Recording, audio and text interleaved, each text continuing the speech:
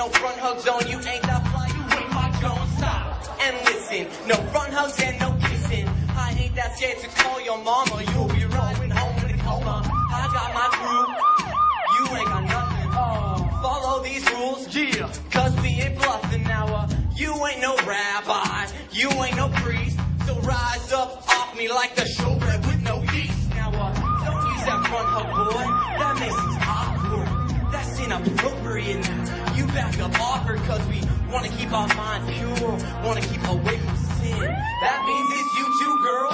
All people all around. Give me that Christian side hug, that Christian side hug. Give me that Christian side hug, that Christian side hug. I'm a rough rider, filled up with Christ's love. Give me that Christian side hug, that Christian side hug. Give me that Christian side hug, that Christian side hug. Give me that Christian side hug, that Christian side hug. I'm a rough rider, filled up with Christ's love. Give me that Christian side hug, that Christian side hug.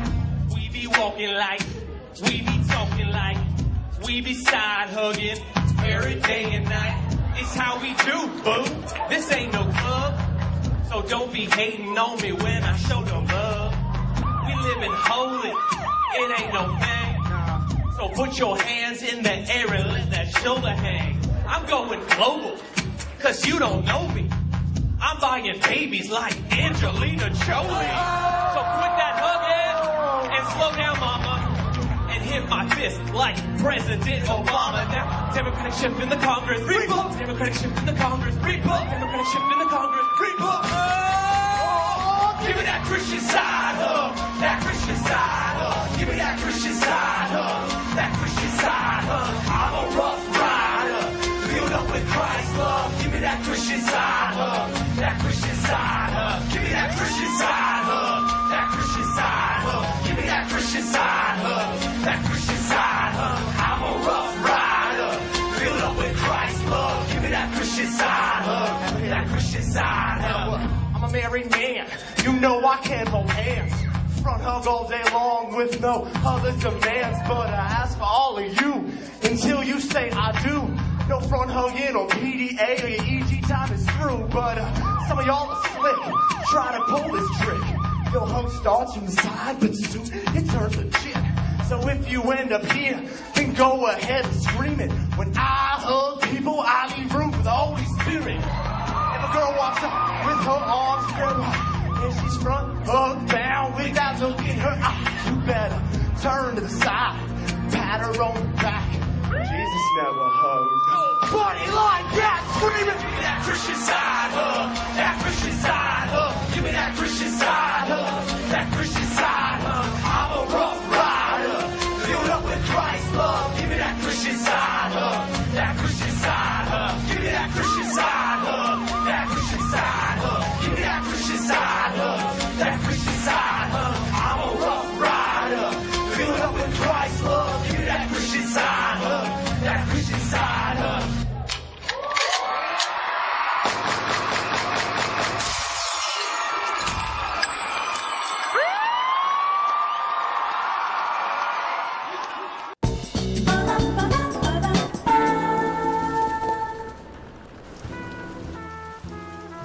Hello, hello, hello.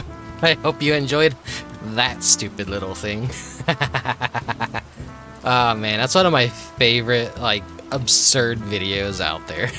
It's so fucking goofy. It's something I like to throw at people, like, hey, do you know what a Christian side hug is?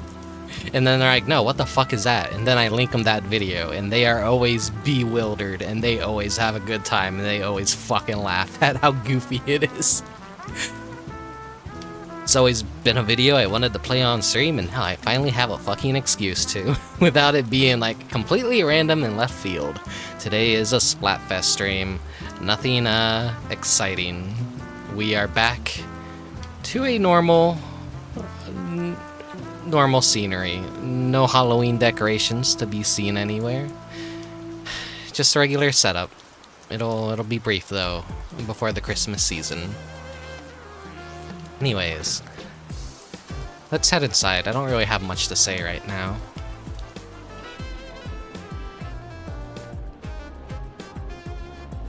It has been raining a lot, and I love it. It's like, it's been making me way too relaxed though. Yesterday I was working hard on preparing some more Christmas assets, and it was really stormy outside, and I was like, oh man, I really just want to get in bed, turn off all the lights, and listen to it. But I know I'm limited on time. I need to... Hey, Colchis. I know I need to, like, start busting ass on this to get it done in time. And so, yeah, I just drew to the rain and just hope there wasn't a power outage and all that. But, yeah, lots of rain, very comfy, heavy storms, thunder even. It's a good season for rain. But yeah, I'm Team Hug this time around. The theme for the Splatfest is, what's the best greeting and all that. So, I don't know, maybe hugs as a greeting isn't, well, it's usually like what I do when I meet up with family, cousins, that kind of stuff, so I guess, yeah, that is my go-to greeting, honestly. With random people, no, of course not, but, I mean, I don't even really... When I meet up with friends, I don't even, like, shake hands or do anything beyond a wave. I am a very touch-starved person, I want to say. Is that weird to say? I don't know, I don't really make a lot of physical contact with anyone at all. I'm just kind of like, I sit in my, my own little world, and, you know... All I do is just wave at people from the outside or whatever. Yeah. Anyways, I thought Hug would be the best team for me. Plus it's a big man, so. Maybe Frye will win this time. She seems to have... Fistbump seems to be the most popular from what I'm hearing. A lot of people aren't seeing Team Hug at all. It's a lot of Handshake versus... Fistbump, I guess. Oh yeah. Amiibo just came out too, so I have the Frye, Shiver, and Big Man Amiibo, and my god, the Big Man Amiibo lives up to its name. It's pretty big. I'll be scanning them during the stream and see what they give me. Maybe multiple times to see what they give me. I know what they give me. I'm kind of disappointed in the packaging. I think Nintendo's going to be retiring Amiibo pretty soon because the back of the packaging is just completely generic. They didn't even bother to like show what the Amiibo unlocked. It's like, alright, well, time to just not do Amiibo anymore, maybe. I would be happy with that. I've had my fill of Amiibo. I've collected so many. Mario Wonder not getting an Amiibo at all was kind of crazy. But... yeah, I think Nintendo's just gravitating away towards it. They have been for a long time. I think once the Sora Amiibo comes out for Smash Bros, I think that's kind of the final nail in the coffin. They're just not gonna do any more. I think they're just gonna close it out, unless they release the next Smash Bros, and they make a whole bunch of new ones, and I'm gonna be like, oh no, not again! I only have so much room for small plastic Nintendo figurines. I've been a pretty big Amiibo collector since day one, so I've tried to get every single one I can. A lot of Japanese exclusive ones elude me, but I did a pretty good job at collecting every single one that has came out in the United States. Even the weird odd ones like the Diablo Loot Goblin for the Diablo 3 Switch port, and the Solaire Amiibo from Dark Souls, so weird shit like that. And then, of course, Capcom had to fucking be shitters and release a bunch of Japan exclusive Amiibo that were gonna be expensive to import. And then there's like the QB, I think his name is. That was a Japan only. That was like the first one I think I honestly completely missed out on, and they never brought it to the West, so damn. Really sucks. But anyways, this isn't about Amiibo. There will be some Amiibo during the stream. We will Maybe I'll use some of the clothes that they give during the matches. I don't know. Anyways, let's just hop into Splatoon. Let me get things prepared real quick. Enjoy the thumbnail.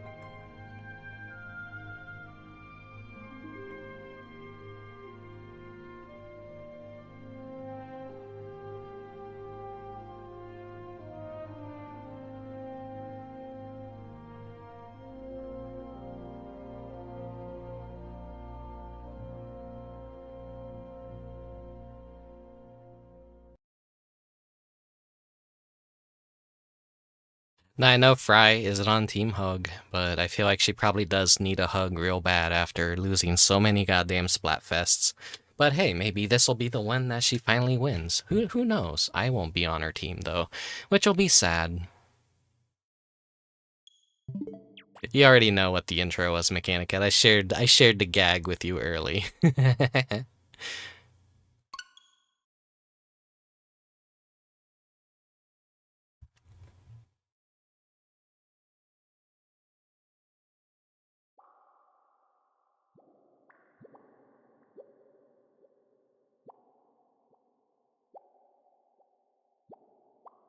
Now, if the game is too loud or too quiet, do let me know. After talking with Nanodan during October,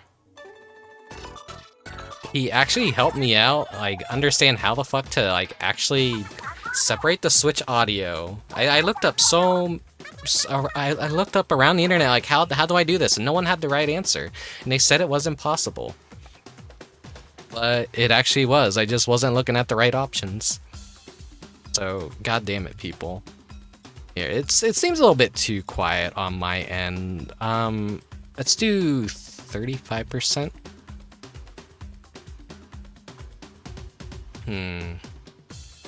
All good, I wonder?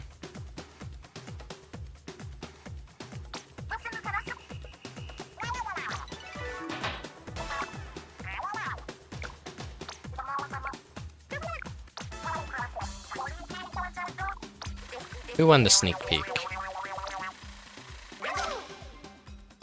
Yeah, of course, Fistbump. Hug is actually lagging behind. They're gonna do another big man sweep, I wonder, this time. The unexpected big man win.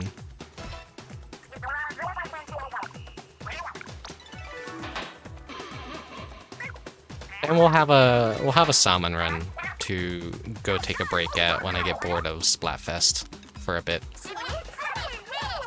Now, since daylight saving times happen, I wonder, like, does the first win reset? When does it reset? Is that like 5 or 4? Connect a controller that can read Amiibo.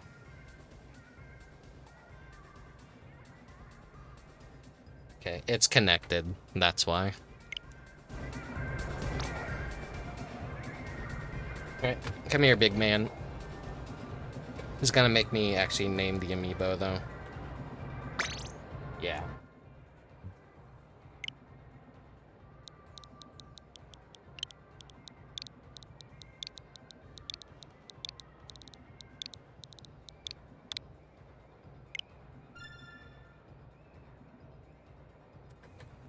I still have them sitting in the plastic because I don't want to take them out just yet.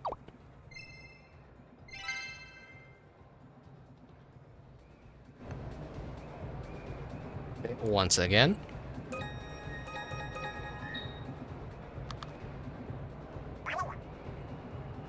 Oof, I bumped my head. Aye, let me try this again. I'm Big Man from Deep Cut. It's super nice to meet you. Aye, well, you've got some nice looking gear. Hey, I bet you'll collect even more cool stuff as you battle, since it seems like you have a great sense of style, eh? So I'm sorry if this is weird, but you want to be friends? If I were your friend, I'd remember what gear you have equipped and equipping and blah blah blah. Means you could just go to the equip screen, blah blah blah. Do it for me. Actually, no.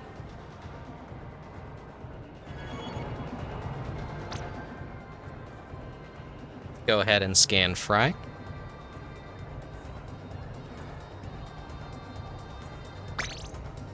I'm going to need to, I think, scan them first and everything for them to finally give me some gear after a few battles.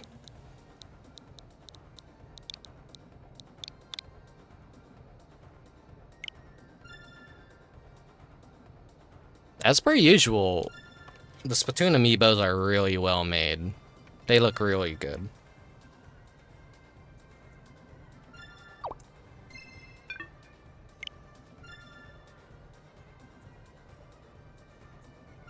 It's a little bit fussy.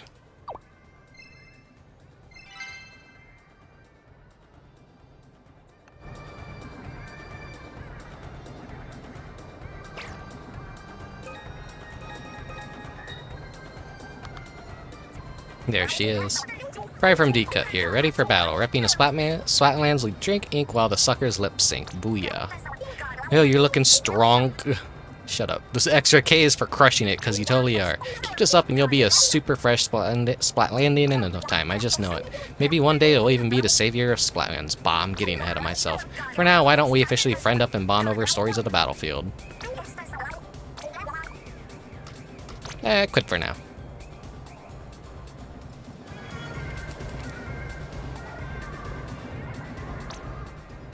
Alright, and one last one. It'd be so easier to just, like, take it out of the fucking plastic. But I'm just not gonna do that right now.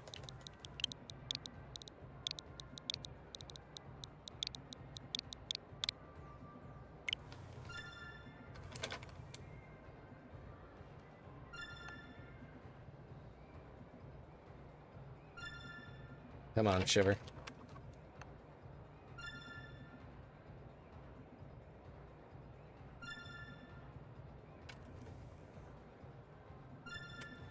Quit giving me trouble, Shiver.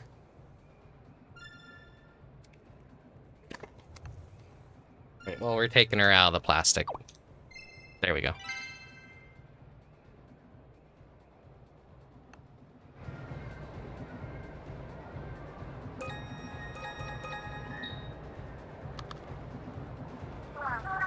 Back you go. Well, hello, I'm the one and only Shiver. Sure you know me from Deep Cut, the freshest pop sensation in Splatlands. Well, you look like you've got teeth, but you don't have bite to go with them. I'm sure getting a few more battles under your belt wouldn't hurt. You could turn out to be quite the ally. That's why I'm going to offer the opportunity to become my friend, officially. As your friend, I can remember what gear you like to use, your camera settings, and even your freshest fits. It's good to be my friend. If you agree, then I'll be able to call on me via equip screen. I'll get your setup sorted and the freshest of a tail. What do you say? Are we going to be friends? Yeah, sure.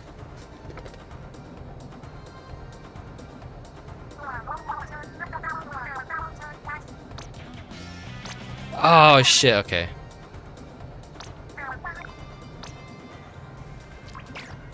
I need to actually become friends with them, I see.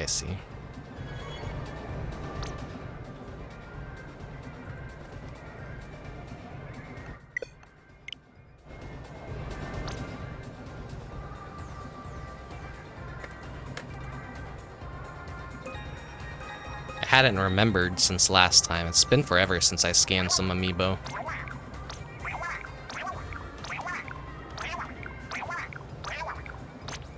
No, god damn it.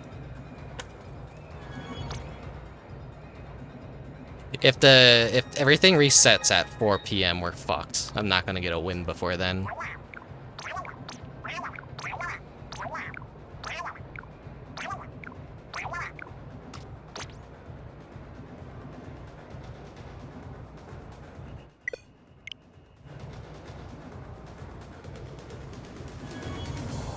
Okay, Frye, you're less awkward to handle. Come here.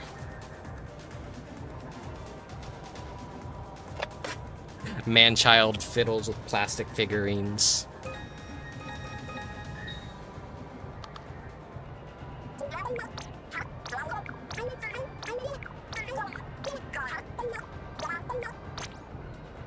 Why? God, that option. I'm like, okay, I'm Russian. I'm Russian. Through the dialogue and missing it.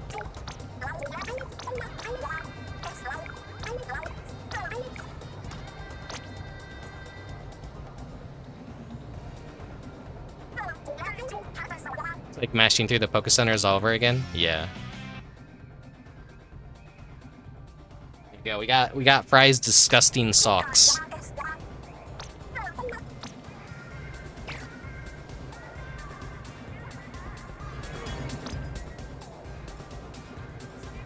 Right, Big Man. Like, Big Man is like tied into the plastic, so he would take extra effort to kind of get out, which is why I'm keeping him in the plastic. I want to be able to put them back in the box. I carefully opened it because, like, I don't have the cases in a convenient place right now, and I don't know how the fuck I'm gonna fit Big Man in a case. Right. Be very careful.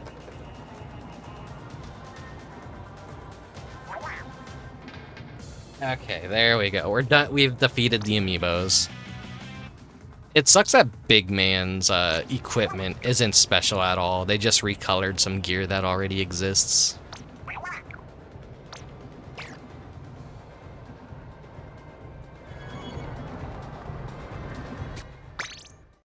Alright, let's just hop into some battles now.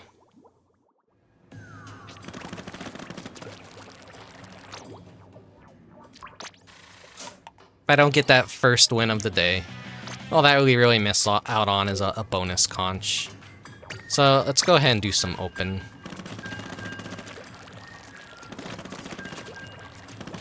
I'm using the controller with drift. I might have to switch over to my other controller if this becomes unbearable, which it probably will. Because when I'm doing shit like this and I suddenly get drift, I'm aiming, it's just like that little bit of sometimes it just does that.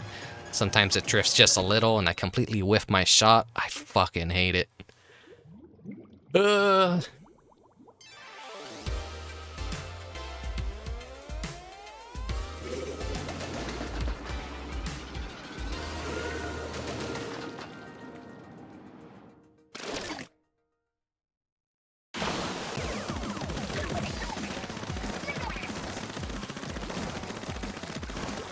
trying to remember what game was it where my drift started to affect my Pro controller. I think it was this.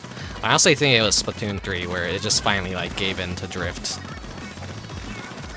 I could always open it up and repair it myself. I'm kind of afraid to do that.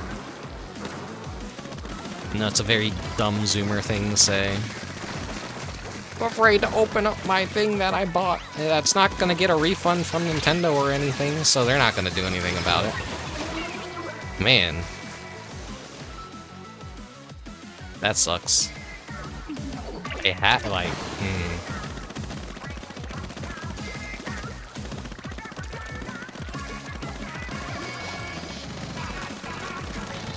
it's just my Pro controller has drifts. Everyone's Nintendo stuff after a while gets drift, unfortunately.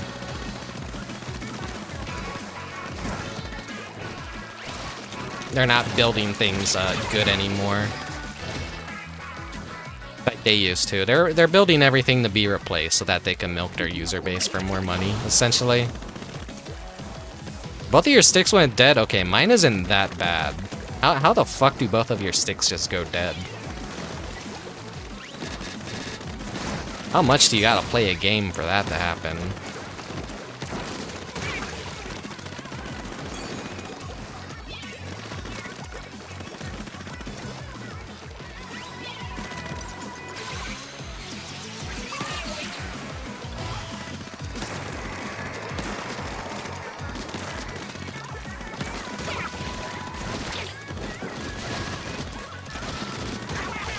I gotcha.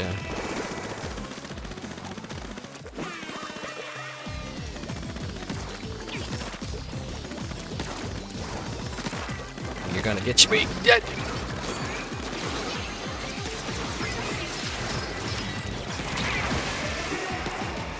How did that not get that person?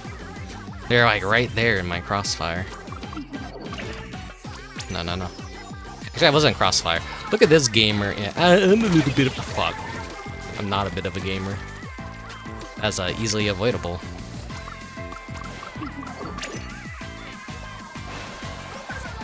Watch us lose this.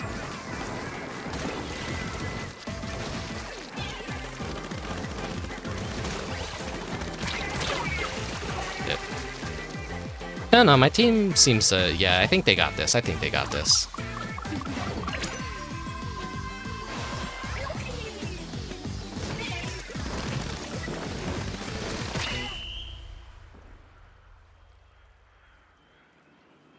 It's not hard to engineer replaceable sticks, and these companies don't do it. Yeah, I mean, no one wants to make the pen that has infinite ink. That's the example to like always use.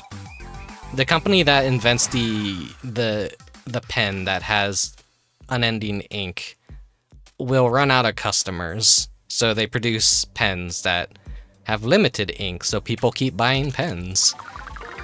That's the unfortunate truth to everything. But we did get the win. We'll see if it resets at 4 PM my time.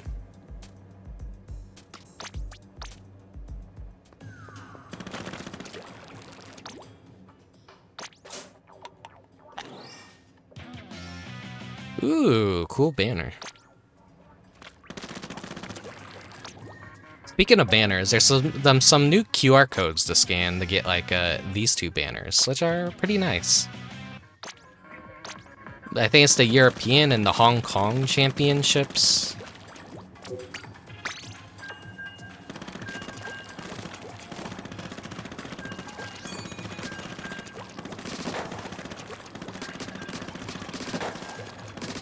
By the way, how's the game? Is it a little bit on the quiet side? This is, I think, the first time I'm using the new audio setup for the Switch, so...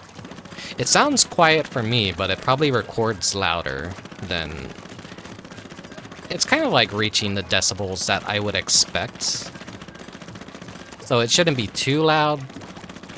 Sounds good to you? Okay, thank you, thank you. Me asking my broken record questions, as per usual. Hey guys, does everything sound good? Please say yes, please say yes.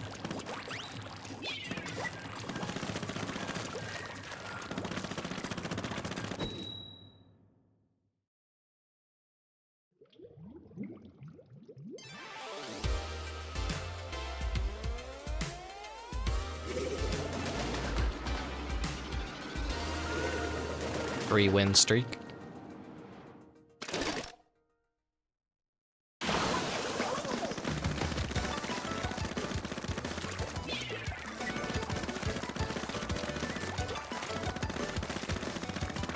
I got a team of some good players here.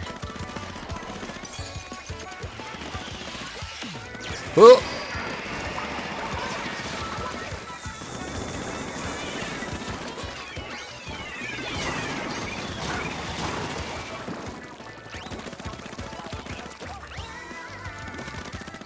They just fuck up their base, because why not?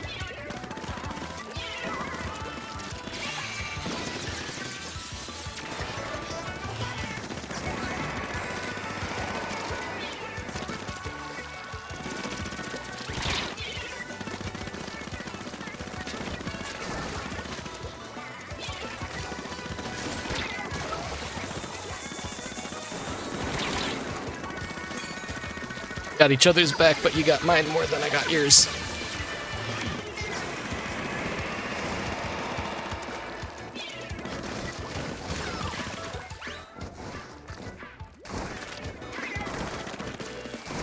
Come on down.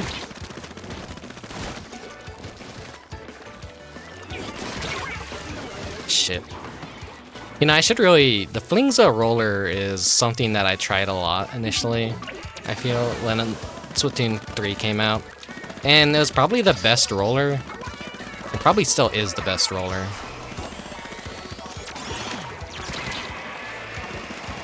God, that was close. That's kind of a dumb fucking place to fire that, though.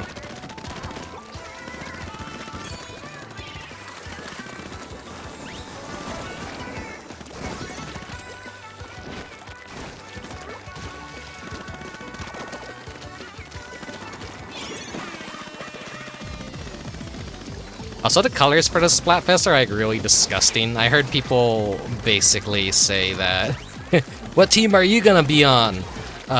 Team Vomit? Team Diarrhea? Or Team... what was it? Diarrhea, Vomit, or Blood, I think?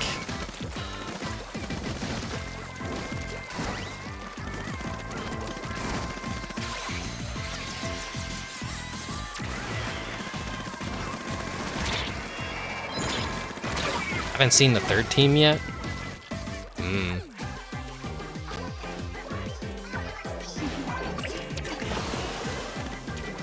What would the third team be? Would that be Handshake? I see so many people online making their posts like, physical contact, I don't like physical contact, this Splatfest is creepy. Like that kind of stuff. Green and brown. Guys, it really is like just disgusting colors right next to each other. Team Vomit versus Team Diarrhea.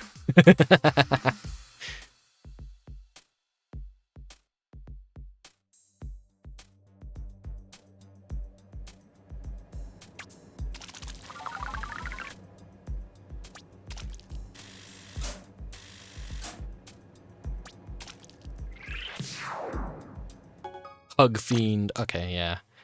Is this the halftime now? Yeah, I'm gonna be sad that the team is gone now.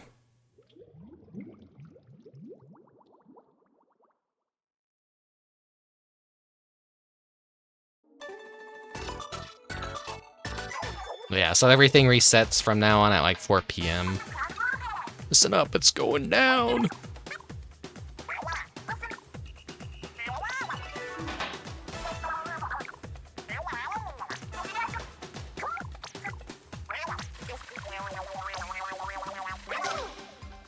Ah, Fistbump is actually... Well, didn't this happen with skeletons? And then... Big Man's team obviously just stole everything.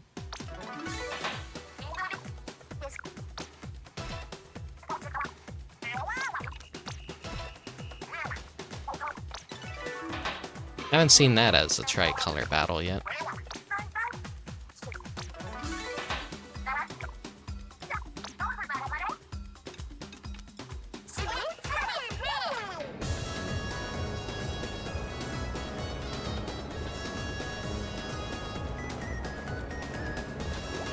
Me winning a battle hasn't...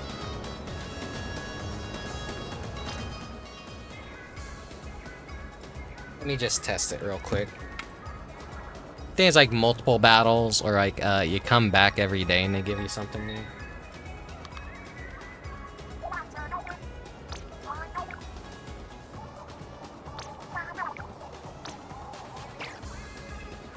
Yeah, nah, they're not gonna give me anything yet.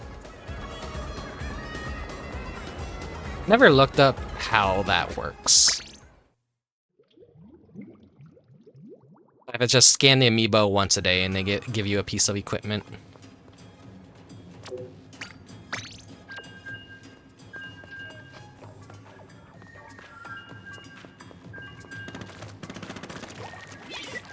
They always say like go win more battles, so I'm like, oh, maybe it's like a battle threshold where you have to earn it.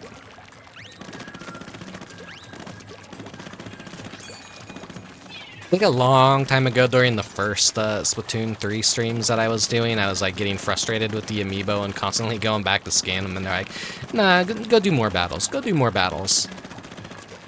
20 wins each for the next gear piece. Is that how it actually works? Then I'm gonna have to get a lot of victories under my belt. I wonder if Salmon Run counts.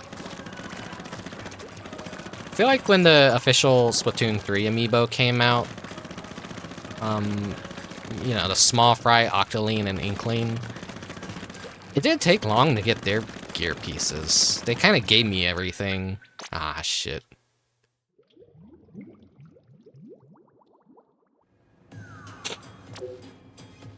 Let's go ahead and actually...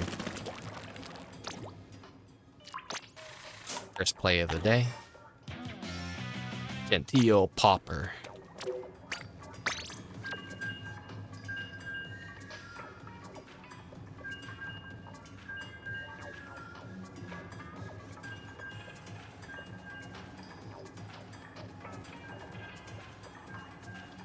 Friends are going uniform and wanted me to put on pearlescent boots, but Tagmo broke. I'm guessing Tagmo is one of those other methods of getting the amiibo rewards. I'm bad with money. I'm bad at financial decisions. I like collecting amiibo. What can I say? I think they're cool. I think they're neat.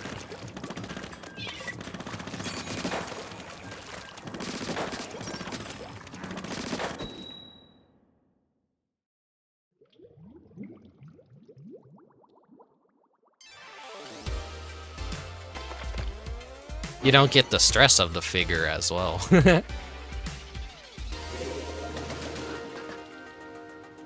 Oh my god. Well, okay, this is a decent enough matchup, but I think they're more geared to kill us because 3 of us have this randomized spray that's gonna really fuck us over. White Fist, if we could just kiss. Oh my god, that's good.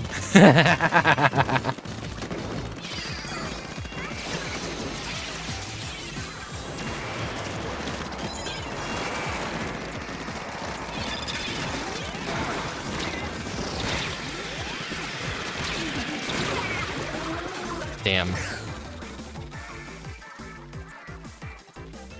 I buy the figures when they kind of come out. Nintendo has been kind of overproducing some of them again, where like they kind of do go on sale, but I think they still have a middle ground now where at least like they make enough so that everyone who wants one gets one and the scalpers just don't really care.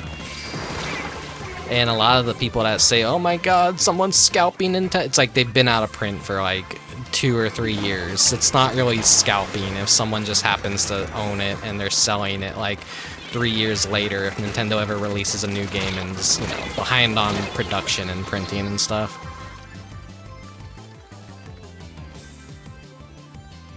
No, I have those Metroid ones. I never actually opened it up, because I know that the Metroid has like a gelatinous film. And I'm kind of worried about it getting dirty and dusty, so I've kept it in the box. As much as I want to take it out and prod at it with my fingers, because it's like made of jelly. That's probably safer for that thing to stay in the box, because that sounds... I think I've heard people say like, yeah, it's just a fucking magnet for dust.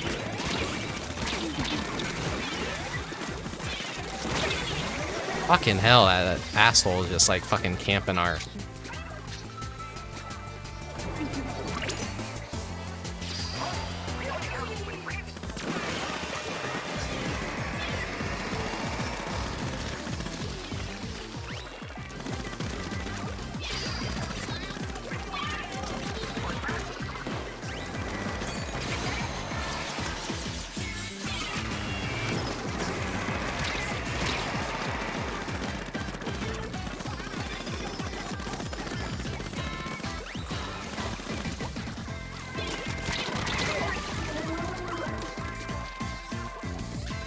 This is a 10 times battle. I wouldn't like to lose this if possible.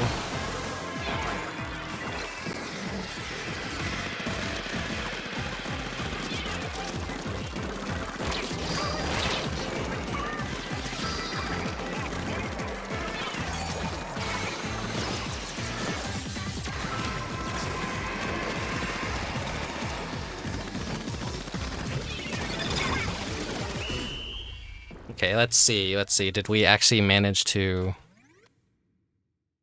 No, I don't think we... Well, no. Like, we did fuck up their base pretty bad. Not bad enough.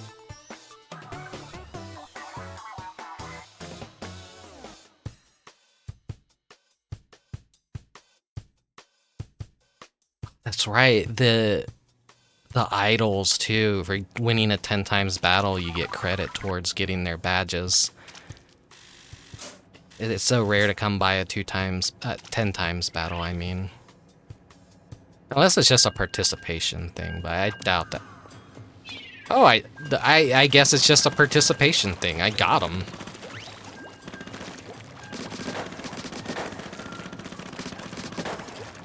Speak of the fucking devil, it's like they're right there. Oh, you got to. Okay, so you don't need to win then. So getting, how many battles does it take to get the golden variants of them?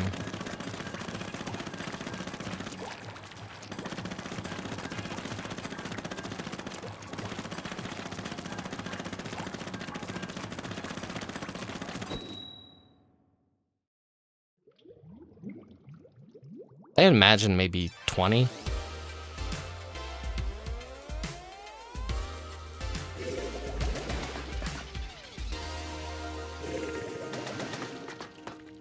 Oh, fucking hell. That 2 snipers and 2 bublobbers.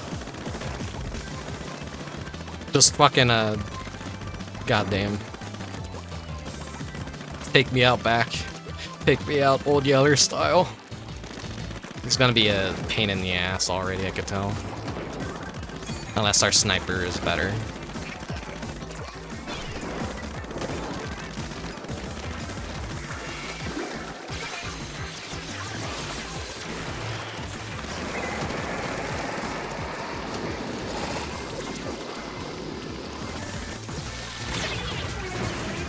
Damn, like actually shot me directly. I was hoping to get up there. At least I kind of wasted his special. Wasn't the best place to fire that, I imagine. Wasn't the best use of it. Did take me out though, so.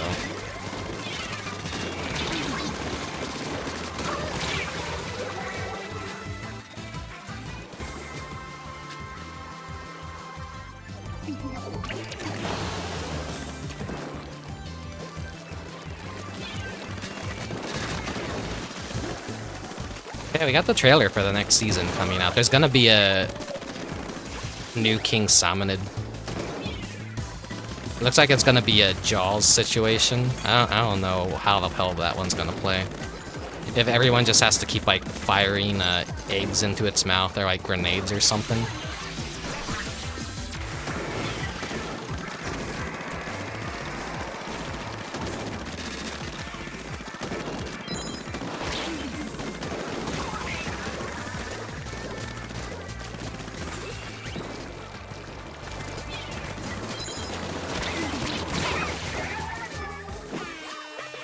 This one's anyone's game, really.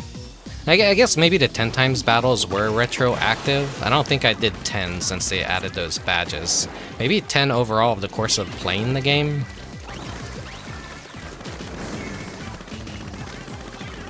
I admittedly don't really play much Splatfest after I finish these streams. I kind of get my fill, and then I don't want to keep repeating it.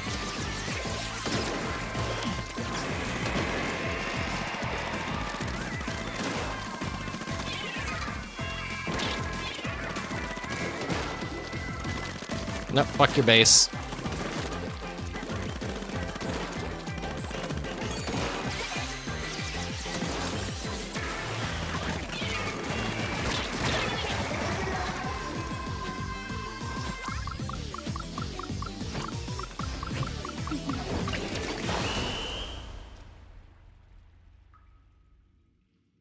Always go for Ruler and call it done, then slip back to Salmon.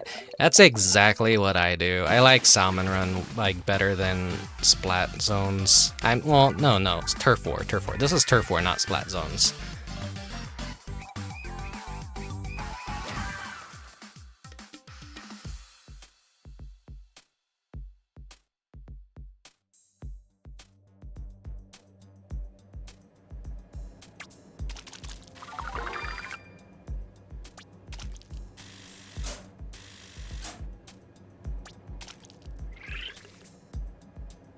Hug fiend.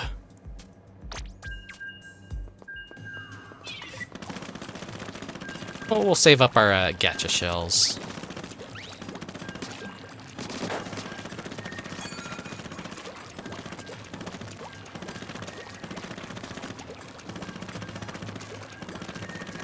You know, I play outside of Splatfest. Play with your favorite streamer. Oh, I see. I don't have any favorite streamers that even play this game anymore. I was playing with like a bunch of streamers like when the hype was initially happening. And then, of course, I'm always the last one standing. No one else really plays the game after that. And even like during the big events, like the Splatfests and big runs, it doesn't seem like a very popular game to stream unless you already have a pre-established fan base that'll just watch for whatever. So I've gotten into this mindset that only ever stream Splatoon 3 when Splatfest is going on, and just do more, put my time and effort into doing something more interesting when there isn't anything going on in Splatoon 3.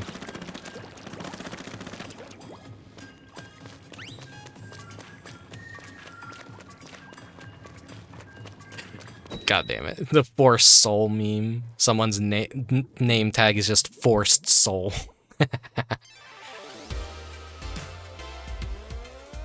She prefers to play Splatoon weekly, at least.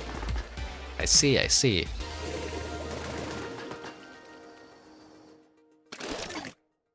Probably big enough to have like a Splatoon 3 community night, I imagine. I don't really, like I said, have much friends that play the game, and I just like Salmon Run. And then a lot of the Splatfests that happen, everyone just like chooses different teams, so I don't even get to side with friends during Splatfests. It's just the lonely experience of everyone does what they want to do at their convenient time.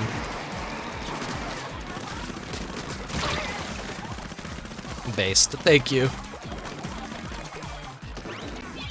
Homie had my back.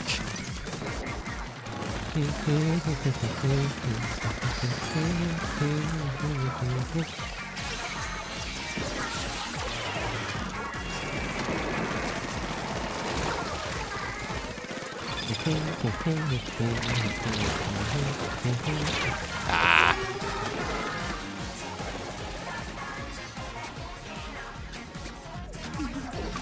I see some unpainted ground over here.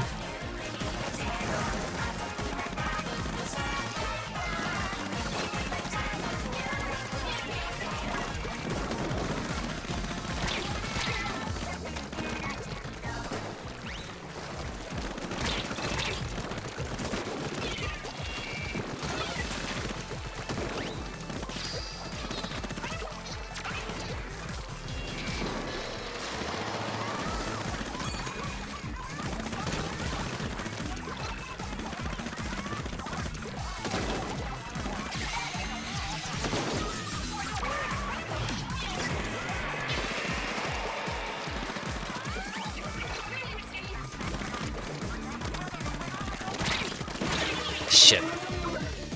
I did as much damage to their base as I could. Hopefully my team's not really doing much to be able to hold their ground.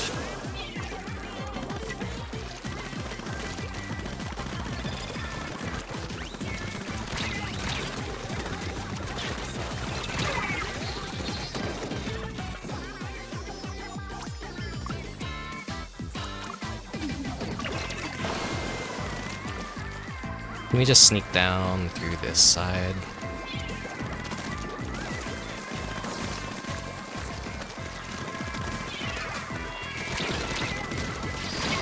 I've been seeing that meme of like Forced Soul a lot, and like people use it to describe Mario Wonder, and I'm like, what is Forced Soul? Is that like they're making an effort to be too quirky and it's not landing with some people, or is it like, is it just a company actually caring, and then people want to be contrarian and say like, no, that's Forced Soul. It still looks like garbage. You just think it looks good, but it's gonna age terribly. Like, I don't know. I think think Mario Wonder is. It looks good.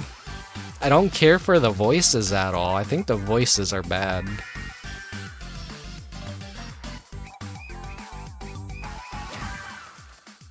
And the talking flowers, they suck too. Everything I've seen of it, so I wanted to do it before Christmas. I don't think I'll be able to.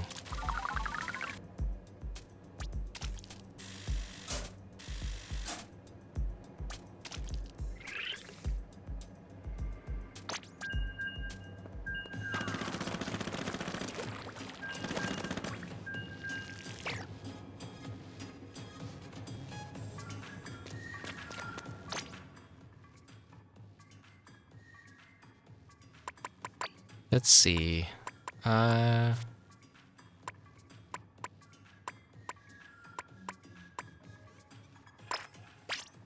put these. I'm seeing a lot of wave breakers, so I just want to like destroy those if I can. And since they're free, why not?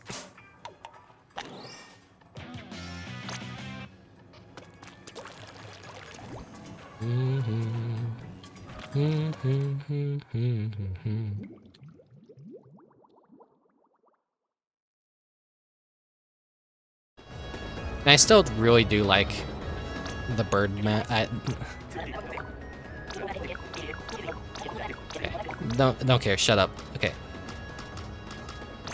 Boost power.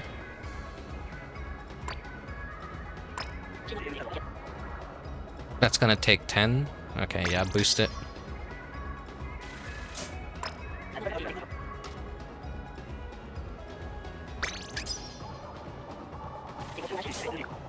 I haven't had any reason to use those damn things.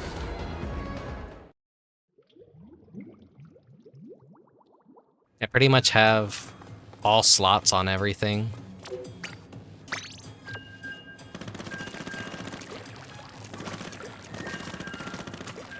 Saw the Plague Doctor mask and immediately fell in love and was like, yeah, that's kind of gonna be a mainstay for me, I think.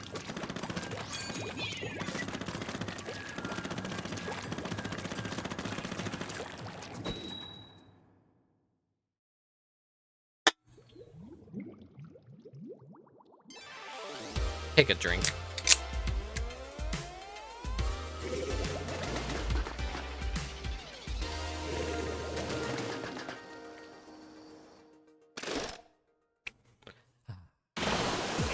Variety mob. What's a variety? It's like we all just have different weapons, I guess. No crossovers in weapon type.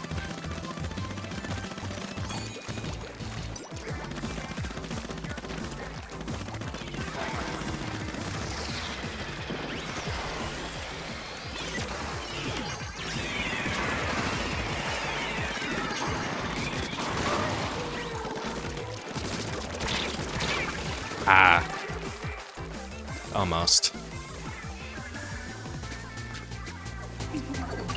Go Metal Gamer. Looks like Metal Gamer actually won that battle. Holy shit.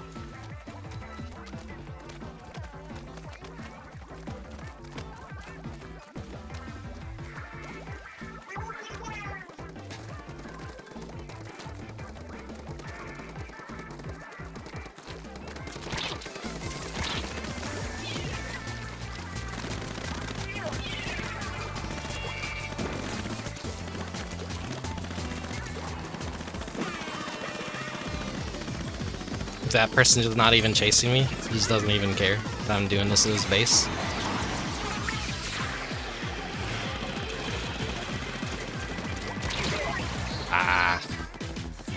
Those are the long-range dualies too. Oh my god. Yeah, my team isn't doing anything to be able to lock down the mid. I was hoping to create a back door for some and just kind of wait it out, but no, that wasn't really happening.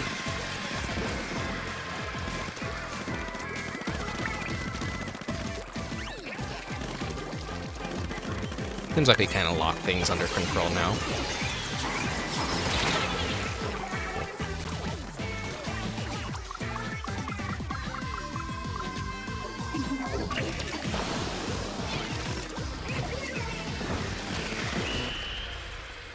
I think they did enough damage to us at the last minute to win this.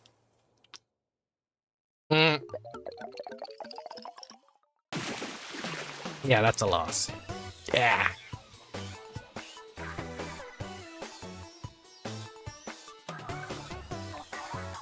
I haven't seen a single team handshake.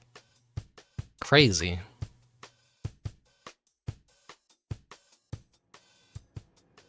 Pretty sure I haven't seen a single handshake.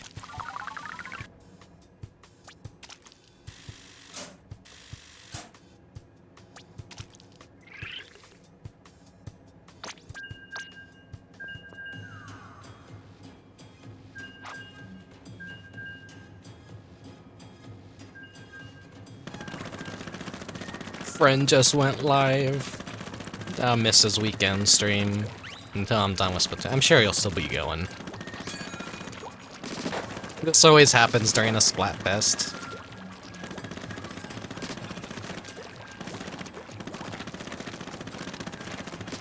Nano always streams exclusively on the weekends.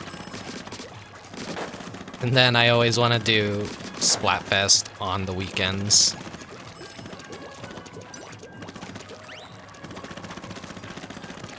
Because of the tricolor battles come out the halfway point, and it helps shake up the monotony of just doing turf war, team versus team. And then I also I just take a break the previous day and then come back so I could get my 2 wins if I time it just right within a single day. 2 first wins of the day before the cycle repeats itself. Why is this taking so long? Okay, there we go. Waiting a full fucking minute between matches. In Splatoon 3? 3 win streaks, so I'm liking these guys. Oh, they got a 3 win streak too, huh?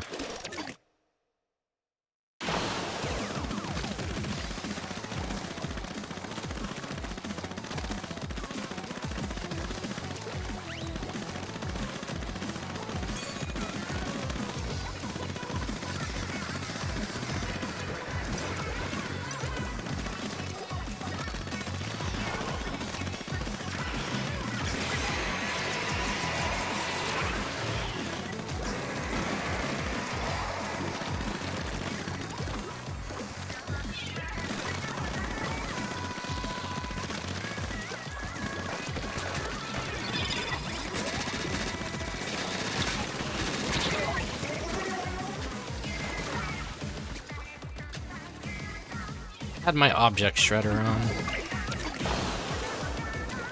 Actually shredded it at least. Kinda. It felt slower. Maybe they nerfed it? I don't know. Maybe it was too powerful.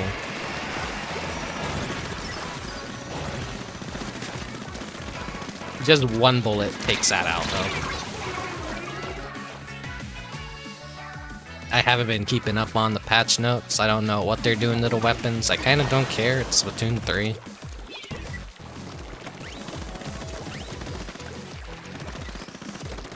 I ain't playing shit competitively. Ah. 96 gal, that's why I'm being taken care of so fast. But that person is a sitting duck if you get up close to him.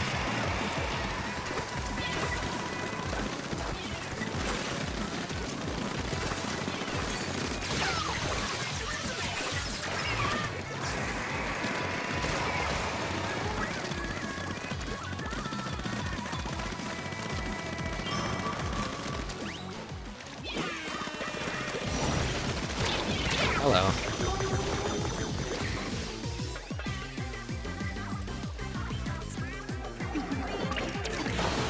What else do I have to talk about today? My day at work was complete and utter hell. Our cash counting machine is broken, so I had to count thousands of dollars manually by hand during the holiday season. So, not easy at all. And then someone did change orders and accepted a change order and really fucked our safe up. We have no 20s to buy anything back. And so, issue with that is, we have an overabundance of 10s and 5s, and they're having to take money out of the tills just to buy the change order that they put in, instead of saying, no, actually we don't need it, you can take it back. So, I had to rebalance multiple tills. And there's no 20s to buy any of the 5s or 10s back. And the issue with that is that we have all these 5s and 10s that we now have to get rid of and send back to the bank, and it depletes all of our resources, and they've also doubled up on all the coins that we don't need, so another couple thousands of dollars in coins that naturally we run out of coins faster. We usually need paper money. I'm trying my best to explain this, but I'm probably not sounding right.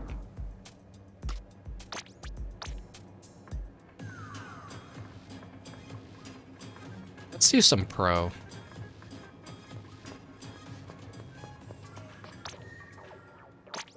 You get me? You worked retail before? Yeah.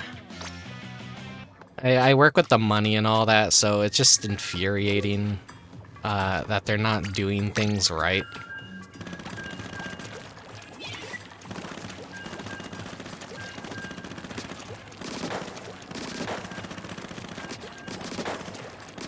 It makes my life harder, like, on top of pulling that bullshit with the registers and taking money out of that, they're not even, okay, so, you know, it's like $3,000 in a single till, and they took money out of that till without putting any back in, so that means I have to take that money out of the safe and put it back into the bag.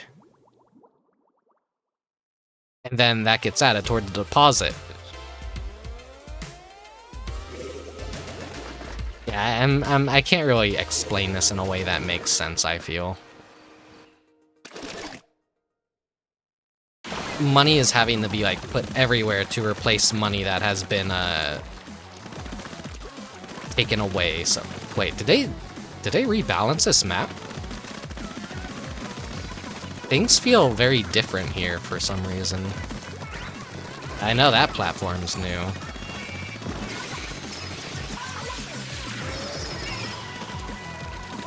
Whiffed my shot. Is there less verticality? This feels really off. Like there's like more corners too and like places to hide.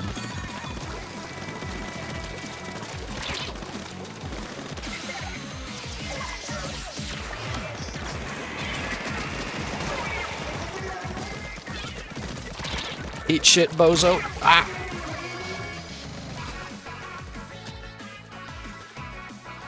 By the end of my shift, I was like, shit was going way past how, like, the time that I was, like, supposed to be going, so I'm just like...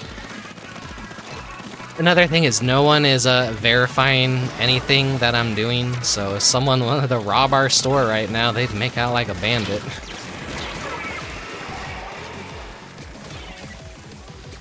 No one is doing their job right now, so it's like, I feel like the only one doing my job right, and I just kind of got fed up today, and I just kind of left. I'm just like, man, just fuck it. I wrote a note, hey, didn't put the deposit in. I don't know why you guys accepted this change order when it just clearly, completely ruined our entire safe now. Good luck sorting this mess out. And I just fucking, I balanced everything out. I just didn't completely finish everything. It's just... Whenever I need help, too, no one is ever around to fucking help me half the time. No, more than half the time. There's only one manager that can ever actually, like, sit down and help me when I need it. Rest are, oh, I gotta go do this, gotta go do this, gotta. It's like, okay, fucking. Why? It's the holiday season. Why is there only one manager? Why are they so overworked? That kind of shit. So, if you're busy now, then it's on you to fucking fix this shit later then, cause I had my fill with the bullshit today. I just wanted to get out of there.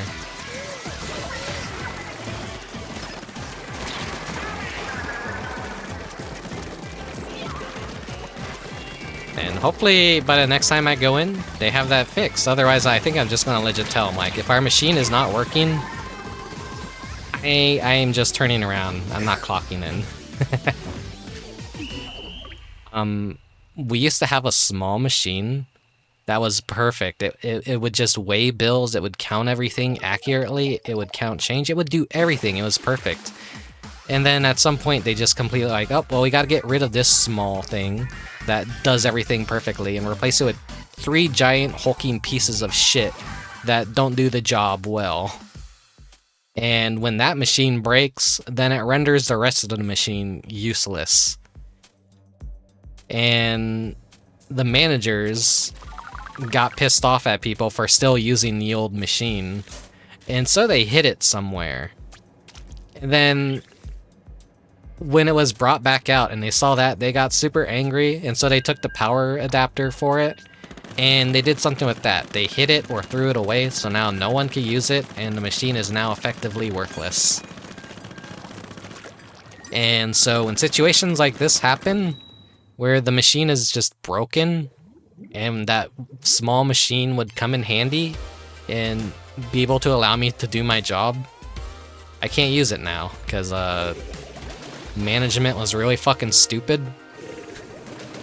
This is me bitching about my retail woes.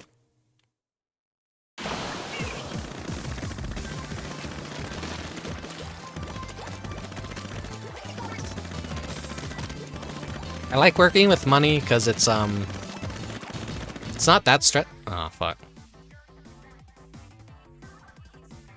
I had to work hell of a work day yesterday. Worked 20.75 hours covering 2 shifts, trained 2 new employees, and fully cleaning our other site off. That was Jesus Christ, Colcus. That's way too long to be working. What the fuck?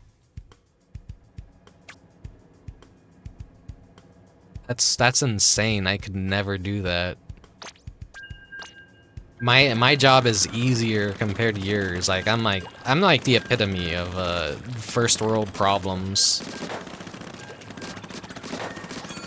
You're probably getting paid way more than I am though, so I do exactly as I'm being paid. So I match the level that I'm being paid at. So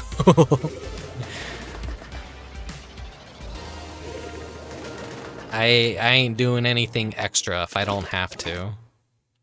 I am the nightmare associate that these assholes dread, where I clearly know, like, everyone's lying through their teeth, and all they care about is numbers, and I just don't let it get to me. Like, any threats that they give, I know they're not gonna lay me off, they're not gonna fire me, they're not gonna do anything. Oh, we don't like you doing things this way. Like, okay, continues to do things those ways. they don't care. They don't do anything about it.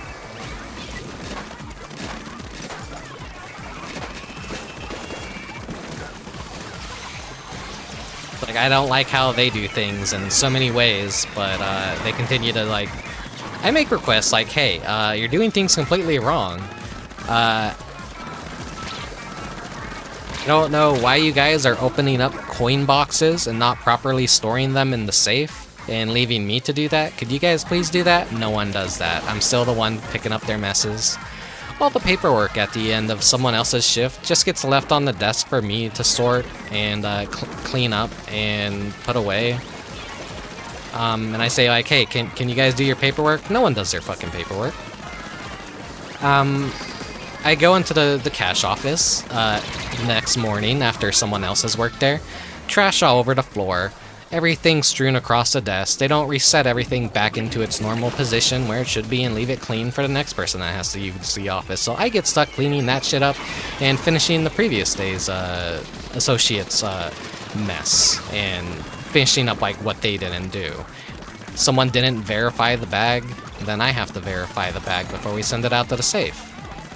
So, and then we come to the issue that I've been having where it's like, it's 5 days, they haven't verified 5 days worth of bags, so like I said, if anyone wanted to rob us right now, they'd make out like a goddamn bandit.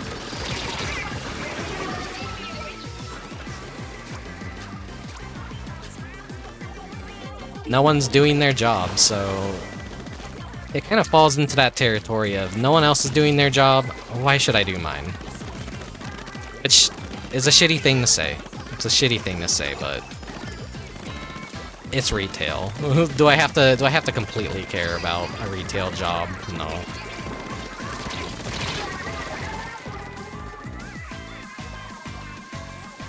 Your manager is giving you a bonus on your pay for cleaning it, so it's like, okay. At least you're getting a bonus then.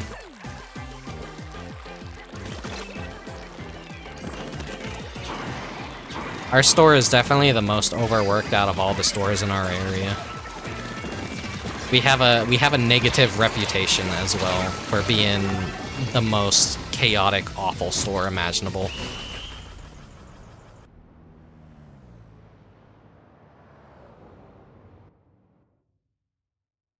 So no matter how well we perform, it's never gonna be enough. And I've seen us break so many records and like they're like, oh my god, you guys did so good, we were the top store and blah blah blah. And yet, when all the district managers come in, they're always like, oh yeah, your store is still like the worst, it's the messiest, blah blah blah. And like, I mean, I learned very early on about retail and how scumbag and two-faced they are. Managers lie behind your back, they pocket all the bonuses, they promise you shit that you're not even eligible for. One of my first jobs was, they're like, oh, everyone gets a holiday bonus if we meet our quota, so be sure to work extra hard and get all those sales. And they said, like, even the seasonal hires, the part-timers, you are all eligible for a holiday bonus after the holiday season. And so we did meet the quota. We got everything. We got all the records, and we're like, oh yeah, everyone's gonna be getting the bonus. Oh yeah. All me and my, because I was seasonal that year, we got called into the office and we got served our pink slip. Like, all right, well, we don't need you anymore. Bye bye. And I'm like, do we get the holiday bonus? And they're like, no. I'm like, okay, fuck you. I hope you go bankrupt. I didn't say that to their face, but I never wanted to work for that company again after that. I used to be a full-time employee for that company, but I was in high school, so I had to kind of like focus on my studies, so I had to like give up that job for a bit. But I came back during the season, and yeah, it's just like really fucking scummy, and it just taught me like, whenever the managers ask you to bend over and do all this shit for them so that they get a good score, don't do it.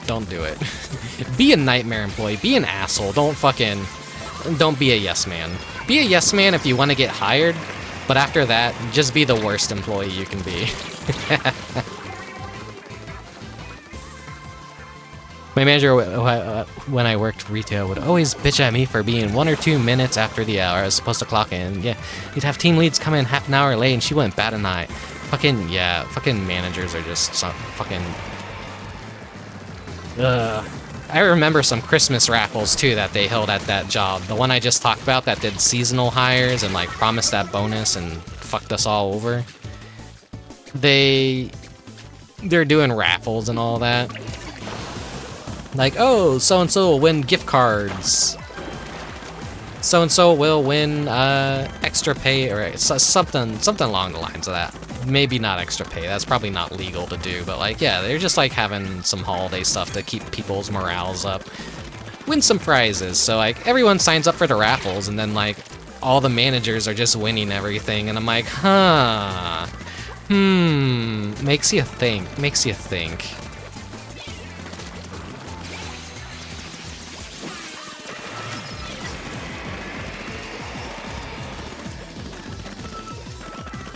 I honestly assume that all the managers were just pocketing everything. They were probably just like, oh, well, let's see, pull a name out of the hat. Oh, it wasn't me. Pull a name out of the hat. It wasn't me. Like, they did this behind closed doors. They didn't do this in a room where everyone was watching. They just kind of did it without telling anyone. And so, and oh yeah, who won? Then I took notice, like, yeah, that all the managers' names were winning for that, basically. So, that company still hasn't gone bankrupt, but I think they've filed for bankruptcy multiple times by now, and they've had some failed rebrandings. I'm not gonna say exactly what company it is, but it sucks that they're still around.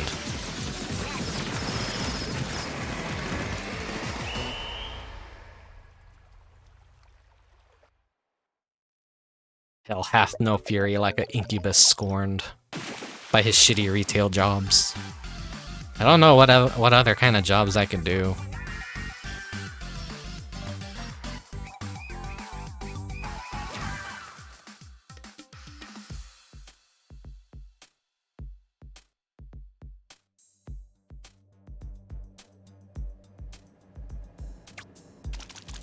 Family always goes, oh hey, you should get a job at a factory, and I'm like, no thanks, I'll pass. I don't wanna get cancer from it being exposed to so many chemicals, or get crushed up by gears in a machine when my manager asked me to stick my arm inside something because it's not working.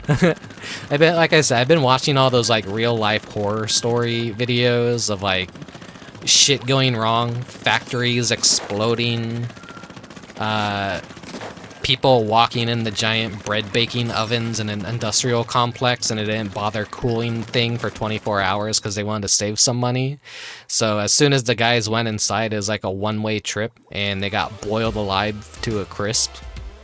And, you know, I just hear about shit like that happening in industrial complexes and factory lines, and I'm just like, yeah, this shit's gonna wear people down, and they're gonna do some scummy shit, and safety is always, like, they make it sound like safety is their top priority, but safety is never their top priority.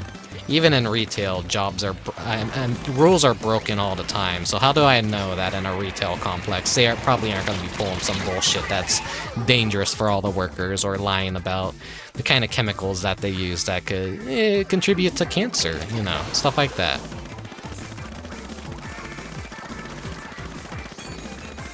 But then all the other suggestions for a jobs are usually like, oh hey, go get a job at this retail store with clothes, and I'm like, I don't care. I'm not a fashionable person. I just do not care. Do not suggest to me again a fucking another retail store that specializes in clothing. Particularly women's clothing, because that's, you know, when you go to these like shopping stores, it's just all women's clothes. Men are even lucky if they get like a rack or two of clothing in any major store at this point.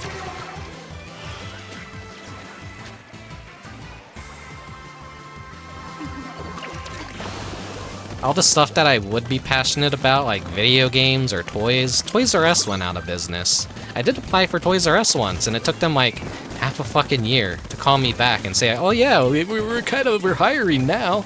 And thank God I didn't take it. Thank God I told them to shove it, because like, I did my interview with them like 6 months, and then they called me back 6 months later, like, oh hey, yeah, we want to offer you the job now. I'm like, you didn't even fucking call me back for 6 months, and now you want to accept me for the job? And then, like, you know, pretty soon after that, Toys R Us just went under. They went out of business, so fuck. Me dodged a bullet on that one by not accepting. That'd just be like, here's a job for a couple weeks, and then you're fired. Like, I really do enjoy toys, and just I'm knowledgeable about things, and I like learning about like what's popular and like what's selling, and like having that like during the whole Amiibo craze. Oh, Mechanic Cat. Yeah, you get a whole lot of Karens in this field of work, unfortunately.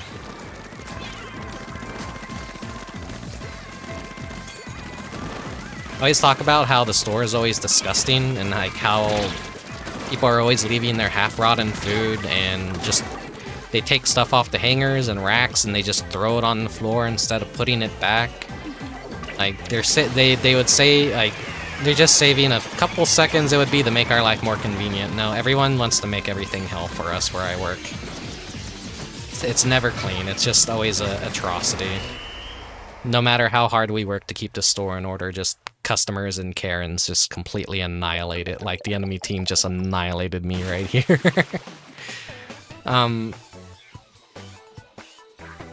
No, this isn't a very... This is a weird... Like, my Splatfest streams are usually when I'm at my most unhinged anyways. What was I talking about? Like... Yeah, okay, the Amiibo. Like, I was very knowledgeable about Amiibo. The worst thing possible was, like, when you were collecting Amiibo early on with, like, the shortages and, like, how there wasn't a whole lot to go around and everyone was, like, going crazy and trying to kill each other to get certain Amiibos. You would go to a retail store and you would ask them and they just wouldn't care, they wouldn't bat an eye, they wouldn't know what the fuck you're talking about. And I feel like I would be a good person in that position. Like, I would immediately know what they're talking about. I know all the new games coming out. I know all the new fucking Amiibo coming out. I know the hot seasonal toys everyone's after. I was like paying attention to the toy industry a lot during that time period, and that would have been a good pick for a video game store or a toy store, but yeah, Toys R Us, like I said, they went out of business and just people are doing jobs to do a job. They aren't picking stores based on what they would be good at. And I mean, I'm one to talk because I'm working at a retail store that doesn't specialize in anything that I care about. Fashion is generally my last priority. Who would have thought? I always say the worst stuff on your Splatoon streams. If I get canceled ever in the future, it'll probably be because of my Splatoon streams. Especially like how anti-furry I was. It's because like I get sick and tired of seeing so many furry posts in the Splatoon plaza and going on tangents and like blah blah blah blah.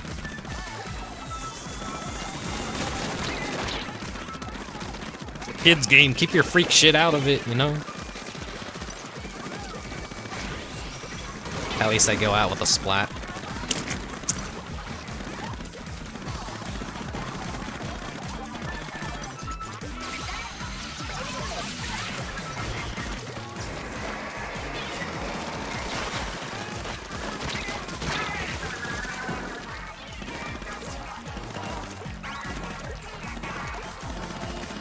I'm not sure I like the new Mahi Mahi Resort. It feels even like more of a clusterfuck. Look at this map, though. Ah. Mechanic Cat, be nice to yourself, you furry.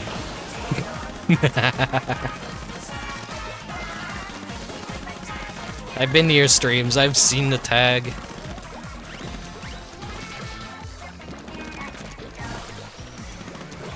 For all aesthetical reasons, I just do not really care for furries a lot.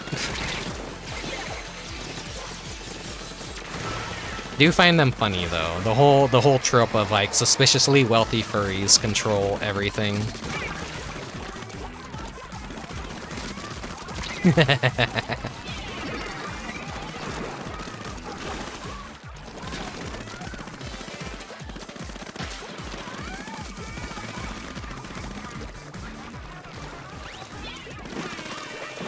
Yeah, Splatoon is a very good brain rot game. Hello to all future people who wish to cancel me. Just go back and watch all my Splatoon VODs.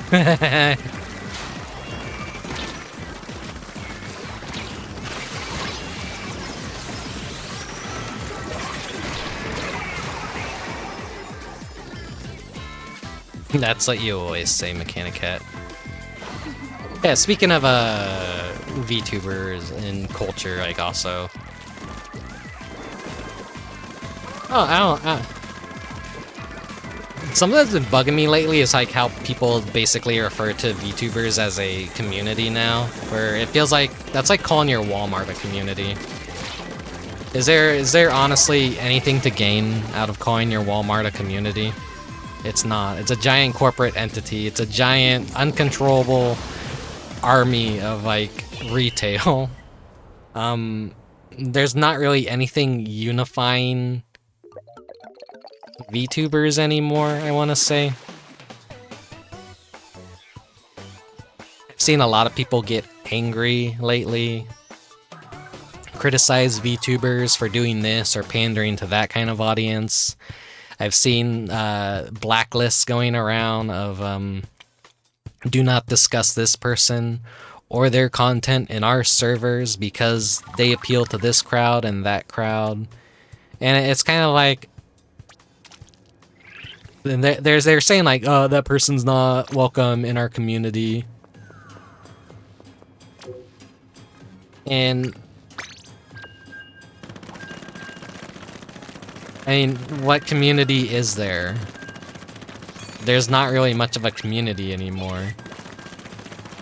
When VTubing started out, like, yeah, maybe it was like pretty small, and there was a lot of people that kind of fell into the same little cliques and all that. But now VTubing is so large. There's so many different kinds of VTubers. There's artist VTubers. There's just like the indie VTubers. There's the corpo VTubers. There's the VTubers that blend real life. The PNG tubers. The fucking like there's no unification as to what a VTuber is anymore. Honestly, it's all kind of just like a giant variety grab bag. Does that make any sense?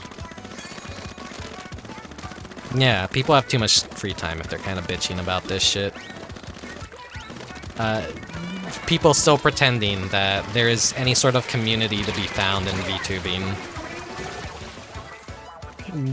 Every human on Earth breathes air. We don't call ourselves a community for breathing air, you know? Or maybe we do. Is that called living? The living community? I don't know. I was just like thinking about that and like, why do I mention this? Is like, oh yeah, because like there's a large subsection of like furry VTubers now. Which kind of like reminds me of VR chat, like how for the longest time no one was really playing VR chat, and then suddenly a bunch of furries started playing VR chat and realizing that they could be their personas in a 3D space. And suddenly the furry population for VR chat exploded.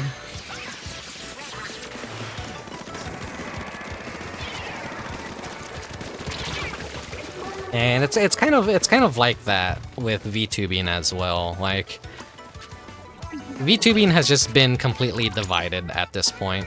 There's so much variety that there is no community anymore. So anyone trying to like gatekeep and say like, hey, if you do this or that, you're not welcome here. It's like, okay, continues to do what you want to do, and doesn't give a shit about who you are, I guess.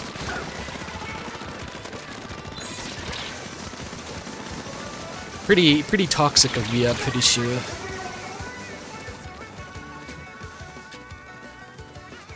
Saw someone on Twitter complaining that like, oh yeah, VTubing's a lot like high school. There's these cliques, and like there's the artists, and then there's the popular jocks, and then there's the little like the little people that keep their own groups, and it's just like, well, yeah, everything has that. If you're an artist, you're just a lonely asshole, and like you like the same shit, different kind of shoe, I guess, is what I'm trying to say.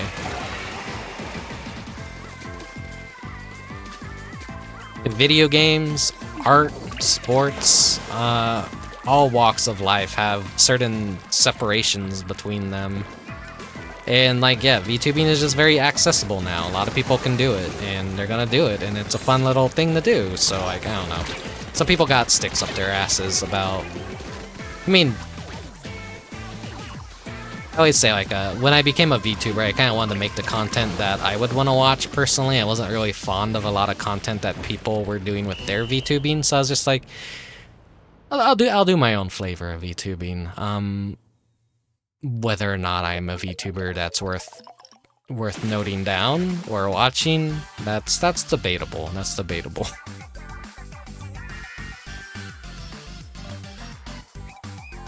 Splatoon 3 streams don't properly reflect anything. They're more or less just me turning my brain off or turning my brain on and rambling like an idiot about dangerous subjects.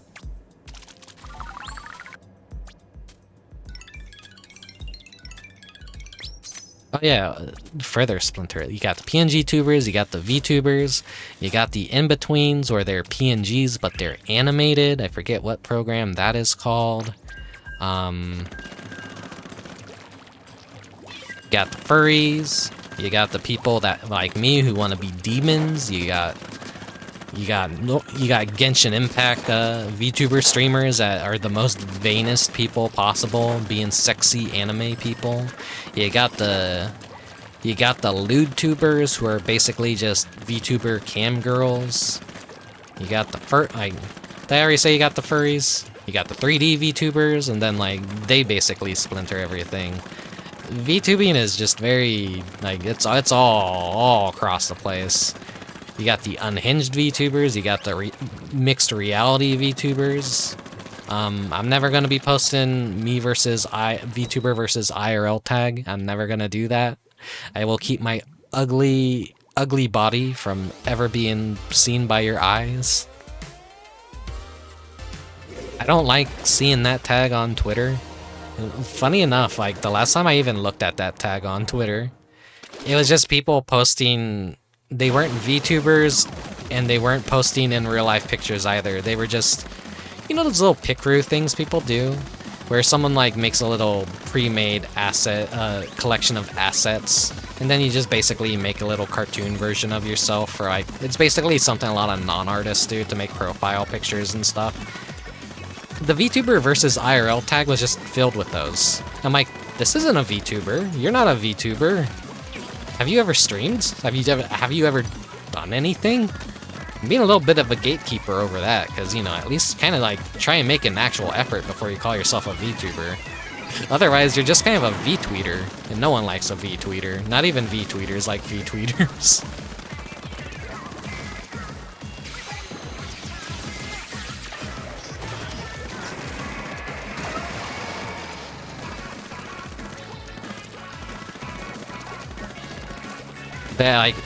That just goes to show how much like VTubing and the landscape has changed, and like the old ways of doing things are just kind of like dying out, and a completely new generation of VTubers and like people that are just completely fucking detached as to what a VTuber even is are kind of taking over, you know? Not saying that's a good thing. I don't fucking, like I said, like I was seeing neither VTuber nor IRL, so I don't fucking know what was up with that tag and why so many people like just think having an OC at this point means I'm a VTuber, even though I don't do anything to stream or make a live 2D or even make a PNG to stream with and play games or do whatever. Like, these are just random people calling themselves VTubers now. And watering, like, I think VTubing is a really cool thing that you can do, and it sucks to see it watered down, but that's just the nature of fucking everything. That's like gamers that watch them, like, that's like gamers that watch someone play Undertale and then they say, yeah, I played Undertale, I'm an Undertale fan, I'm the biggest Undertale. It's literally the fucking Earthbound meme. Longtime Earthbound fan excited to play the game for the first time. That kind of shit, you know? The golden age of VTubing is Jover. Yeah, I mean, it's kind of been over. You want the honest breakdown of why I think that honestly is? COVID ended. Well, no, it never really ended, but like, COVID times are basically gone. People aren't stuck indoors anymore. They aren't being given free government money. People aren't going crazy and finding a new way to entertain themselves. Everyone has to go back to work. They have to go back into the real world. Government is no longer handing out excessive amounts of free money to people that are bad with spending. And so, you know, people aren't locked up in their house anymore for days at a time, working from home remotely, and yeah, viewership for VTubers all across the board. It's kind of like people have gotten over it. It's not really the new thing anymore. People have gotten bored. They've moved on. People that were viewers became VTubers themselves. People have less time to watch streams. They have more variety in VTubers to go watch too. So if you had an audience and that audience has dwindled, it's just kind of, I feel it's just natural that has happened anyways for some VTubers. Like if their content has fallen off or they just feel like they possibly just aren't hitting the highs that they used to have anymore, it's just, don't take it personally. I just think everyone is too busy now and like has their own stuff they gotta worry about. We're not exactly living in the, like, VTubing exploded. Like, at least in 2018, that was like when HoloLive was first taking off, and it was still fairly niche. And I had a few friends like get into it and like talk about it to me. But then 2020 is like when all the indies started popping up and people were actually being indie VTubers, and that scene was pretty big. And people went in and they did really good jobs, and like some indie VTubers have really like crawled up the ladder and done good for did good for themselves, and others unfortunately either just retired and just walked away from VTubing because it stopped being fun for them. And it sucks to see, and a lot of people feel burnt out. A lot of people aren't doing the things like they used to do, like make schedules, or like, it's harder to keep up with people, but I think it's ultimately healthy for people not to make schedules, honestly. Don't write a check you can't cash, especially if you're not feeling like it. Like, I mean, with me with streaming, there are times where I don't feel like streaming, and like, I'm like, okay, well, I'm gonna call this one off. I don't need there's nothing promising people that I will stream on this day or that day. So if something comes up, I don't have to drop the bad news of, hey guys, I can't stream. I'm just, I'm having a bad day. I'm not feeling up for it. Yeah. The quarantine is over. Life is back normal, but this time the economy is worse than ever. Yeah. That's another reason I didn't get into. Inflation is a bitch. People can hardly fucking afford basic necessities right now. They're not gonna be paying like fucking $5 to subscribe to at least like, okay, was it $5 for like 20 different VTubers that they're all fans of? It's unfortunate, like, oh no. Sometimes I wish subscribing was just kind of like $1 or whatever. That way you could like pay at least like $20 a month to support 20 individual people. But because a subscription is like $5 and Twitch is so greedy and all that, like, I don't know, maybe people would make more money off of just like $1 a month. Because, it's just cheaper. Like, fucking, it's like when the App Store first came out for Apple and iOS and all that, like, 99 cents made people into millionaires overnight. I don't think, like, I think people are more likely to part with 99 cents, and it doesn't seem like a whole lot, but in the grand scheme of things, even if you were just like, if you had that much more subscribers for cheaper, I think people wouldn't have to be thrifty with their subscriptions as much. But I don't know. I'm not a business person. I don't know shit. But yeah, pandemic is over. People don't got money. Inflation's a bitch. Everything's expensive.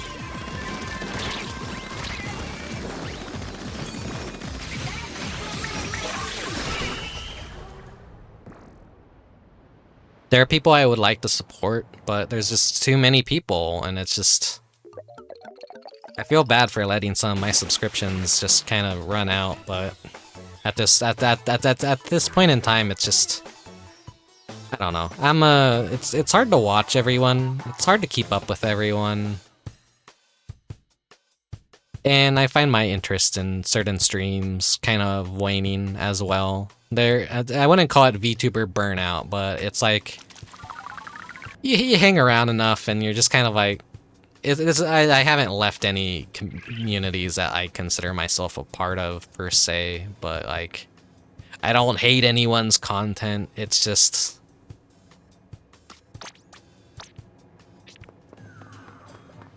how do I word this?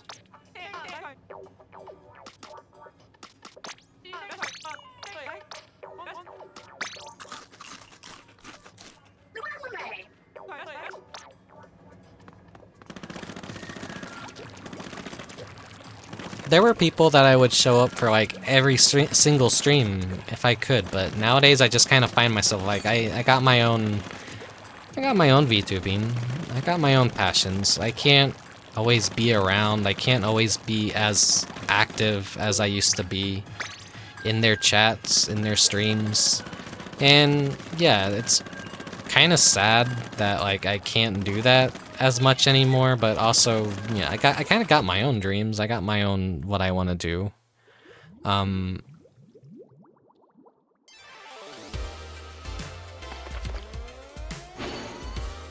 10 times battle. I get credit towards the badges. What was I saying? Yeah, everyone's got their own hopes and dreams at the end of the day. And life's a revolving door. It's just natural for people to come in and go out. Never expect anyone to stick around forever is basically what I was told a while ago. And that advice still kind of like sticks in my head. Like, yeah, life is a revolving door. People just come and go. It's not much you could do about it. Don't be too... I mean, I like to stay in people's lives if they allow me to. I don't like leaving.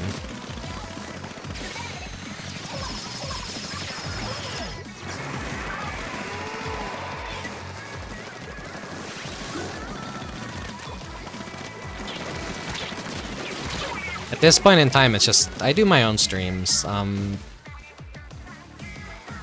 If I don't stream because someone else is streaming, then I would never stream at all, because like there's just too much time. Too many people streaming at the same time, and I just never get anything done. So I hate having crossover with people, or like there are legit times where people I want to watch go live, but I'm just really tired and I need a nap, or like the best time for me to watch streams is honestly at night on a day where I'm not streaming, because then that's like when I'm usually doing art and I need something to listen to.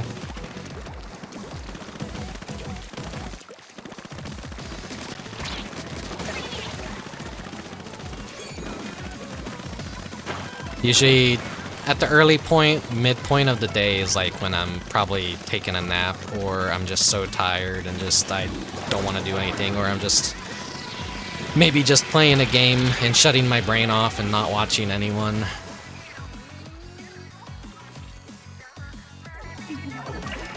Twitch could easily switch the price for tiers 2 and 3 because no one buys tier 3 subs. Like that, like $6.50, lower the cost for tier 1 and tier 2, make it like $5 that is now.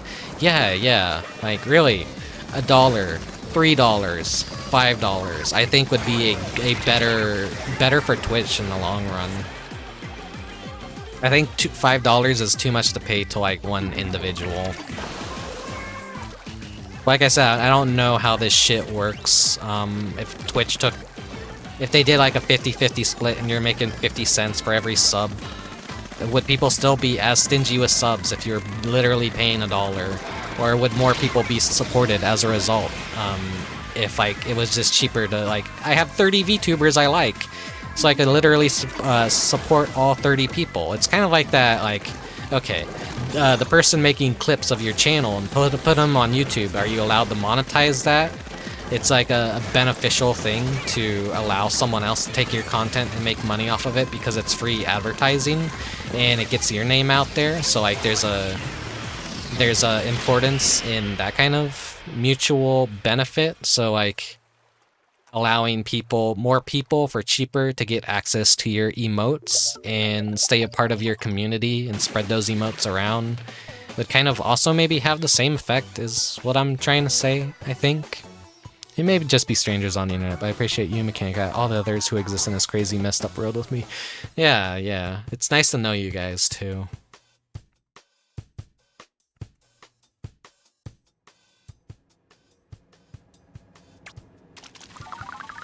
Most of the time, I'm just like a lonely fucker sitting in my room with not much people to talk to. So it's nice to always like be able to throw up a stream and entertain anyone who wants to show up and have chats with you guys, especially during these Splatoon 3 streams, which is usually when I do most of my chatting.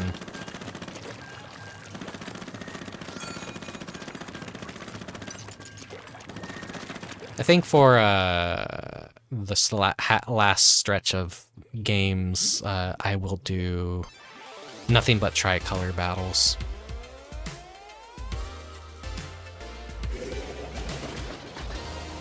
Once we rank up, I'll do a Salmon Run Break.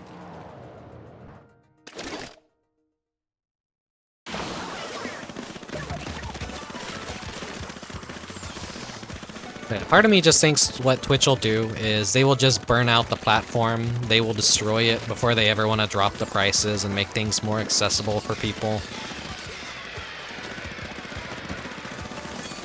I kind of wish there was a way that if you were once subbed to someone, you still get to keep your badges and show that you were a supporter of the channel.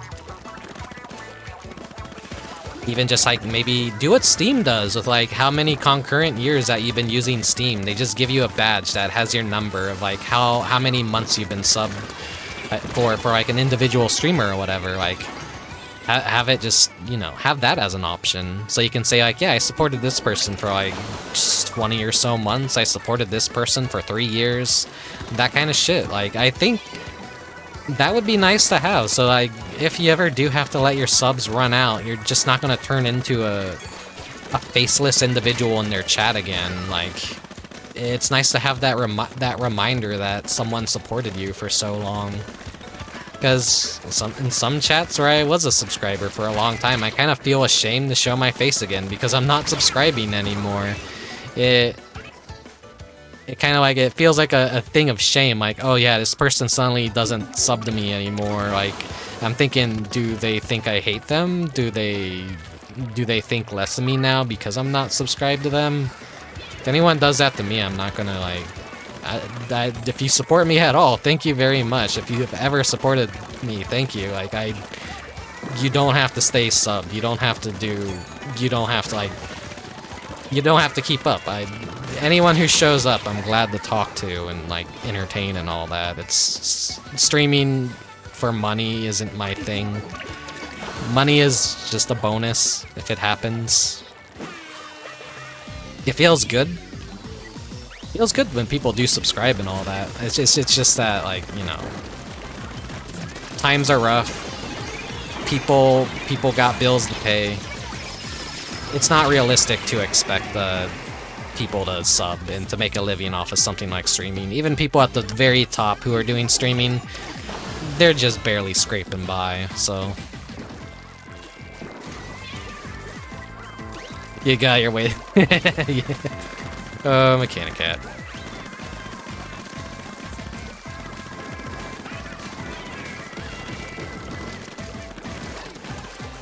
I never did sub badges for the channel yet, unfortunately. I don't really specialize in sprite art, and because those have to be even smaller, it's kind of a difficult thing to get right. So hopefully into the new year I could like kind of take some time to get some sub badges, but like it hasn't been a high priority on my list, to be honest.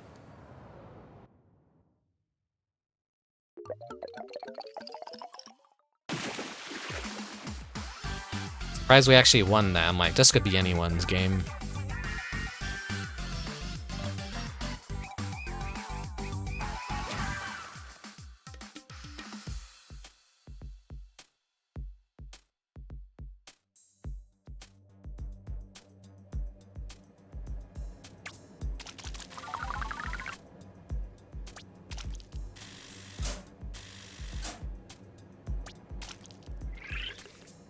Alright, one more and we could take our Salmon Run Break.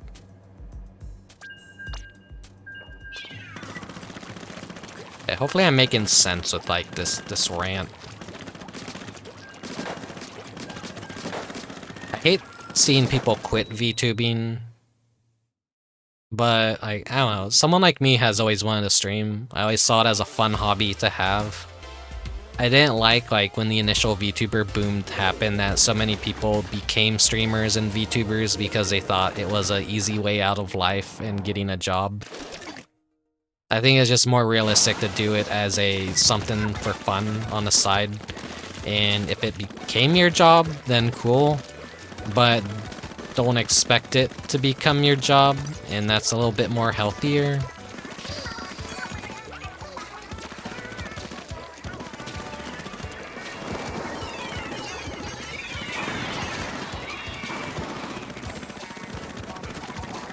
You see people out there becoming VTubers and they're dumping like $6,000 into a model and the rigging and all that. And then they're obviously buying follows and bot viewers and boosting themselves and stuff like that. And they haven't even streamed once in their life and they already have like 4,000 followers on Twitter and 5,000 followers on Twitch, and it's like, huh, wait a second, something's kind of fishy, something ain't right here. There's a lot of people that were basically, you know, faking it to make it. Need to go buy my dinner before BK closes. Okay, Mechanic Cat, go get Burger King.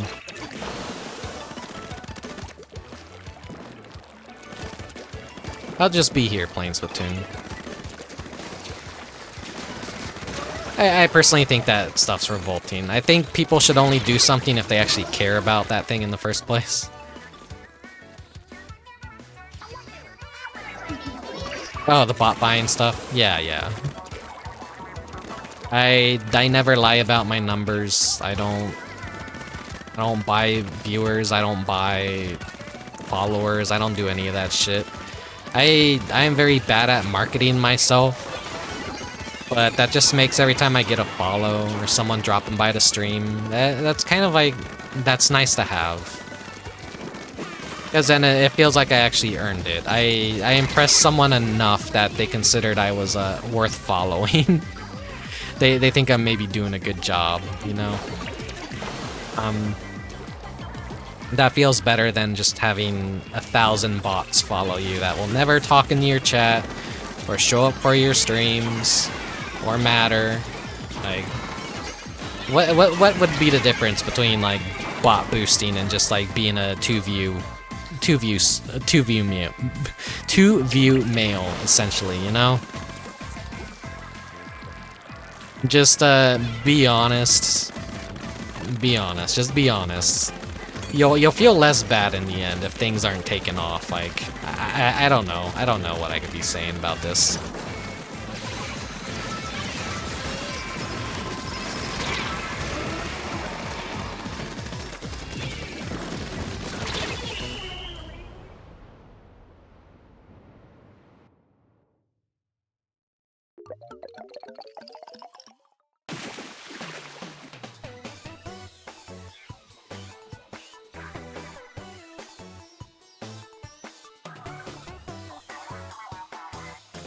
Yeah, on the whole topic of VTubers and all that, to close it out, I guess, is just... Yeah, it's not really a community anymore like it probably was when people first started. So people should stop treating it as such and having certain expectations of it. At this point, it's just a hobby that anyone can do. And if they want to do it, go ahead and do it. It's really fun. Try not to get psyched out. Basically expect to go through a lot of awkward streams and basically have no one around to talk to, or just have streams where no one chats or no one follows or no one raids. Stuff like that. That's gonna happen as a new VTuber. Fuck, even... Oh shit. Hey Spy. Thank you for the raid. Once again, you raid during a Splatfest stream. I'm so sorry. You always like... Oh no. I promise I play cooler games than this, everyone. Welcome to the stream. I'm just talking about yabai subjects and fucking about how I feel about the current landscape of VTubing and everything. I already lost track of what I was talking about. Please go follow Spike if you're here. British automobile suffering. Right, you were playing... I was lurking for a bit. Gran Turismo 3. I see, I see.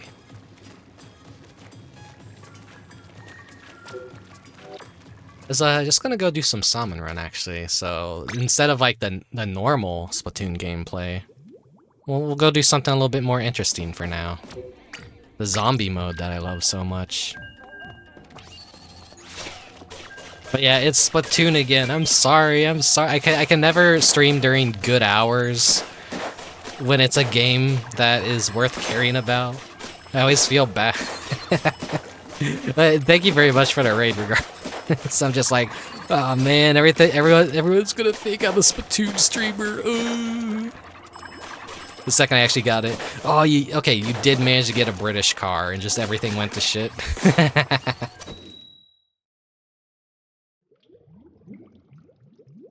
Splatoon. No! I promise I stream more interesting games than this. I only play Splatoon when the big event is happening. And that big event usually requires that I do it earlier in the day. Luba. I've just been talking about like thoughts on the VTuber community and how things have turned out and like how people get discouraged. I was basically saying like anyone starting out as a VTuber and all that, just, you know, expect things to be quiet. There'll be bad streams. There will be streams where nothing really happens or no one shows up and talks or whatever. You just gotta keep at it. The persistence is key. It sucks to see people like quit. Oh, fuck.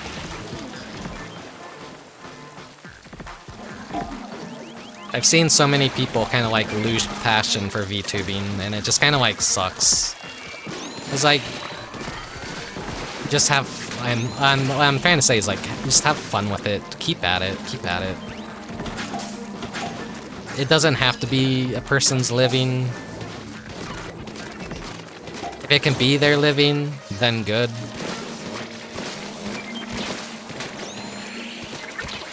They even get a look at... Oh, it seems like a very rough rotation of weapons. Yeah, if it's not fun for you, it won't be fun for anyone else. So you gotta have fun with it.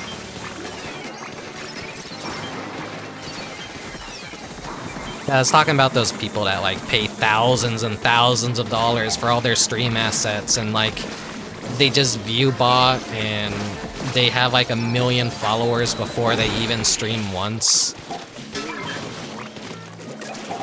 I don't understand how that could happen. Otherwise, they're just buying viewers and they're buying bots and follows.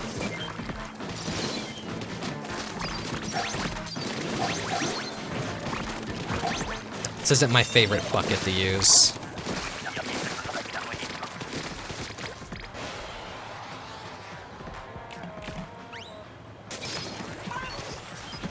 And of course I get the heavy splat lane. The Nautilus. I'm not good at these weapons. When you click into a 3-digit viewer stream and you see like 2 chatters. Yeah, like... I understand there's people out there that like lurking. I'm a lurker myself. I usually like... I don't chat too much in anyone's streams anymore, but you know, there's a couple people I show up and like...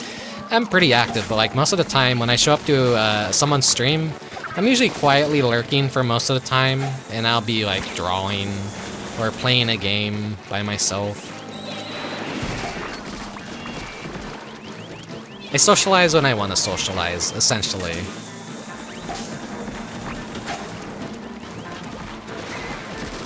Like, lurking is great. But I feel like people that have high viewership should at least, their chat should reflect it, because like I've been a fan of like Vinesauce and Joel for years and years, and I've seen like what an actual community and active chat is like, and I've come to learn what a suspiciously quiet bot chat would look like when someone is obviously like buying their numbers. And a lot of people at the top on Twitch are all doing it. Those people that have like thousands and thousands of viewers but no one's talking. And when the chat is active, it sounds schizophrenic. Like nothing makes any sense. It sounds like it looks like a bunch of bots chatting. Basically, it's just emote spam. There's nothing related to what's going on the screen. People should, yeah, prioritize engagement over numbers, honestly. Engagement is way better to have because it makes it not only entertaining for yourself, but the people watching you. If you're the kind of streamer that wants to ignore your chat, then you're gonna end up with a dead chat and no one's gonna want to drop by or even watch you, you know? I've seen so many streamers like that too, like just, you know, normie streamers, not even VTubers. What I like about most VTubers is it's all about engaging your chat. It's all about like actually talking with people and bouncing off back and forth and all that. Fucking normie streamers that just like, they sit there shirtless in the bottom left of their screen on their webcam, unshowered, ignoring their chat, playing some fucking modern online game that no one gives two shits about. Those kinds of streamers are fucking funny. Hey, Phileas.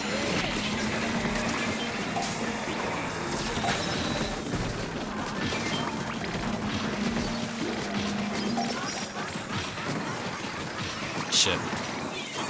Thought I hit the baskets for that. Oh fuck. Oh fuck, fuck, fuck. Ah, shit. God damn it. I thought everyone was alive and then suddenly everyone died at the same time. Oh no, no, no. I was in the worst possible position too.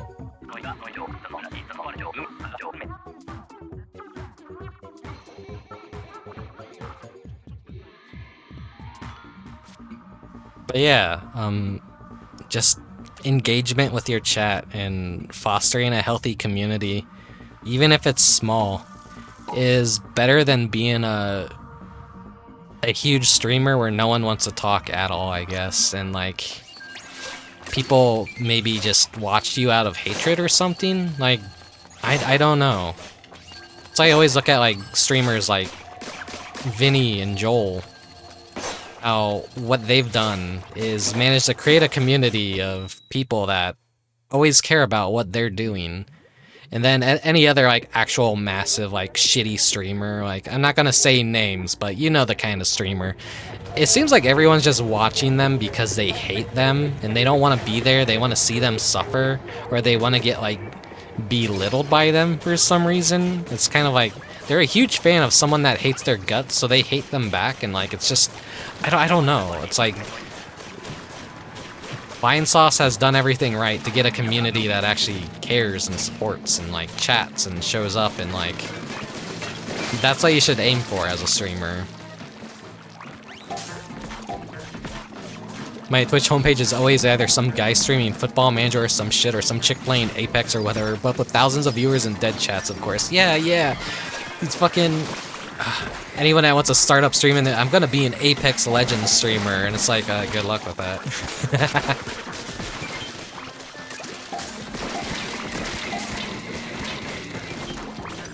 Are we all clumped up on the stinger? No. So I always like feel really bad when I'm playing games like Splatoon. Because for the longest time when Splatoon 3 came out, everyone was like, ugh, they're playing Splatoon, we can't go raid them, they're playing Splatoon.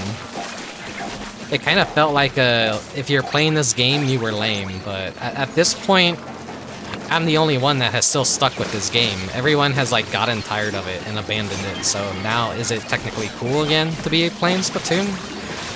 Part of me is still living in that age where everyone was shit-talking Splatoon and like getting tired of like everyone playing it, so...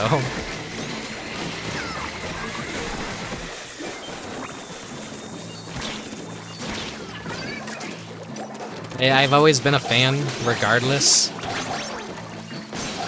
I'm cool, so it must be. Oh, thank you.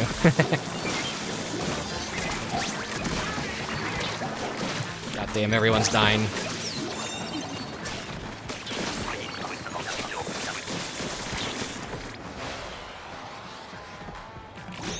Yeah, Like I said, I've always been one of those people that always loved Splatoon. I never missed the hype train. I played the very first one. I did every Splatfest in that. I kind of dropped off of Splatoon 2, but like at least I made it to the halfway point with Splatfest for that one. And then for Splatoon 3, I've just consistently been playing it ever since it first came out, so I do enjoy the game a lot. It wasn't just a FOMO, I have to play this because everyone else is playing it kind of deal. Like, I was like, okay, if I like it, I'll continue playing it, and you know, I ended up liking it. And the mode we're playing right now, Salmon Run, this is usually my preferred mode.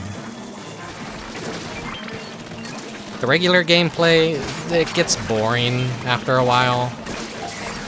But this one, I find it a lot more relaxing. I like co-op, I like zombie modes, I like horde modes, survival, that kind of stuff. Enemy waves, oh fuck.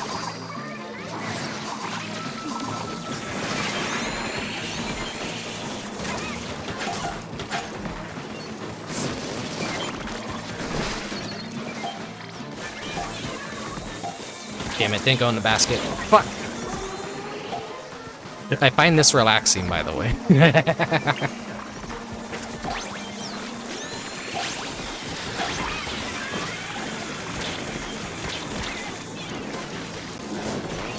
The theme for this Splatfest is by far the weakest one we've had yet. It really feels like a European Splatfest. What does he mean by that? Well, I think, what is it, Splatoon 2? The European Splatfests were notoriously awful and just really bad themes. They had an entire Splatfest dedicated to whether or not you put the toilet paper over or under on the roll. That's the only thing they could think of to ask Brits. Anyone living in Europe, like, yeah, what's your preferred method of wiping your ass? And so for Splatoon 3, it's kind of like, it's been globalized. This is the first, I think this is the first Splatfest of Splatoon 3 that is actually different depending on region. Well, at least for Japan.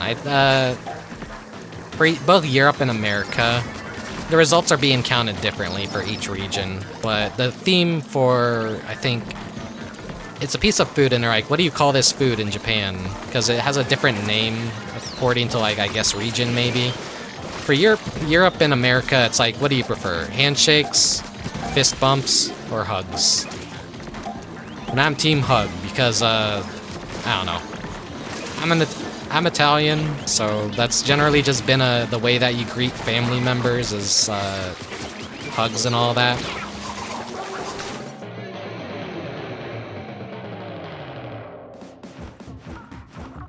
And also, I'm a very touch-starved individual. I haven't felt a hug in years.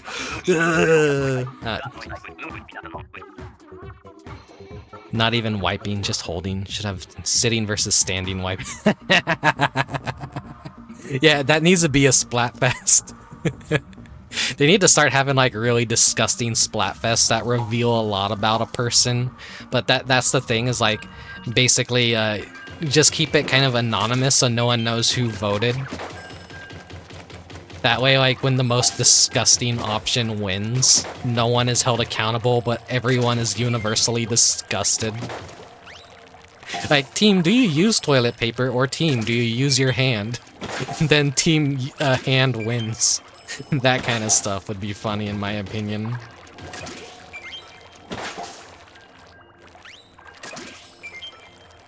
Team Bidet versus Team Waffle Stompers. Jesus fucking Christ. Oh my god. Yeah, of course Team Waffle Stompers would win. Anytime there's a team that's represented by white, everyone chooses it and it always wins because cum color. Everyone just wants to be on the team where they're shooting cum instead of ink.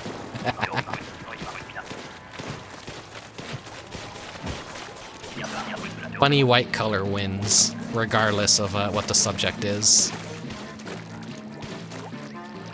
I'm either wholly expecting Fistbump to win this, or perhaps Hug might steal it, because I don't think I've seen a single team handshake at all. For the Halloween Splatfest, skeletons were winning by the halfway point, but they lost to ghosts at when it finally finished up, so. Frye, of course, the most unpopular pick is Fistbump, but she was also skeletons. And then Big Man he just kind of sweeped in and won with ghosts out of nowhere. So I'm kind of maybe expecting the same with like Hug, since Big Man is a representative of Hug and Frye is Fistbump, so it's probably going to be a repeat of that again. We'll see. It really depends on how the tricolor battles go. Yeah. Anyway, Spike, if you like need to go on a taxi run or get something to eat or get some rest, please do. Thank you very much for the raid.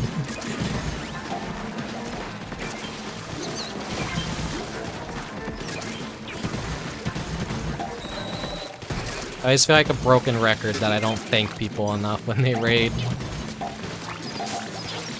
I get really repetitive in what I say. Why aren't you guys turning into fucking eggs?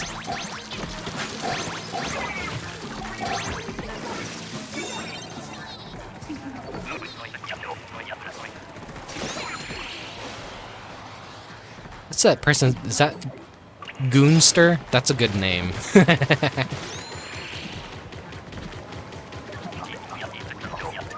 was like, wait a second. That looks like a very TOS unfriendly name. But no. That wasn't what I was seeing. I'm like, oh, thank God. You see some pretty fucking, like, unhinged names in Splatoon sometimes.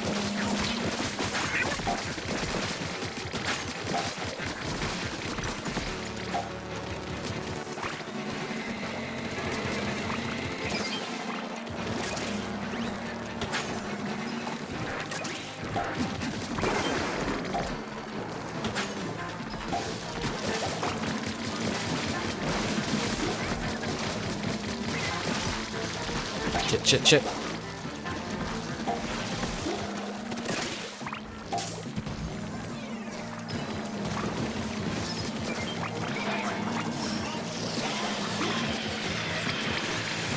Firing this thing is like, it never fires where I want it to fire half the time, it feels. Ah, okay. This team isn't doing very well. Here.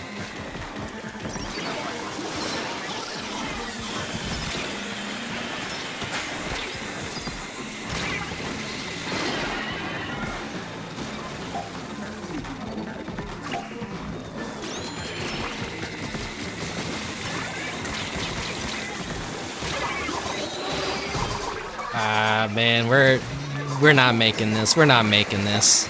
Our quota is nowhere near filled. We can't stop dying. We can't stop dying. I think it's just a very not good rotation this time.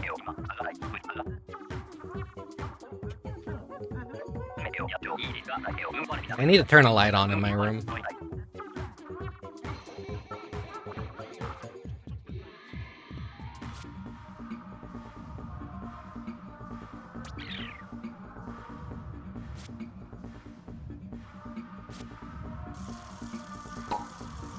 We're almost at the halfway point for Salmon Run, at least, this rotation.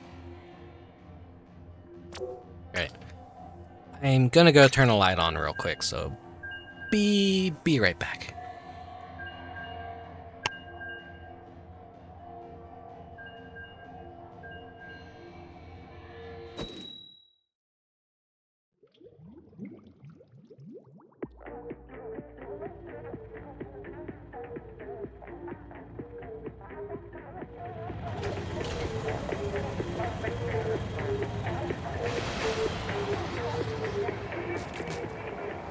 Right. I'm back.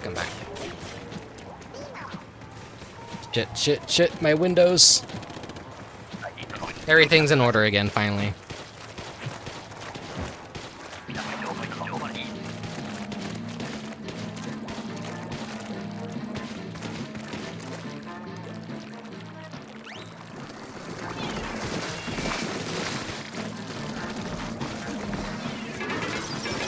I was doing Splatoon streams for like a whole fucking year where I figured out I could like separate my capture card's audio from desktop.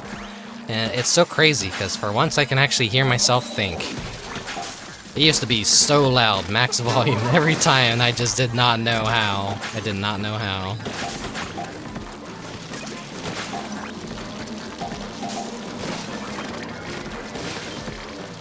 Once again, Nanodan really did save my ass by telling me how the fuck to do that shit.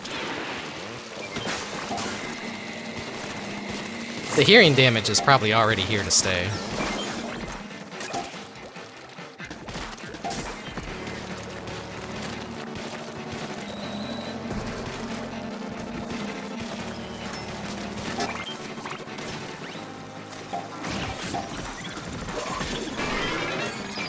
Beautiful. Oh, that felt so good. I could not. I couldn't, like, I saw that and I was like, I have to. I fucking have to. I can't not do that. Oh my god.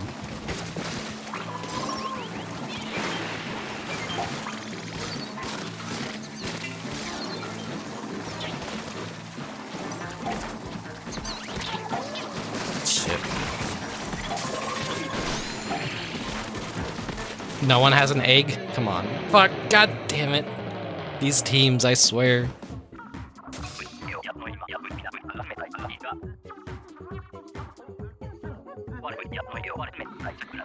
Oh yeah, it's like, no one's like actually in a good suit that I'm seeing. So these are like all maybe new players or like people that are just returning for Splatfest? Oh no. I don't want to get a D rank live on air. That's a sign shit's really fucked if I actually D rank at all in Salmon Run. That's usually the sign like I'm just really unlucky. Where the rotation is just really bad.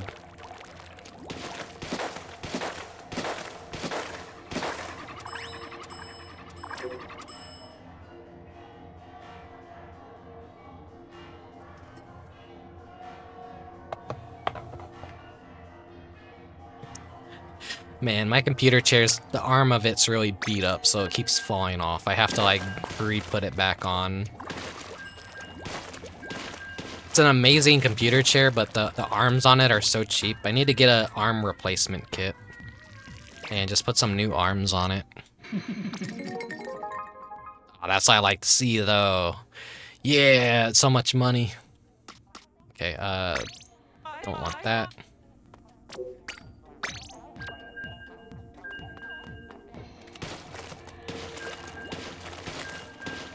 I love getting the money payouts.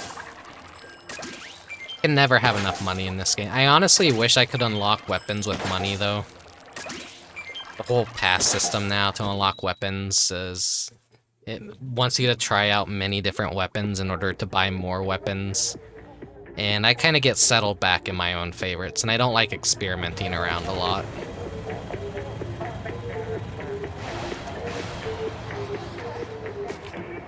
I like experimenting in Salmon Run. It forces me to use stuff that I wouldn't use normally, so maybe I'd be better. But like in Turf War, it really is different from Turf War, though.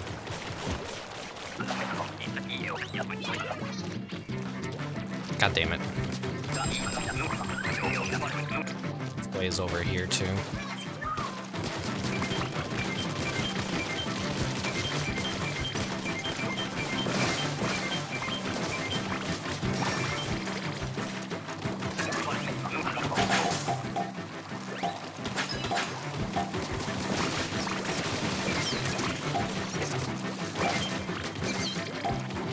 He is heading towards the basket, so...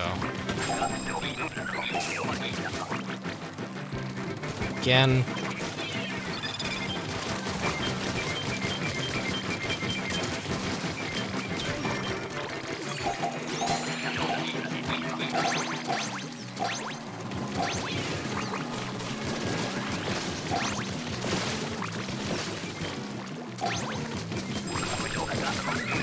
So is my latency right now preventing me from picking up eggs? Because it kind of fucking feels like it. I was having some really bad latency.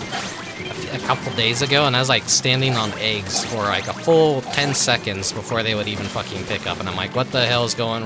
What's going on? Am I playing with someone who's playing on the Arby's Wi-Fi?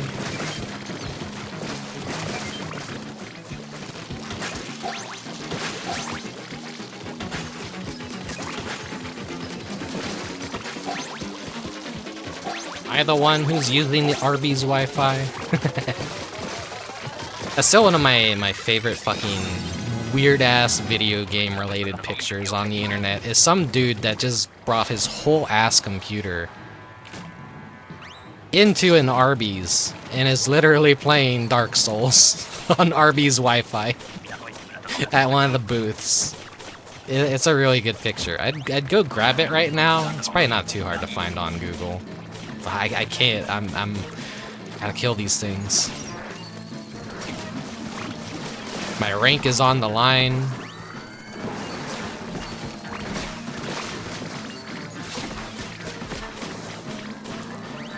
Right, maybe lead that guy up here before you go running like an idiot.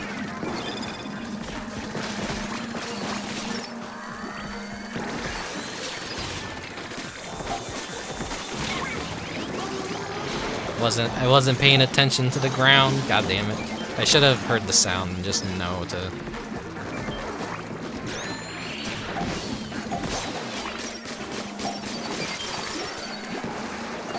You. No, got him at least, so that was worth the death.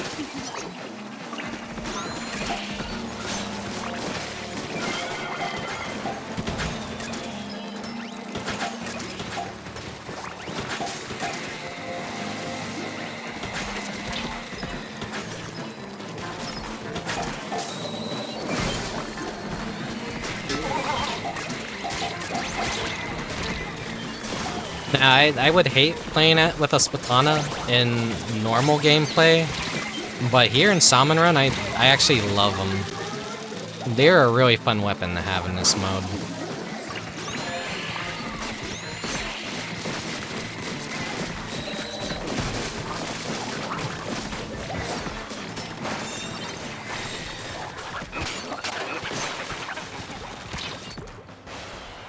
Once you get the playstyle for them down, they feel really satisfying to just do massive damage to your targets. This one is a little bit, I think, the Stamper one is more for the melee strike, while this one is just more of a ranged projectile, so it's not as strong. But it's still like, it's really good for spreading ink, and also having a little bit more range, while the Stamper is just more of a close proximity.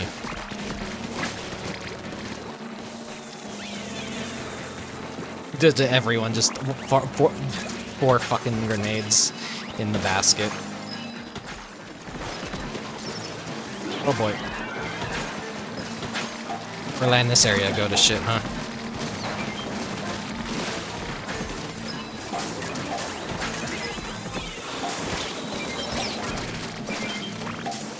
Alright. I got it under control.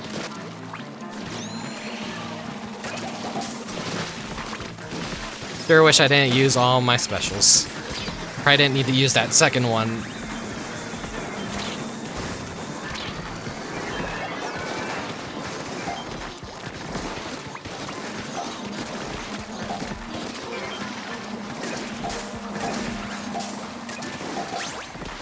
Alright, please survive. Oh, fuck.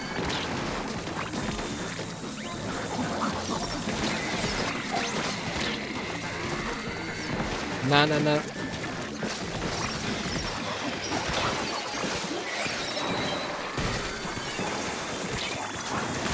Oh, fuck. No, no, no, stay alive. Please stay alive. Okay, we got this, we got this. I don't think we got a king. We didn't get a king salmonid.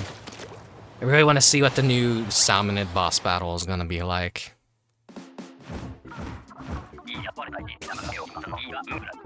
It's no doubt going to... I wonder if they're gonna do a Christmas Splatfest next month, or if they're gonna Actually, kind of cute.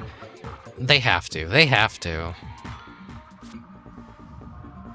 They just did the Halloween one. They like they couldn't do it last year. I don't think last year was anything themed with Christmas at all. I can't remember. It even was a Splatfest last year during the Christmas season. Oh, it was Pokemon. Right, right. They canceled it for Pokemon. Everyone was pissed off.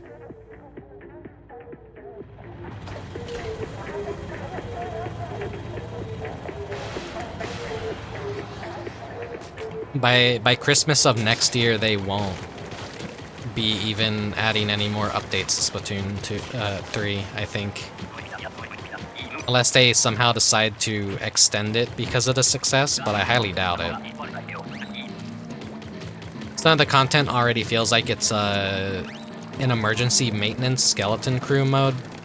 The catalog for this season was really weak, so next season's catalog will really go to show, like, just how much effort they're putting into just free updates and shit. Like, if it feels weaker compared to this.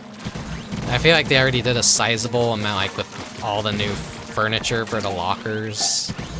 And they did add, like, a whole shit ton of stuff, but, like, the catalog itself was, there's not really any reason to do it, it felt. All the rewards just weren't really that, oh shit, that exciting. A lot of it was rehashed. Even, like, the level 100 thing was just a rehash of the very first catalog.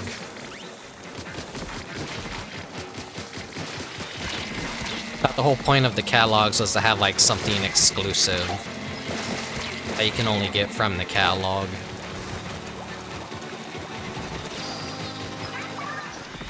Understandably, the crew working on the game is putting all their efforts into the new DLC single-player experience coming out, so there's going to be a few clunker seasons here and there. The preview for next season they did was actually really stylish and really nice. I was actually surprised by the effort put into it, when I thought, like, they just would have just talked about it in tweets, but they went out of their way, oh shit, to make a good trailer for it. Starring the cute shopkeep that everyone loves from, what is it, the Chirpy Tunes? Is what they're... It's a fucking, like, Anamaguchi wannabe band that exists within the Splatoon universe.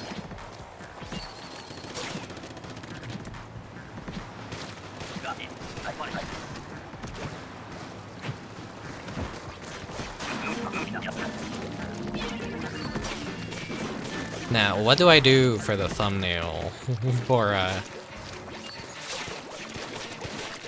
So I'm trying to think, like, do I make a fresh new thumbnail for the halfway point? Well, we're already past the halfway point, so I kind of like keeping my, the one that I already have for Splatoon. I don't want to, like, really make a new one and break that uniform, so maybe I'll just, like, Octolean-ify myself and mute the colors to reflect that it's the DLC.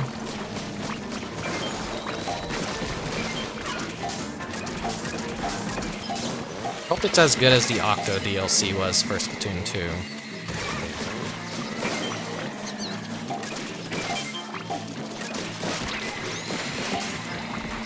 Part of me sees that it's a roguelike, and I'm kind of like, I don't know how I feel about roguelites.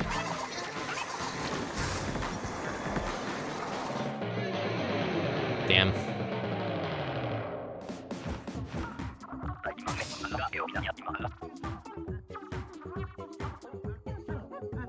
Mode that you can return to and keep playing is fun and all that, but if there's no rewards at the end of the day, like, if it's a good way of grinding money for multiplayer, that'd be cool.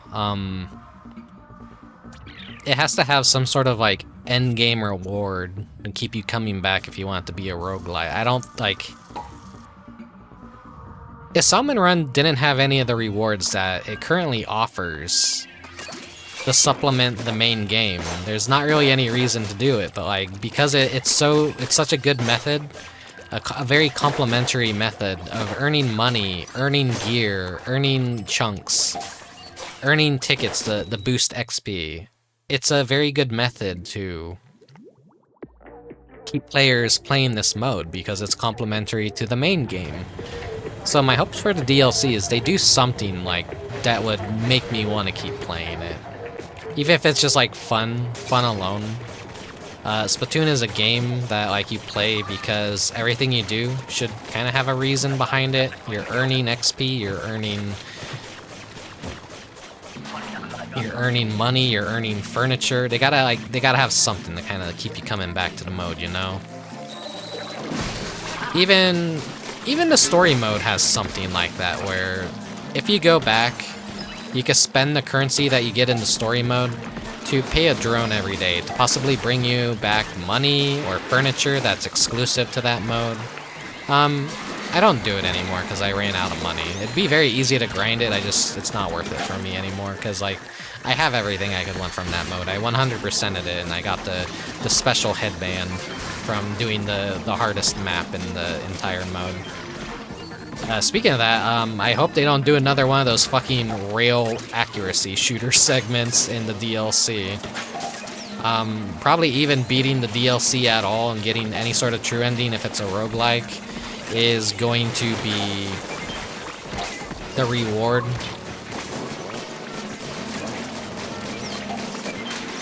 I don't know, like, probably like reaching level 99 or like whatever the hardest thing is in a single run. We'll see.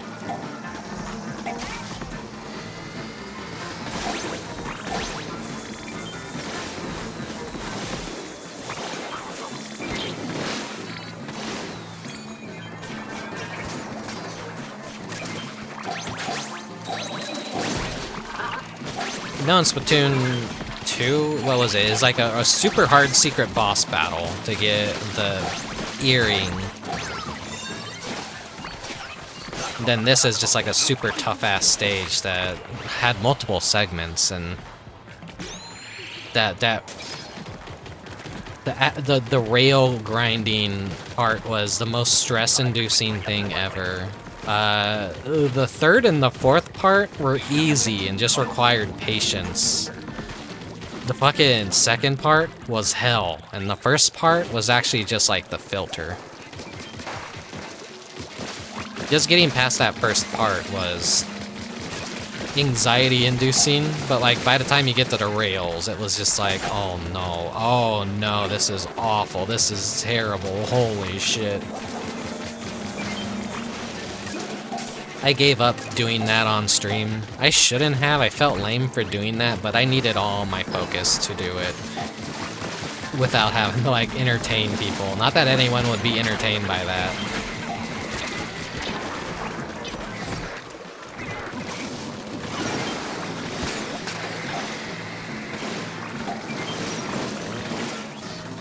Maybe someone would be entertained by that. I mean, I didn't really have much of an audience back then. I was like still brand new and starting out, so anyone popping by the streams like during Splatoon's hype generally wasn't interested in watching Splatoon streams. That was a really funny like time though of my streams, because I had an earthquake live on the air. It's like there's an episode of like the original Splatoon 3 story of me freaking the fuck out because suddenly an earthquake happened and I just fucking jolted out of my room, jolted out of my house. I'm like, oh fuck. My model is just sitting there dead in the corner. There's a kind of earthquake where like shit was falling off of my shelf, and like I just went into panic mode. I'm like, all right, I gotta get out, or I gotta get in a door frame or somewhere safe and stable. I always like, you know, we were trained a lot in school how to handle emergencies like that, and I heard the hack was the life hack.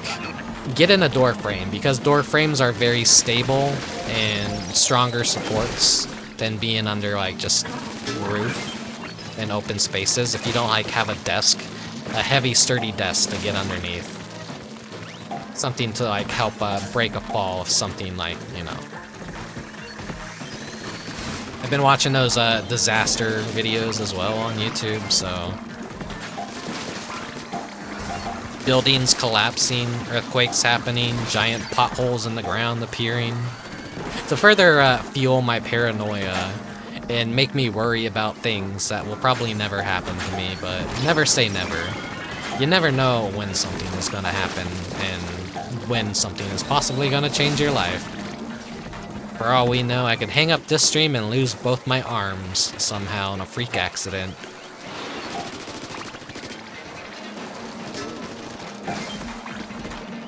Then I'll have to like start my streams by blowing into a straw.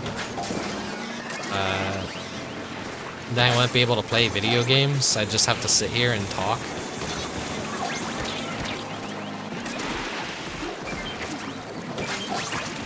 I think how fucked would my life be? Like, if all my hobbies that require my arms, if I lost use of my... That's another reason why I don't want to get like a factory job or something potentially dangerous that could rip my arms off, because I'm like, drawing and video games are a huge part of my life. I don't want to lose that just because society tells me I have to earn money to do this and that, you know?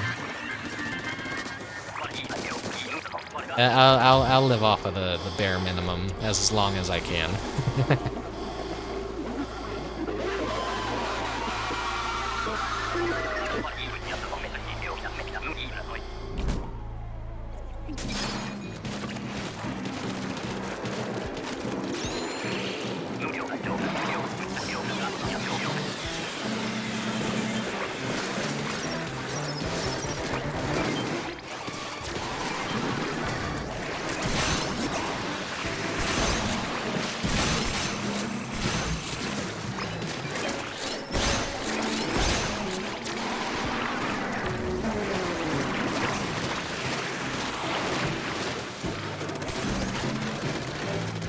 The cult of capitalism demands blood sacrifice.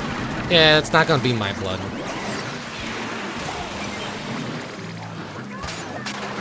I'm sorry if you're hearing a car alarm go off outside at the moment. I just realized there's one going off.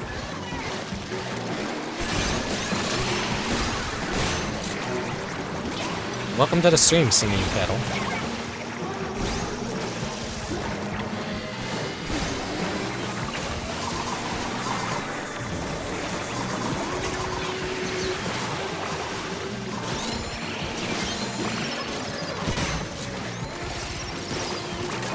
I'm almost done.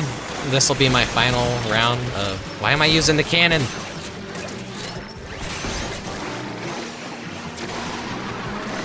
My dumbass realized, like, I'm still in collect mode for some reason.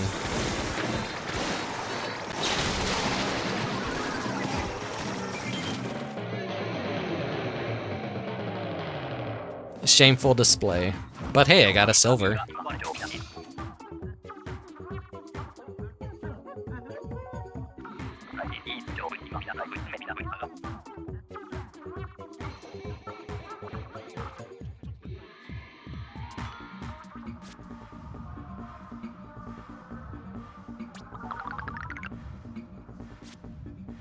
Alright. Give me my rewards. Okay, we could stop with Salmon Run. We could go back to... Oh. Okay, map's updated. Perfect timing.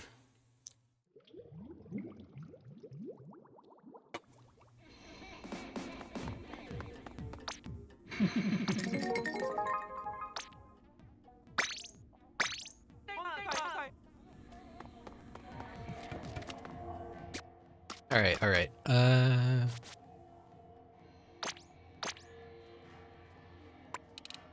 Let's check this out real quick.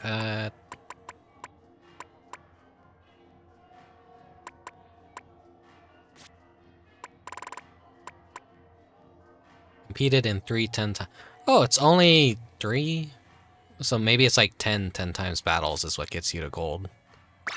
Okay, so... Back to the main event.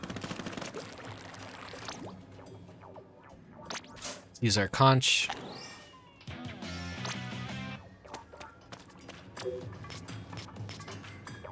Alright, and I said we'll do tricolor battle till the very end. We'll see how much I regret that and how much I possibly get bored of it. This is the reason why I played on Saturday.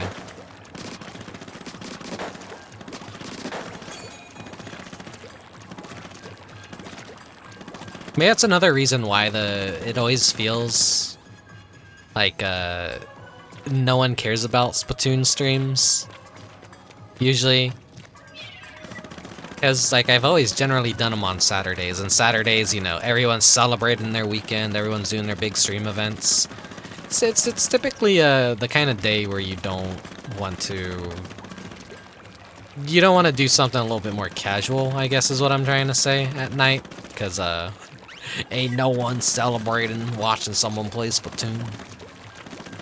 Probably have a nice variety of karaoke streams, a nice variety of like people having parties, movie events, social gatherings, real life stuff too.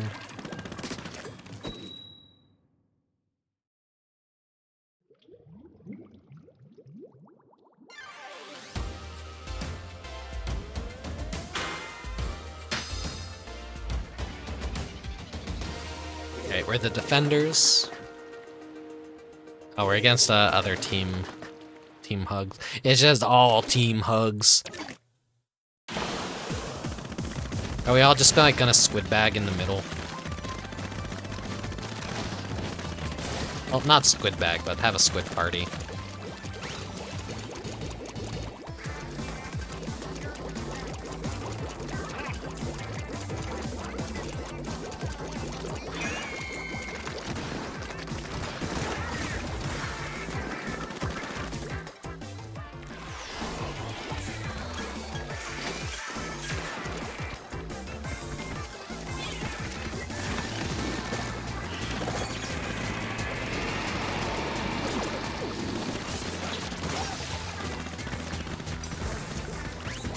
Learn the layout of this map a bit. Because it's completely remixed from how it would normally be, so this is like a very exclusive to this Splatfest in particular. They never seem to come back after a Splatfest, because this mode is a Splatfest exclusive only mode.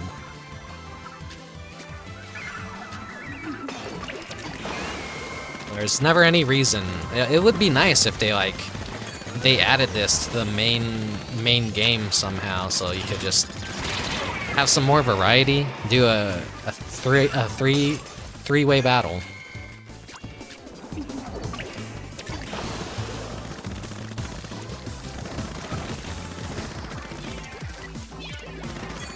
Oh, okay, so we have just an easy way into the enemy base.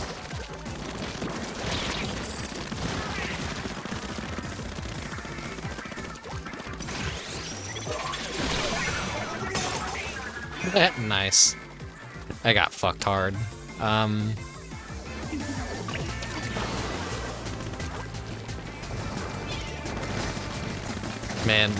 interesting topics for tonight's stream so far have just been retail woes, VTuber culture,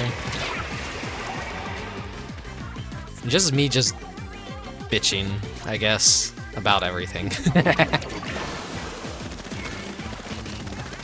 That's how it normally be, though. Not really much to say about Splatoon as you're playing it.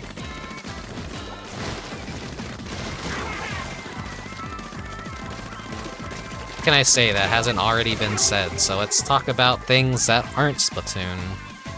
Is typically the way it goes. You want the world's most boring 3-hour, 4-hour podcast? Welcome to a Rickubus Splatoon stream.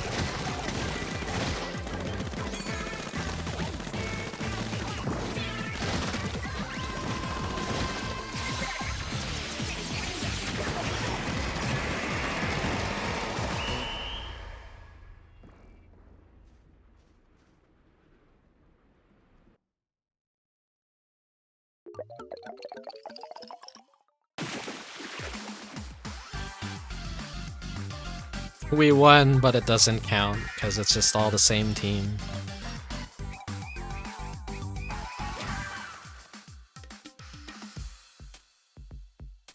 Did anyone choose Team Fistbump? I mean, no. Did anyone choose Team Handshake? Like, what the fuck? Have I seen a team handshake yet at all? I'm trying to remember.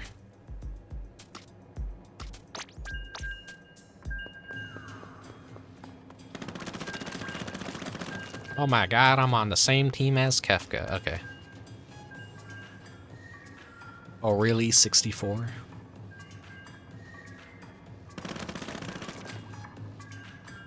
That's fucking... God. That's the meme someone's referencing with their name? It's like an ancient-ass meme.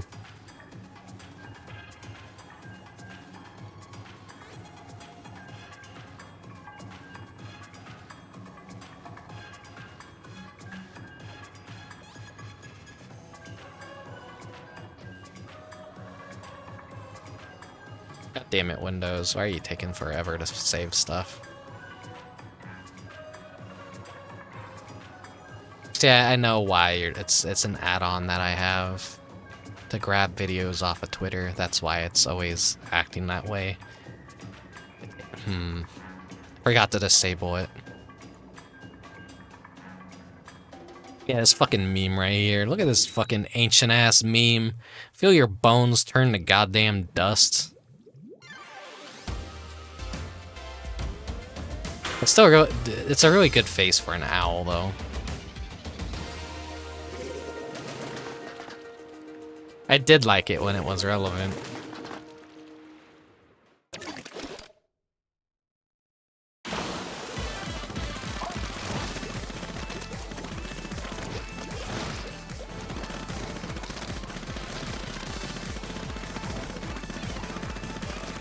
Feels like memes before meme culture was cringe. Or was meme culture always cringe? I think people started getting sick of memes when shit like epic were being used to describe the most mundane things ever. And Reddit rage comics were kind of... Meme culture is a very weird thing.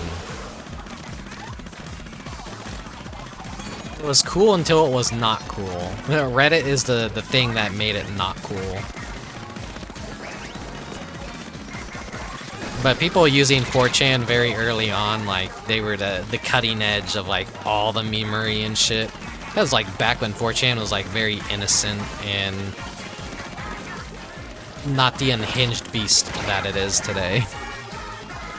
People, like, are afraid to even say the name of or associate with. But someone who's been around forever kind of knows what 4chan used to be like, and it's not something really to fear too much, or, like, do not whisper its name to the winds. Even saying it is taboo. You can't do that. You can't do that. Ooh. It's just like, what are you afraid of? It's just 4chan. Everyone goes to it.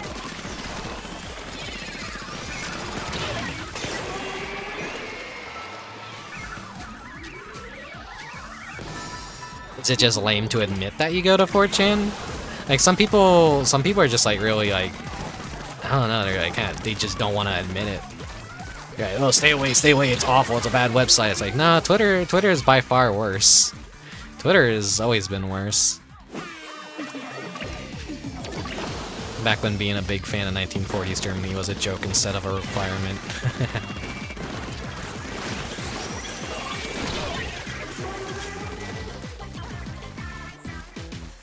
I mean, that's just Twitter right now, honestly. Twitter is like fucking 100 times more chaotic and awful than 4chan has been in the past how many years? Fucking hell.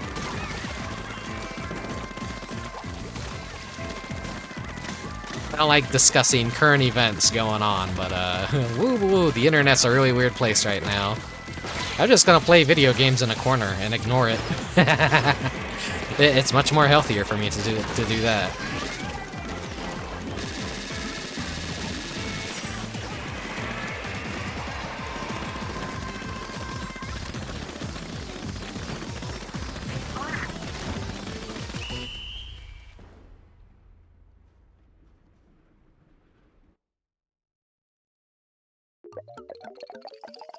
Did we still manage to win? No.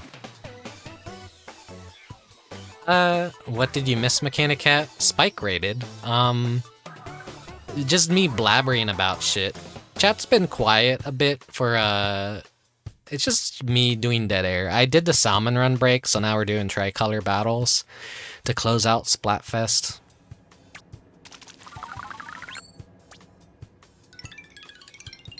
And now I'm basically just talking about 4chan and how some people are like extremely afraid to admit that they use 4chan or go on 4chan, or they still think it's an internet hate machine. Let me find the image.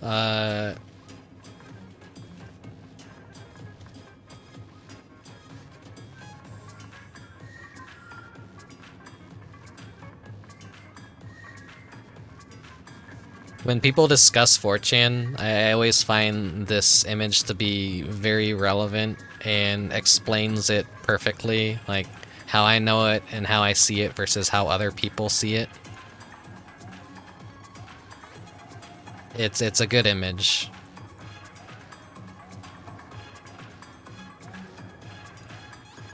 "4chan in the media and just 4chan itself. Please be patient. I have autism."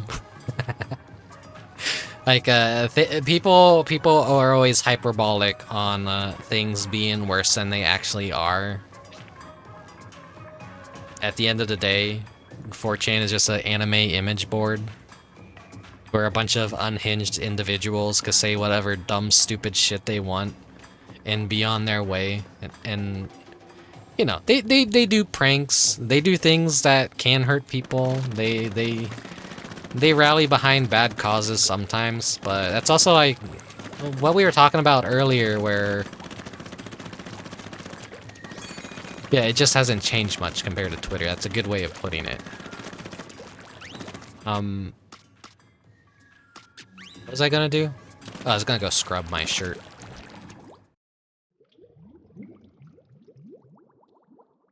Yeah, like how VTubers, like people say like, oh, the VTuber community. There is no community. 4chan is not a community. It's a website that's been broken down into different categories and subcultures. Which, you know, if you want to get good wallpapers, they have a wallpaper board. If you want to discuss video games or video game retro or video game generals for your favorite like series and all that, they got boards for each individual thing. If you're someone that still likes My Little Pony in the year 2023, they got a board for that too. It's like, it's always been a board about like hobbies and interests. You like Japanese culture, you like Toho, you like anime, you want to go discuss those subjects? Look no further. It's just an easy website to go to if you're looking for something specific and a little slightly chaotic sometimes, you know? So 4chan is Reddit, yeah, but actually fun. And you find a lot more stuff. Any platform that is basically censored is not going to yield interesting results.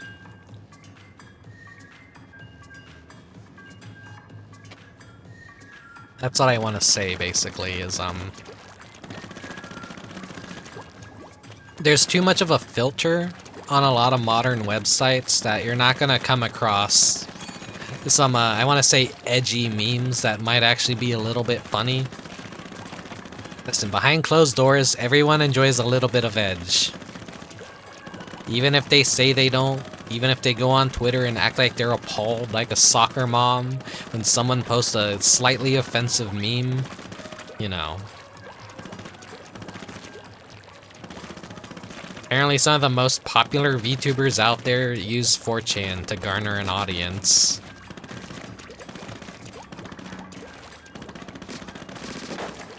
I don't.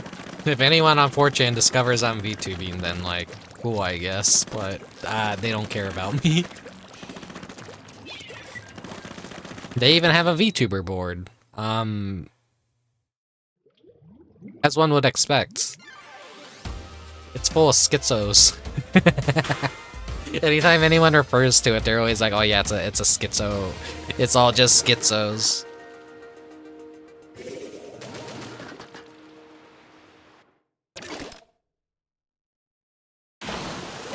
Apparently it's like something like almost every VTuber kind of goes to. They vanity search, they look up themselves. Some start up their streams, forget to clear their browsing history, and the people see like, oh yeah, they've been the VT. They're looking, they got their eyes on it. And it's like, yeah, who cares? Who cares? Oh yeah, what is that? TG, I think the board is? TG has always been like one of 4chan's best boards, has it not? Like traditional games. And I can't imagine the origami board is bad at all. Like, I imagine everyone there is there for origami. They're not discussing anything else. Then again, I've never checked origami. They have a board for like so many different interests. Like 4chan is a great website, I want to say. I'm someone that hates censorship. I like a little bit of chaos. A little bit of chaos is always funny, you know? If I go to an origami board and they're not talking about origami and instead they're talking about like fucking gay porn or something, that's actually pretty funny.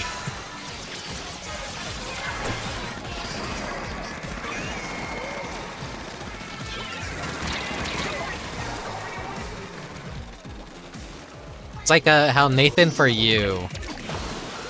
I think that's him. Like he always says, "Oh yeah, I went on a bodybuilder's forum." It's like, why a bodybuilder forum? What did that have to do with anything?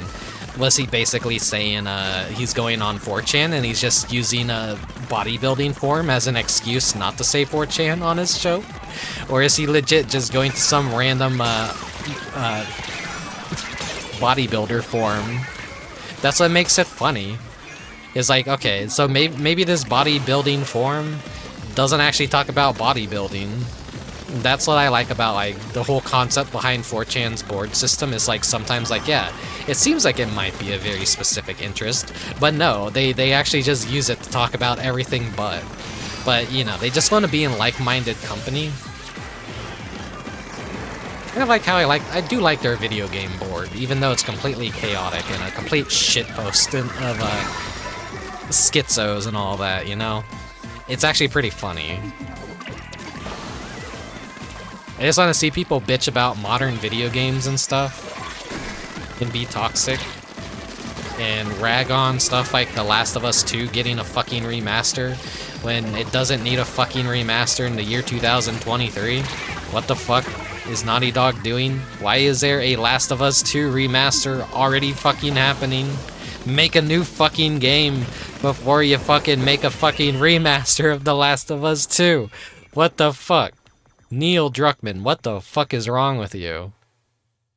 Please retire from Naughty Dog and let someone else take over.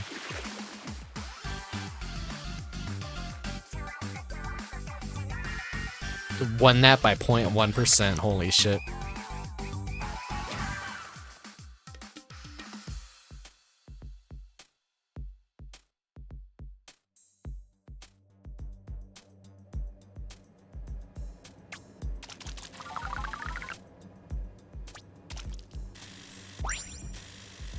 Yeah, people just need to stop being afraid of 4chan. I mean, there's some general rules that some people should follow. Simply don't post on 4chan. Just be an observer. It's funner that way.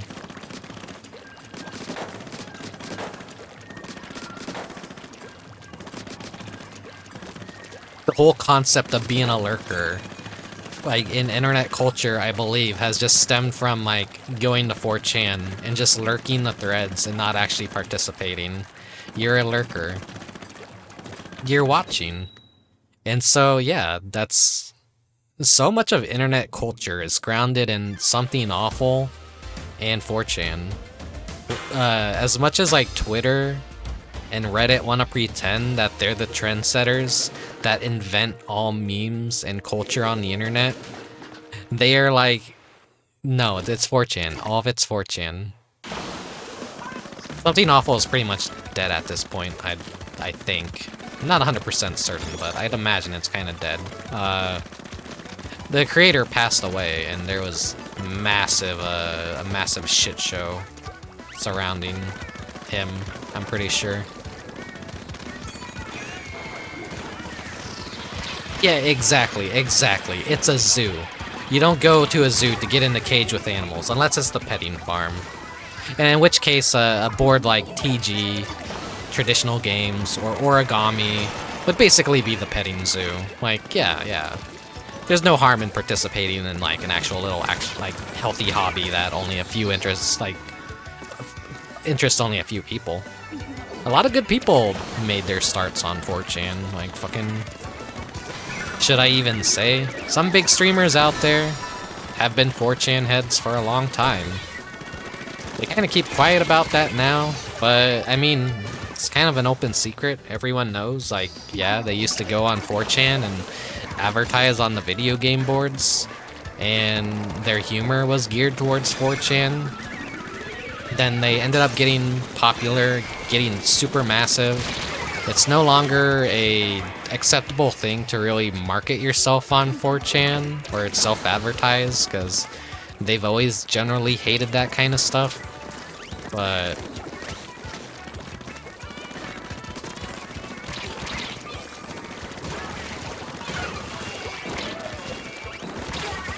shit.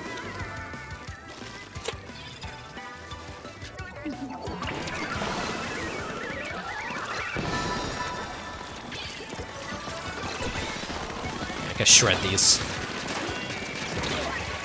Yep.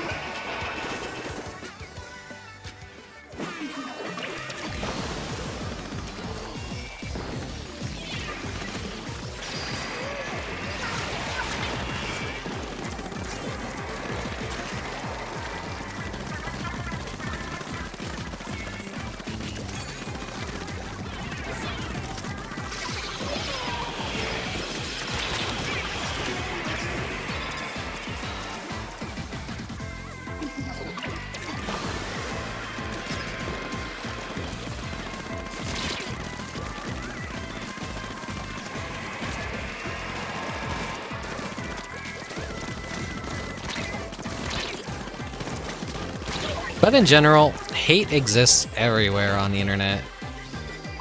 Some people want to pretend that like there's some like, oh, this website's better. No, no website's better. Hate is everywhere. But what's more concerning is when someone uses a platform with their real name and they say a bunch of really fucked up shit. And like, that's the difference between 4chan and something like Facebook, where racist grandma on Facebook is much more concerning than some random anonymous jackass saying a bunch of like schizophrenic shit, you know?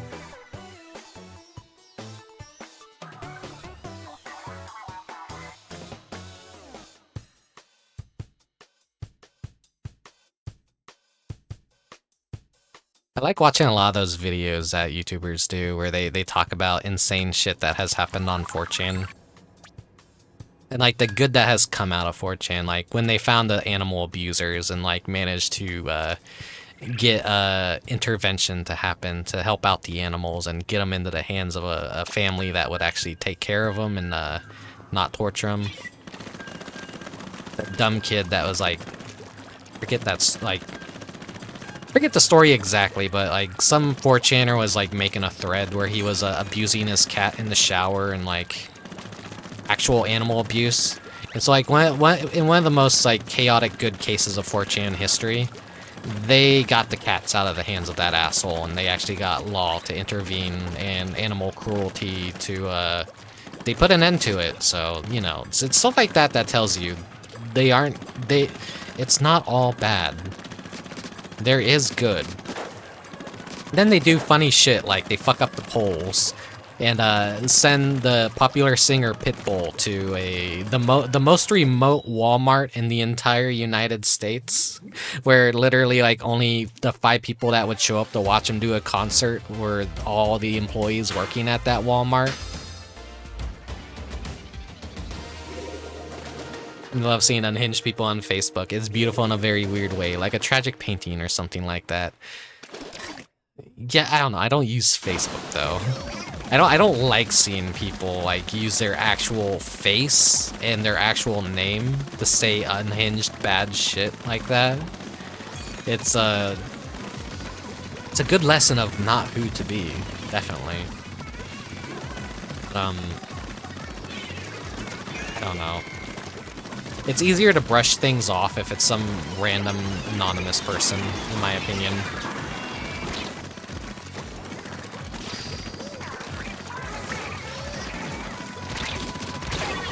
It's like that one famous tweet by what's his fucking name. It's like, internet bullying, just fucking walk away from the screen that everyone posts. Like, yeah, it's you know, fucking don't get so heated over things on the internet, I guess.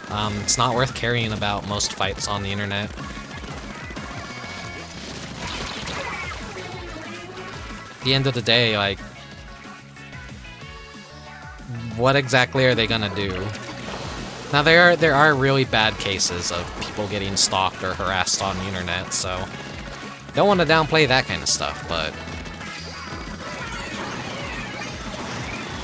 that's also reliant on a person learning to not feed into it, not react, you know? There's a way to handle things, and some people just don't handle it very well.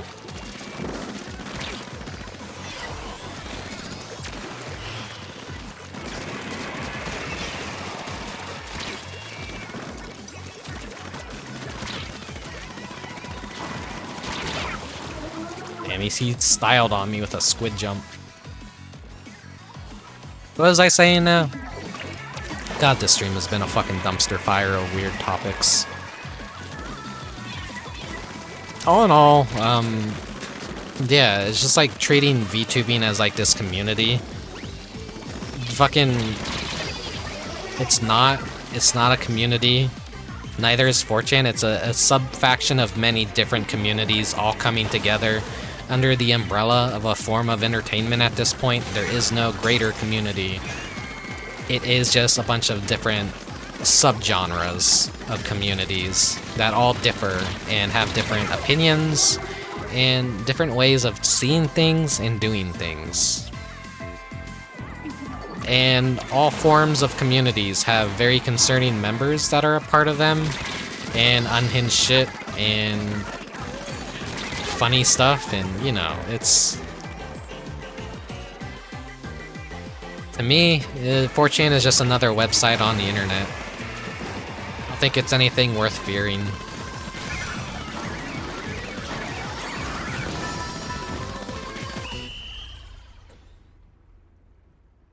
This is definitely going slower.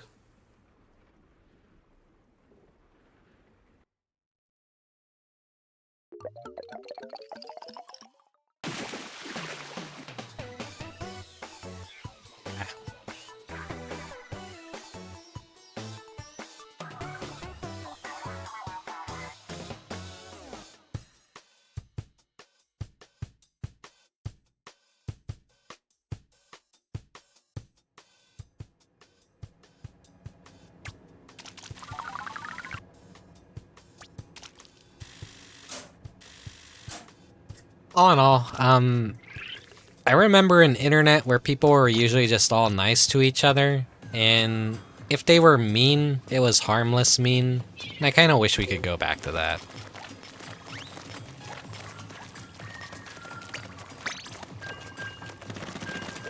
But I feel like because greater society now has blended into the internet, it's invited all the awful things that made people escape reality into the internet in the first place.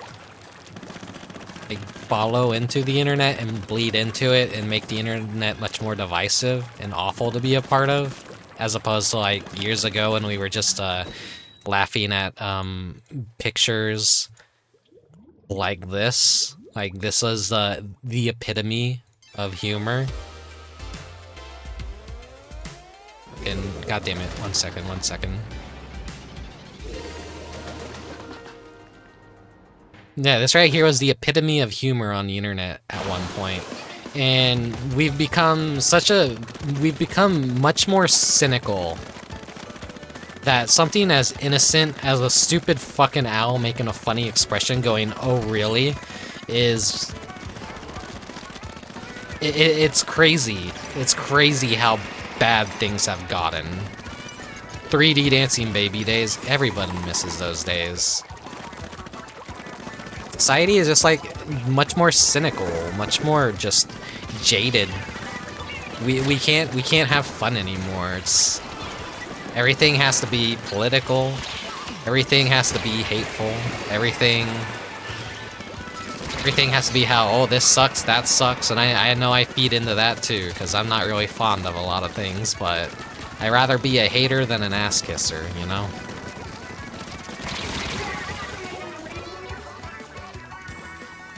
I think hate is a different form of passion, as long as, like, you're just, you know, I hate video game remasters, I think this anime is overrated, Homestuck, ew, get that shit out of my face, you know, that kind of hating. I enjoy the media that I like. The media that I like is generally, you know, always the least popular. It's not exactly anything like... I like more niche things. No one's gonna suddenly stop liking Genshin Impact because I hate it. It's still gonna be very successful. Still gonna be very popular. Get shit on Fortnite all I want. I have friends to enjoy Fortnite.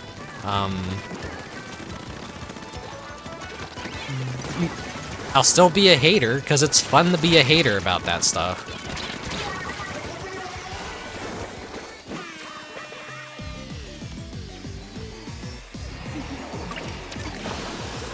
Yeah, Homestuck is niche now. Is it? I mean, it's not the big internet giant it used to be, but it still has its fan base, at least the core people. Like, me and Splatoon 3, how, like, everyone has fallen off of Splatoon 3, but I'm still here playing it. Homestuck is, like, in a similar way. The dedicated few that actually like it and enjoy it stick around. And then you get stuff like, The Amazing Digital Circus, which I like The Amazing Digital Circus. I can understand why people don't like it now, because like it's extremely oversaturated, and it is getting tiring to see people not shut the fuck up about it, when it's just a single pilot that they aren't gonna... It's always gonna be canon, I'm pretty sure. It's officially like episode 1, it's not a pilot. I know Hell of a Boss is another thing that's very divisive. People hate that show. I like it a lot. vtuber, I think, is a great artist. Knows how to actually lead an animated team to make a entertaining internet show and all that. I like Demons. I like Invader Zim. That series has Invader Zim fangirl written all over it. I bet vtuber was a massive, almighty tallest shipper. She just kind of has that air to her, you know? I bet she drew her fair share of, Irkins doing things. But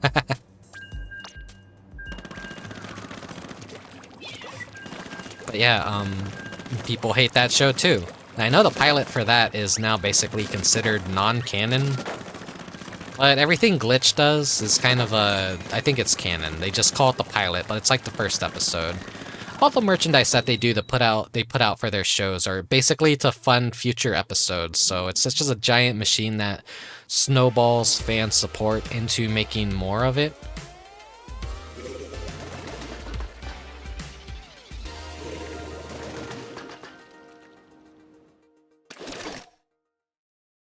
I got bored of Undertale Mechanicat. Yeah, I like Undertale too. Like, it's... I think that the worst parts of the Homestuck fandom just moved on to, like, all kinds of different media. These are the kinds of people that don't actually have a real passion for anything. They just like something because it's cool. And then, like, they just move on to, like, the next big thing. That's why I think it's best to, like, actually find something you like and unapologetically like it. And just don't be a fucking poser. Like, despite every cringe shit that happens with Undertale and the fans, I like Undertale. I like Deltarune. Don't get me wrong. It's fun to shit on the fan base sometimes and be a little bit of a hater, but it's still a really good series. Still a really good games. Very iconic. I streamed Undertale before it was even cool. I played the demo before anyone even knew about the Kickstarter. I was like someone sharing the original Kickstarter with friends, like, hey, look at this. This is a really cool demo. Check it out. It looks like it's going to be a really interesting game when it comes out. Guess what? No one fucking listened to me. No one fucking cared. Then Undertale came out. I bought it and I streamed it. And then day one, then the following day, or I want to say the following week after that, Undertale fucking exploded in popularity. It's the same with the Amazing Digital Circus too. Like, I watched that day one that it dropped. I was like, I've always liked Gooseworks' animation and music and all that. And I was like, oh cool, Gooseworks actually gets their own little series now. And same with Murder Drones, like, what's the name of the creator of that? I forget, but he made that one animated pilot of the Spider Girl, and it's like a Western setting. And then he got given the opportunity by Glitch to make his own show, and he made Murder Drones. Oh, board of Hell of a Boss. Okay. That's fine, that's fine. I still really like the designs of all the characters. I can't make myself hate Hell of a Boss. It's just what I'm kind of looking for visually from a show, in all honesty. I find it to be very cool. But yeah, I watched Murder Drones before that became popular, so I even knew about Glitch TV before. Their original stuff wasn't really anything that like actually legit interested me. Their very first series, I think, was a ripoff of Splatoon. It looked like a bootleg Splatoon, so ironic that we're having this discussion. I think it was called Glitch Runner or something, where it's very video game themed, but like legally distinct enough to not be Splatoon, but it was Splatoon. You know, that kind of stuff. Then they did Murder Drones, and that was like a wholly original thing, and it had a cool concept. It had a... I don't really like Murder Drones plot-wise. It's very hard to follow. Maybe in a single sitting, I can maybe understand it a little bit better, but it feels like it's like progressing way too fast and making no sense to me. Whereas the Amazing Digital Circus is a lot more easier to grasp, and it feels a lot more funner in its presentation, so I like that a lot. Aesthetically, though, Murder Drones is a very cool looking show. But yeah, if children hate it, then I gotta hate it, is what a lot of people have to do nowadays, you know?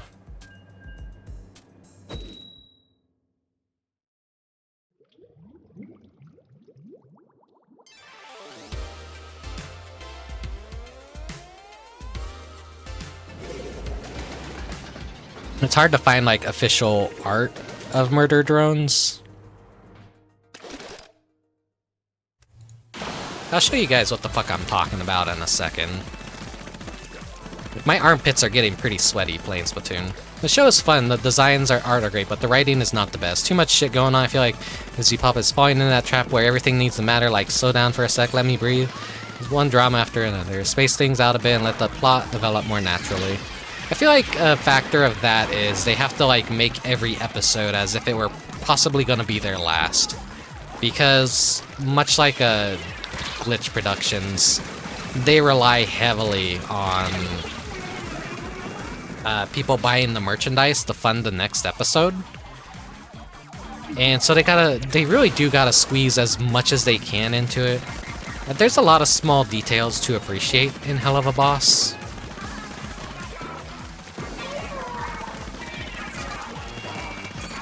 There's also, like, it's like there's a lot happening in the plot, of course, but there's also, like, a lot of little small details that go unnoticed. But if you're, like, paying attention, you can, like, pick up on those details, or just, you know, watch a YouTube video where someone explains, like, all these little secret intricacies or, like, little gags that you may have missed. Like, the most recent episode with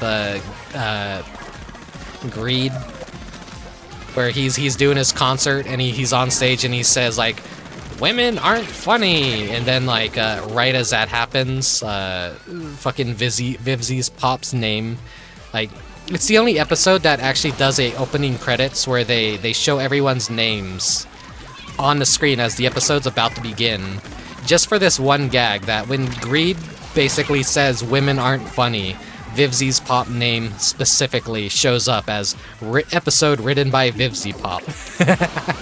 So like that kind of meta humor. That's like a very missable joke, but a very, very funny one.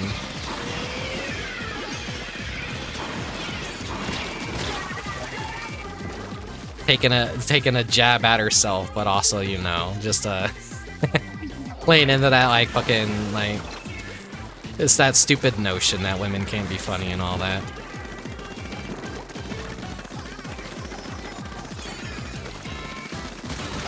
And it's because Greed is supposed to be such a hateable character. That entire episode builds him up into being the world's most massive dick.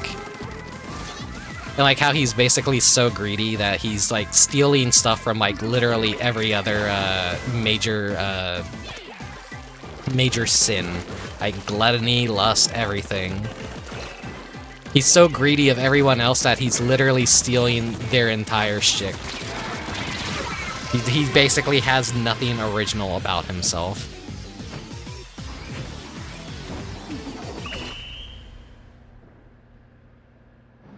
Ah yes, Futurama joke of making fun of producers as his name is plain open. Yeah, yeah. You know, if someone likes Futurama, that's usually a good... Oh, old Futurama, not new Futurama. New Futurama is apparently a dumpster fire, but I'm a hater, I could tell you that before it even premiered. Murder drones, murder drones. It's a cool looking show. Like, look at this design right here. Well, shrink it down a bit. I do like how the robots look. I was always big into robots. I would draw a lot of robots. Well, nowadays I'm more of a demon person, obviously. It's a very stylish, cool thing to do, but like the plot of this is very nonsensical. The writing is a little cringe sometimes, but hey, I'm just glad a small internet creator of a failed pilot many years ago finally got his own show and is, you know, actually finding success nowadays. Same with Gooseworks. I'm happy Gooseworks finally has taken up. Well, he's kind of like the whole. She's kind of like tired already of the fame, and she's like only the pilot in, one pilot in. It's only gonna go crazier from here on out, but not everyone is really meant to be able to handle becoming successful or famous or popular on the internet. So hopefully she kind of learns to like maybe just step away from the computer and not pay too much mind to what people say and how the fandom acts and all that. But it's kind of like, yeah, it's like the Tony Fox syndrome. Undertale becomes popular, Toby has to kind of like back off and be like, all right, yeah, I shouldn't really. It's not good for me to be on the internet as much as I used to be, and maybe I'll just keep to my own little corner and produce the stuff that I want to produce and make what I want to make. I know we were talking about this earlier with VTubers, like how everyone themselves become VTubers and they drop out of communities and they just don't have the time to watch the old VTubers that they used to like anymore. It's because everyone else has like their dreams and passions, and like you want to support everyone, but you kind of can't, and it's not feasible to try and support everyone. So, you know, just do what matters the most in your life. Take care of yourself before you take care of others. I have a greedy way of looking at it, I guess, is take care of every man for himself, but I'm not necessarily saying that. I'm just saying, like, you know.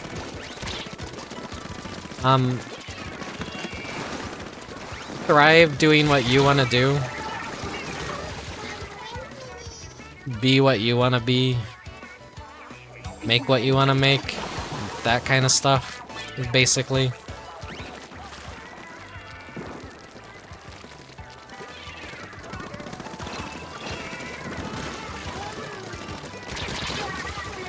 Oh yeah, I get what you mean, Mechanic Cat. There definitely is like a lot of episodes. There's a lot of trauma dumping of the characters, and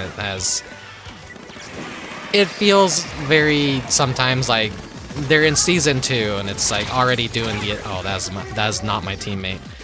Adventure Time became like basically just awful because every show had.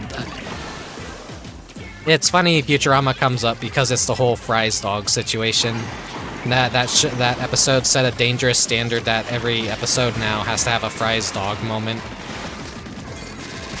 You just can't have an episode anymore that doesn't have a deeper meaning to it. But Hell of a Boss is also a musical series. vtubepop likes a lot of musicals, so of course she's one of those drama kids that everyone loves a musical. I am not immune to a musical either. I am not necessarily a drama kid, but a lot of movies I grew up with are musicals. Nightmare Before Christmas, Little Shop of Horrors, Horrors, not horrors. Stuff like that is just... Even I enjoy the music in Hell of a Boss. A lot of people are probably going to lose respect for me for talking about how much I like Hell of a Boss.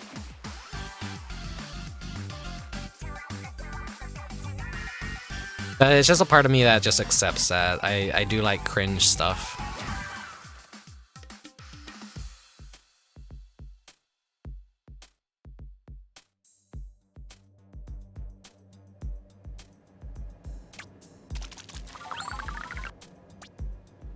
But yeah, Courage the Cowardly Dog is also a major favorite of mine, where not every episode had to outright tell you the trauma. Didn't have to like always be something super ham-fisted. The themes for Courage the Cowardly Dog were always very in the background if you wanted to notice. If you wanted to take the show for face value, you very well could and completely miss out on the meaning of everything. And think of it as like, oh, it's that weird, terrifying show.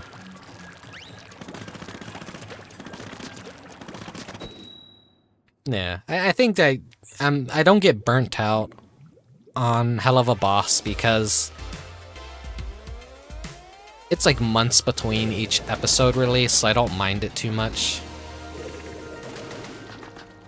If this were like it's airing on television, and every week there was a new episode where it's just 10 minutes of trauma dumping and drama between characters, like Adventure Time eventually turned into, like, then yeah, I would get burnt out on it very fast. But maybe if I sat down and watched the entire series, episode after episode, I'd probably feel the way that you feel. But I kind of like, I don't want to oversaturate it and ruin it for myself. I like to enjoy it as it comes out. And maybe I'll like actually give it a full watching once the series concludes and all that. If it ever does conclude, which I'm pretty sure it will. I know everyone hates Has Been Hotel. They've been ridiculing that show and it finally just now got its real run and Amazon is producing it or whatever. So, you know, good on Vivzy for actually... I like Hell of a Boss better, honestly. But, I think that speaks volumes that you're actually doing something right as an animator on the internet. If you not only get one show that's very well produced, but another show that's very well produced and like an actual big company wants to fund it.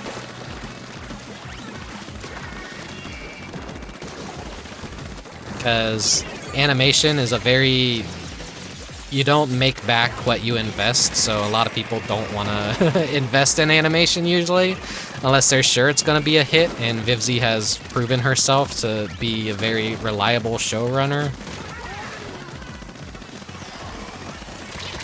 Yeah, I never hated any of, like, I didn't hate Has Been Hotel. Like, thematically, I just like Hell of a Boss better, because I like the characters and the imps and the royals and stuff. Fuck, I'm forgetting. Stolas. I really like Stolas' character design. He's got a cool character design. It's kind of something I wish I could have did with my VTuber model, because, you know, I have the slime in my hair, but it doesn't do anything. It doesn't talk. Its eyes don't react with my eyes. It might have been a little bit too distracting of a detail, though, I think. If my hair's face animated with my face, the lore behind the thing in my hair is just literally a piece of the slime that separates and lives in my hair. The hair itself isn't alive. It's just it's a slime in the hair. There's the lore. There's the lore.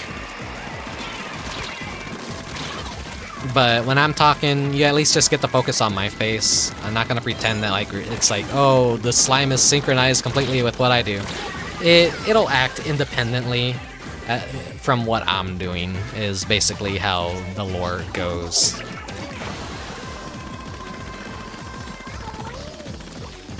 I'm like still trying to iron out the lore for that, honestly, and think, is this a good thing to do? Has-Been Hotel got one pilot and was just abandoned. No, that was never the case. I think Vivzy wanted to do Has-Been Hotel, but Hell of a Boss, Has-Been Hotel's pilot was very rough around the edges. That was basically Baby's first pilot, and testing the grounds, and then like, okay, well, my ambitions for this are higher, so let's do a side project with what we learned. And then Has-Been Hotel actually did very well, and more effort and time and care and money was put into that, and they kind of built a good business model of how do we fund future episodes? How do we keep this going? How do we prove ourselves to future investors? And now that the team has done Has-Been Hotel and has a taste of like what it's like to run a show, manage a show, and all that, Vivzy can go and do Has-Been Hotel now.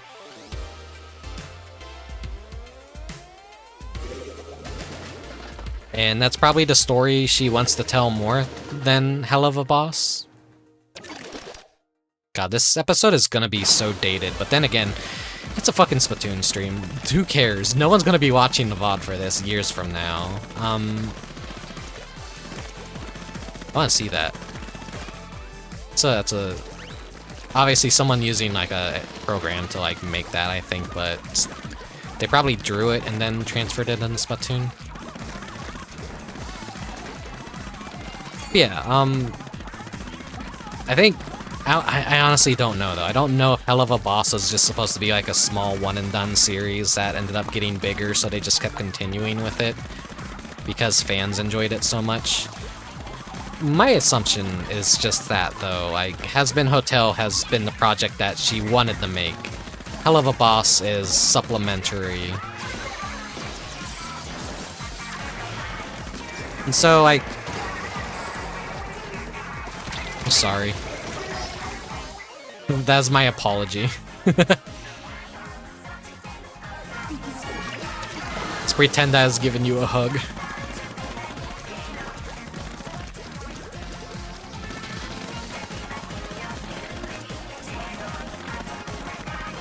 I'm someone that likes animation a lot. I don't like what Western animation has become, unfortunately.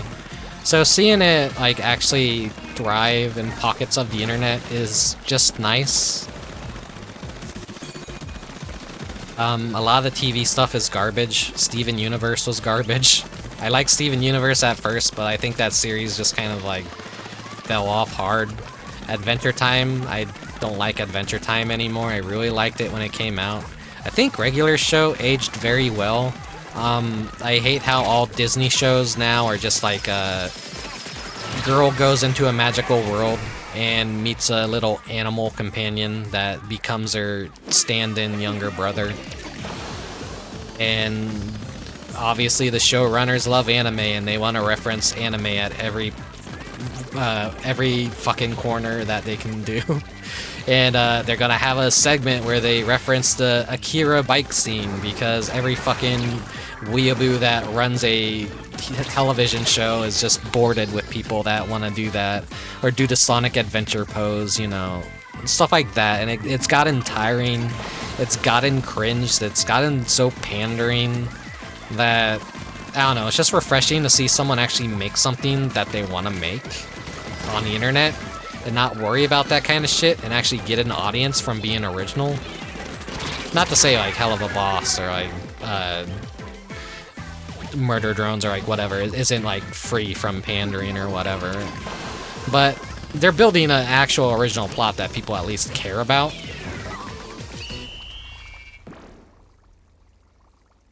Clarence was a good show, yeah.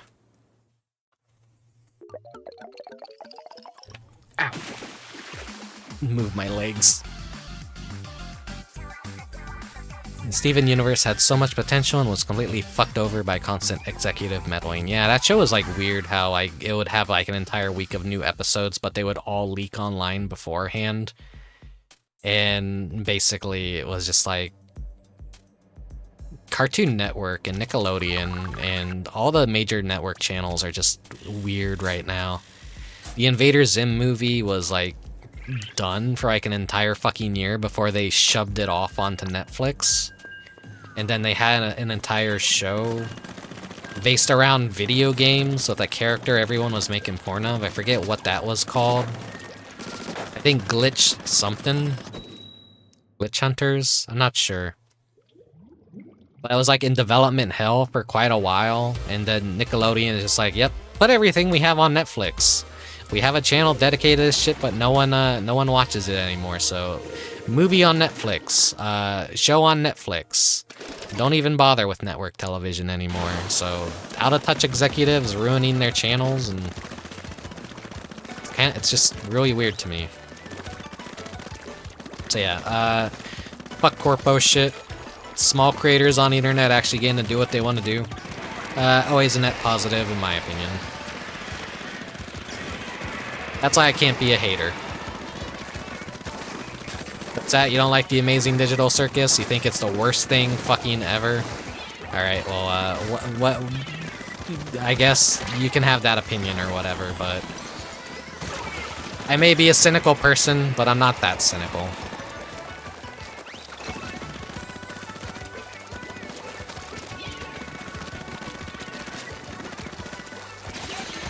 Okay, I choose to be a hater about things that are worth hating.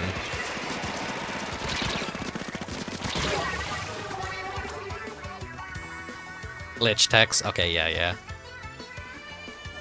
I don't think anyone gives a single shit about that show besides the female main character everyone wants to draw porn of. I don't think I haven't seen a single good thing said about that. I've only seen the porn of the character. That's about it.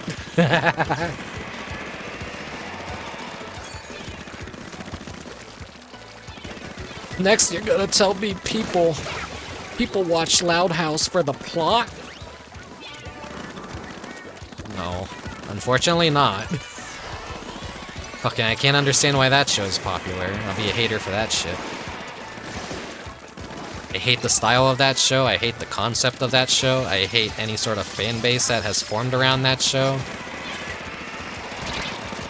It seems like nothing worth writing home about.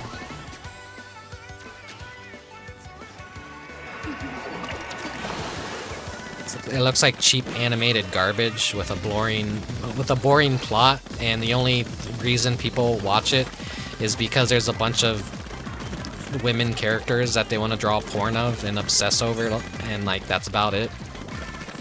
Like honestly, that's the entire reason like why I ever get the impression people care about that series. This is why you get to that Smash Bros. Clone for the Nickelodeon games, and like they put the goth sister in because they know like everyone loves goth girls. That's the character everyone wants to draw porn of and have sex with, so let's pander to those people. Is she a major character in the show? Is she actually that relevant? I don't know. It's kind of really weird that Nickelodeon, that the Nickelodeon All-Stars Brawl or whatever, came out. The second game, they actually cut people they cut good characters, and they replaced them with a bunch of characters no one fucking asked for. Helga got in before Arnold got in. Then they added Gerald, and then fucking Grandma got in before Hey Arnold did. It's like, wait, that's like not putting SpongeBob in the game, but releasing every single other SpongeBob character in his place. Like, what the fuck are you doing? Because people running Cartoon Network are absolutely... That make us find anything was like, yes, the whole releasing like 5 episodes at once and only like a year before the 3 episodes before it was released at a huge Homestuck Gigapause. Oh, I see. Yeah. I've seen the comparisons of like the different countries airing certain episodes where they cut out particular scenes.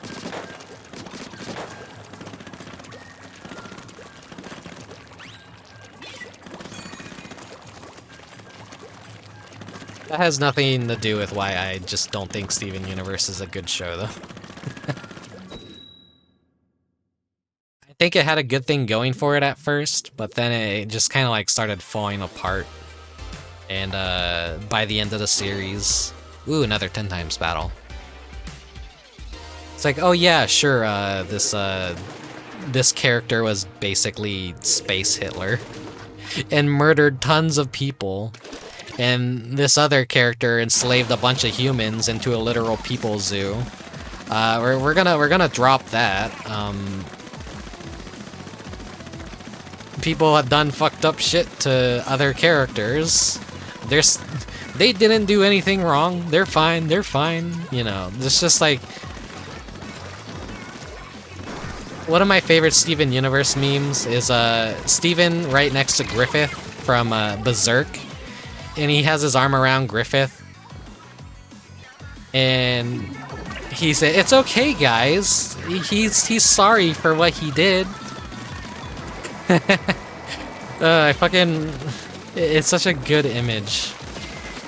That literally just is Steven Universe summed up of like, there's kind of some fucked up, deplorable characters in that series, but everyone gets forgiven no matter like the severity of their crimes that they have committed. That's where the writing for Steven Universe really falls flat. Like, you're just not allowed to have an antagonist for the sake of having an antagonist. Everyone has to be validated, even if they've done some really fucked up shit. And I'm a person that does like having a villain, just for a villain to be a villain. Let characters be evil. Let characters get their shit kicked in for being evil. Let characters do fucked up shit. And, you know, it's important to have comeuppance, and if you don't have the comeuppance, the character never gets what they deserve. It's very unsatisfying from a storytelling standpoint.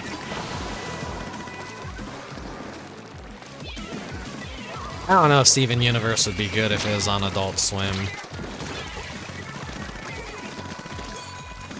The Adult Swim has really fallen off in recent years.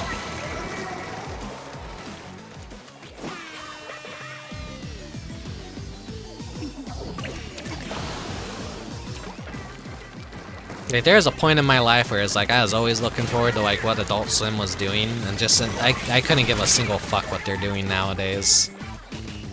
Is Adult Swim even still a thing? Are they even releasing new shows that are worth giving a shit about? Or feels like they were just buying serialized series and showing those because like all they could do was produce Venture Bros, and they stopped airing the older shows that everyone liked. And then you just get into that weird like 3 a.m., 4 a.m., 5 a.m. slot where they essentially just started running really weird and cryptic shit and fake infomercials. It felt a lot like how you would watch G4 and it would just be nothing but cops and cheaters and like that kind of shit, where it's like, okay, no one's obviously watching during this time. We had a disconnect, that's why we lost there. It started feeling like that. I mean, they wouldn't have to appeal to kids and be so tame with the subjects and forgive every villain. That's what. Well, I think that's just the showrunners having to do that. Like, I don't think the showrunners ever wanted to tell the kind of story that I'm talking about. Honestly, I think they wanted to. They definitely wanted to. I don't think they had any fights over like with the executives. Is what I'm trying to say.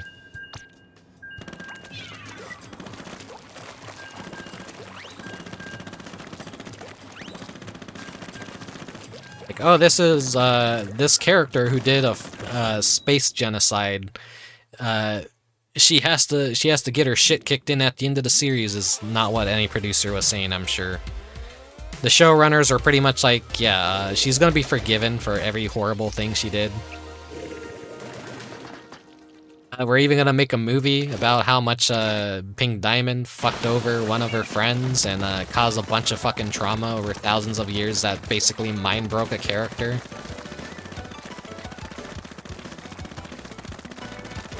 Like, yeah, oh, Pink Diamond is kind of a fucked up character when you think about it.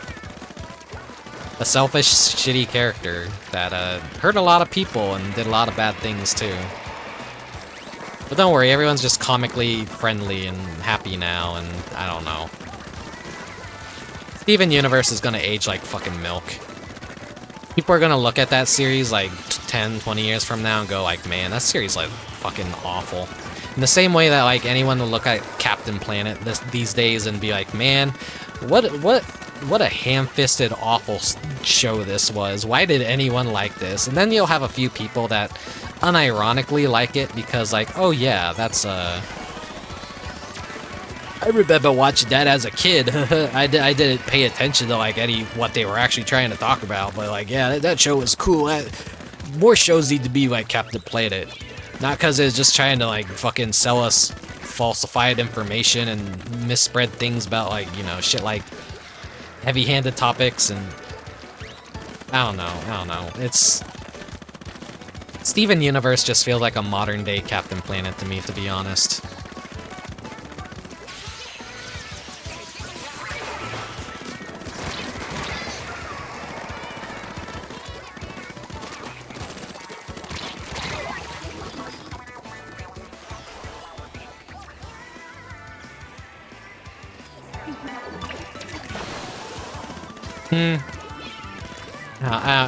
I don't know. I feel like Steven Universe, even with executive meddling, was just always going to be the plot that they wanted it to be. The only thing that probably would have changed was the release of the episodes. But also, it was a very weird time for just animation on TV in general because no one was watching the channels anymore.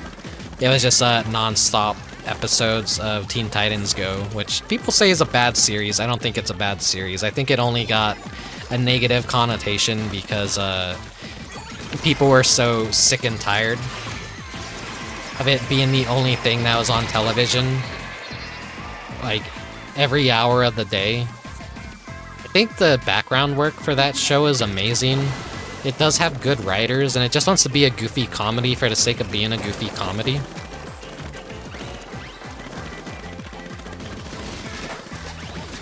Like, there are things about Teen Titans Go that are...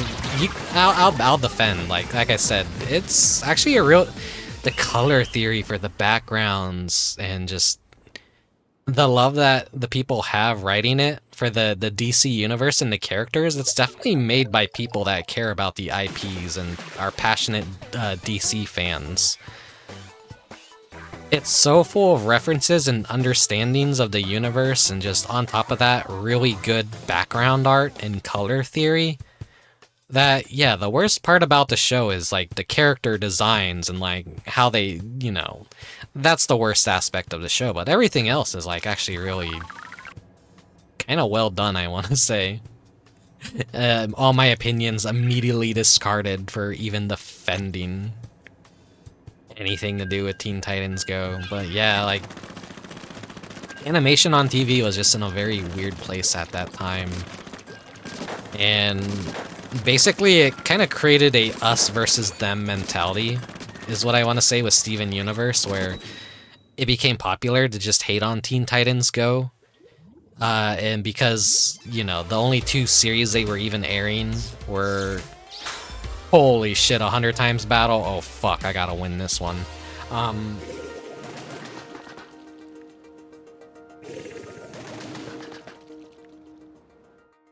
That's a very rare I'm sorry, that made me lose my focus.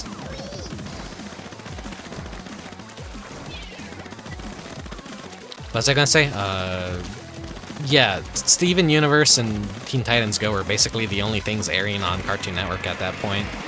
And so it created an us versus them mentality where, of course, people are gonna hate Teen Titans Go just based on proximity. Like, yeah, it's just the most easily watchable thing on that channel. And I felt that with Invader Zim because Nickelodeon did everything they could to not show episodes and new episodes of Invader Zim, and it made me hate everything else. Like, oh man, Hey Arnold, I don't want to watch fucking Hey Arnold. SpongeBob, I don't want to watch SpongeBob. But there's nothing wrong with Hey Arnold and SpongeBob, but for a period of time, it just made me hate everything else on Nickelodeon because I wanted more Invader Zim, and they just weren't giving us more Invader Zim. They were treating it badly and giving the showtime to like literally every other series, even though, you know, there's nothing particularly wrong with those series.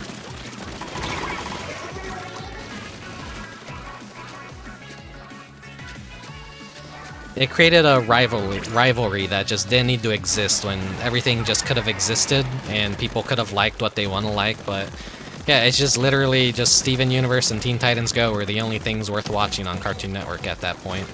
Adventure Time and regular show, Flapjack, Chowder, Billy and Mandy, just all that Kids Next Door, all that stuff was just gone. They weren't making new episodes of that anymore. And it's just animation's expensive.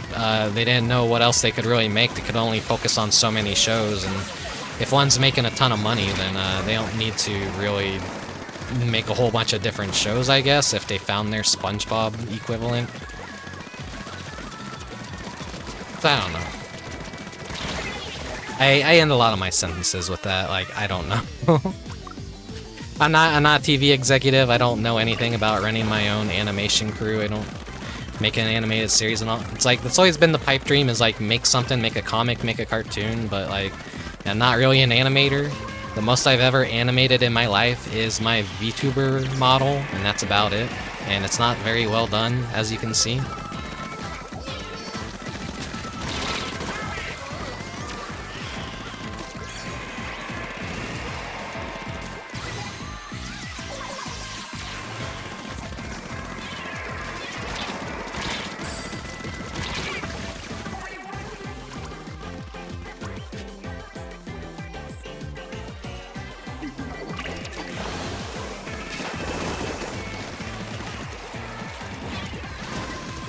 Please do not fuck this up, team. We have to win this. We have to win this. We have to win this.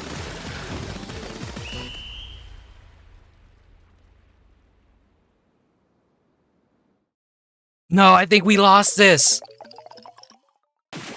Ah, fuck. I could have stood up on the thing. No, I could have stood with Big Man. No. Oh, no, no, no. Oh, man. That was like one of the first times I ever got a 100 match, and oh man, we were doing so good. Oh man, this is probably what I deserve. This is what I get for talking so much shit.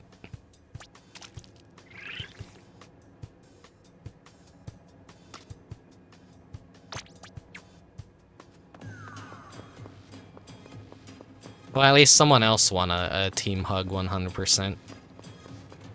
100 times, I mean. Let's end it with some open.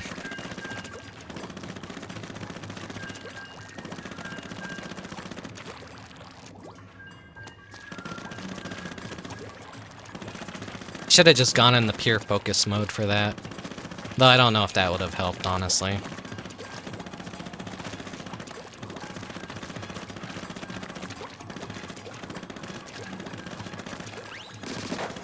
Yeah, there's a lot of people in life that are just, they're passionate about something, but they just never end up working in that field ever because of circumstances, or they just don't get the right draw of cards in life to be able to work on that.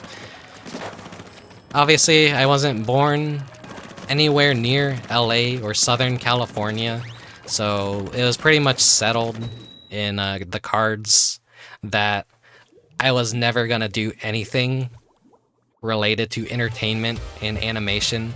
Because really, it just feels like to be anything with animation, you just have to sacrifice everything to go live in LA and be born with a silver spoon in your mouth to be able to be an artist in life that can, you know, make anything. So the further away we could get from dumb shit like that and the notion that you have to be born in LA to even be a part of any fucking entertainment industry, the better. Yeah, oh, it's possible to go make video games and, you know, live in a non-LA place, or like make animation and have an animation studio that isn't based in California.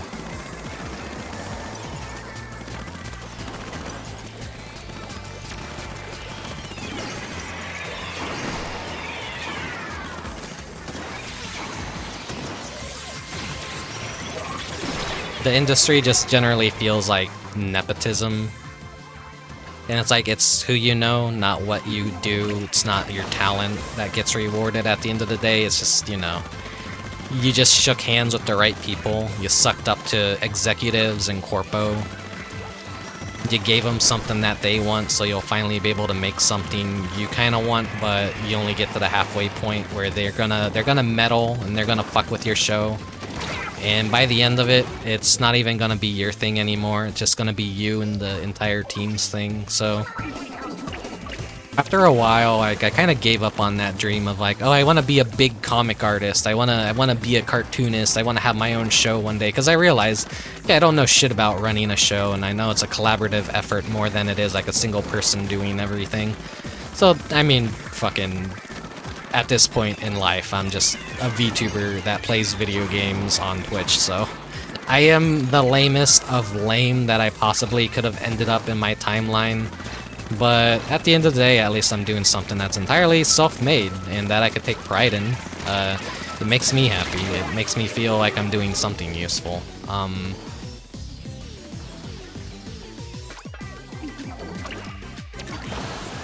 So it's a thing of pride.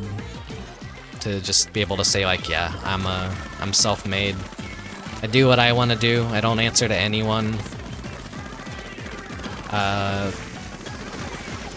have rebelled against modern society and just, you know, stupid dumb shit like that.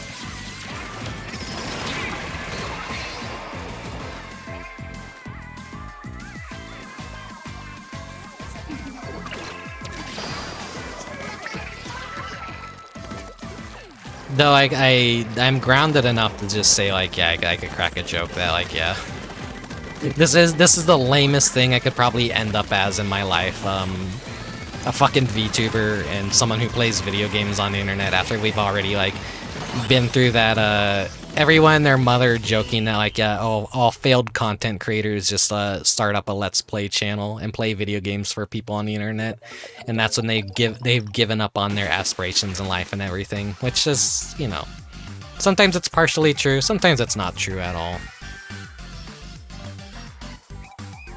It's like, why do you guys always think I'm busting my ass trying to draw thumbnails and make new assets and backgrounds and work to theme my streams and everything? It's because I don't want it to come off as like, oh, Rick just gave up on art. He just wants to play video games. It's like, no. I've always loved video games, and I always am going to be an artist, so I just want to combine both of those things so that I can just balance both of the hobbies and do something that I feel is a little bit more entertaining than just me drawing a random picture and posting it online, which like 3 people will see and like maybe hit like on Twitter. And then like I'll get a short-term dopamine rush, and then like I don't know, get angry at 13-year-olds on the internet for being a better artist than I ever will be in my 30s. You know, stuff like that.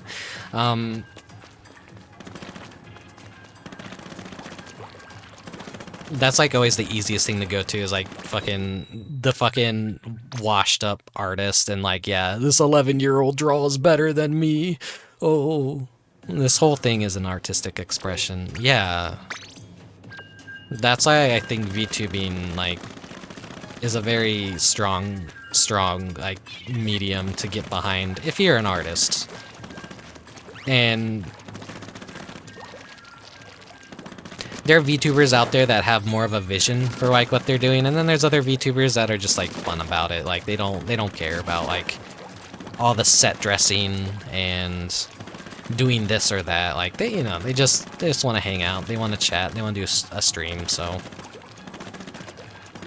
I learned like, yeah, VTubing isn't all artists, so not everyone is gonna have the same amount of what I do with my streams, basically, is what I'm saying. Like,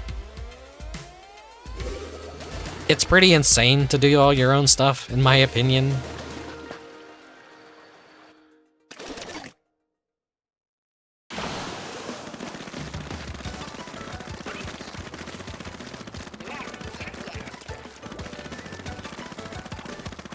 Yeah, so many people like hire artists, they aren't artists themselves, so it's created like a whole bunch of profitable stuff for people. But I do shit on the people that come into your streams or like follow you on Twitter just to try and sell their services to you. I hate those people. I have to tell them all the time, I'm my own artist, I make all my own shit, I don't need your services, sorry, go advertise elsewhere. Please don't fucking waste my DMs to just, you know, get my hopes up that, like, maybe someone likes me or wants to be my friend, only to just, like... You know, it's like when you get excited, like, oh, someone messaged me and it's just like, hi, I draw a lot of stuff for VTubers. Are you interested in seeing my profile so that I could draw some stuff for you? That stuff, like, it's just... It really shits in my Cheerios. I'm like, damn, I'm a lonely person. I wanna talk to someone. I wanna maybe think that maybe today is the day I might make a new friend. And no, the only DM I get is someone trying to ask me to give them money so that they could draw something for me, which, you know, I'm very much capable of doing that myself. I try and put it everywhere that I am my own artist. I am self-made. I do not need other people to help me out with my stream assets. And they still won't see it, they still won't listen. They'll still send their bots after me to like all my posts if I even say artists and like comment underneath to say like, oh yeah, I sell art for VTubers and shit like that. That happened to you the first time in a couple weeks. Isn't it so fucking annoying? I've had it happen to me like dozens of times already now since the year began. It's like even just saying anything like art is just like they have bots that seek that out, and it's so fucking annoying. So I had to make that a rule in my Discord, like if I catch anyone like joining the server just to advertise their fucking art commissions and stuff and like DM the people, like treat my server as a phone book to DM people to advertise your art services, your ass is getting kicked out. You're getting banned. That kind of shit. Because that fucking pisses me off. Like, to no end.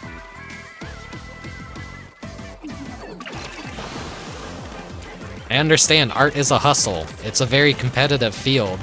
Why do you think I'm not a professional? Why do you think I don't do commissions? Why do you think I don't aspire to do this kind of shit? Because it's a really competitive field. It's not fun to have to trample over others to make ends meet and just barely make ends meet, which is why my advice is always do not quit your day job. The retail sucks, but it's more reliable than being a full-time artist. Even if it's not what you want to be, it's the most sound thing you can do to keep yourself afloat. Because, you know, being an artist nowadays, with every single website going to shit, barely being able to be visible or heard at all, and AI art, NFTs, all that dumb shit, fucking bogging the experience down, and the awful future that we're heading towards that aspires to take everything that people spend their entire lives as a creative building up to are being watered down by dumb bullshit like AI generated images and NFTs and shit. It's very fucking discouraging. And, you know, maybe I'm just someone that has been black-pilled. I have just given up completely. And maybe I'm not the best person to listen to about this shit, but I don't know. I'm just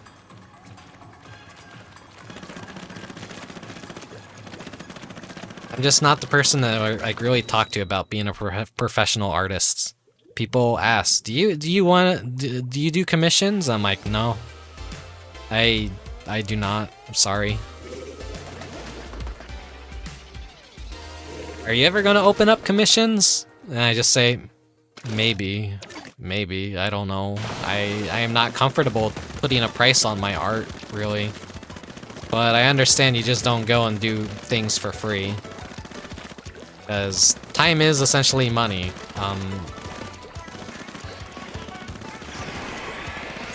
I tend to do favors for friends, or if people, you know, invest their time and money into me, I'll probably invest my time back into you to just, you know, a mutual kind of, like if I care about you, I've always done a lot of my best art for people that I cared about and like friends and all that. Free of charge. People who have done a lot for me and supported me, I've also made art for. You know, that's kind of just how I operate. I am bad with money, in the sense that like, here, I will pay you to do this. I'm like, no, don't pay me to do thing that I'm good at.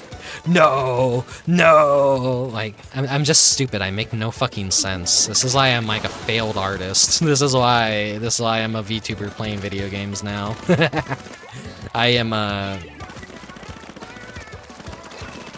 just a very confusing person. Always have been. Take everything I say with a grain of salt. I don't give the best advice. The concept of like having to talk with people through emails and have back and forths of like, do you like this?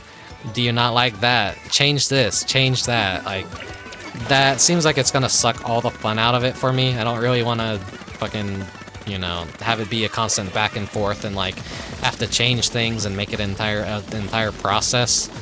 If commissions were as simple as like, oh, I will draw you thing, here's thing finished, I like thing, here's money, then like, yeah, cool, but it's a lot more like you have to have a constant going on with your customer and your commissioner and all that, and I'm just kind of like, socializing and talking to people is not my forte. It's, I am not good at it.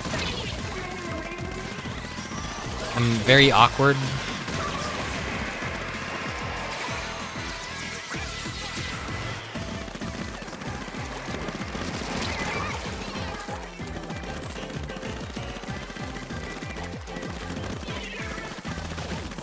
Like, I don't know, my art's just better left used for myself and for making friends happy most of the time. But nowadays I'm usually like really busy that I don't get to draw for friends too much.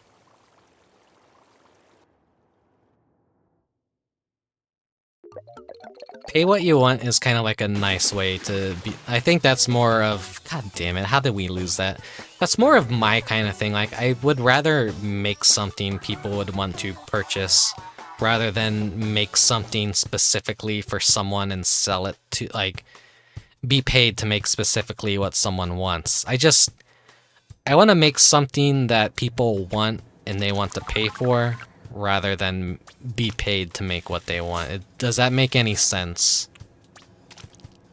I'd rather have like a character or a t-shirt or a sticker or buttons or something that people see value in and really want and like, and I think that would let me do what I want to do, and it would make people happy with stuff that I create enough that they'd want to support me, which is like going back to the Amazing Digital Circus and Murder Drones and Hell of a Boss, and like how a lot of those shows keep being made because they make all this fan merchandise that a very cynical person would go, why are they making so much fan art?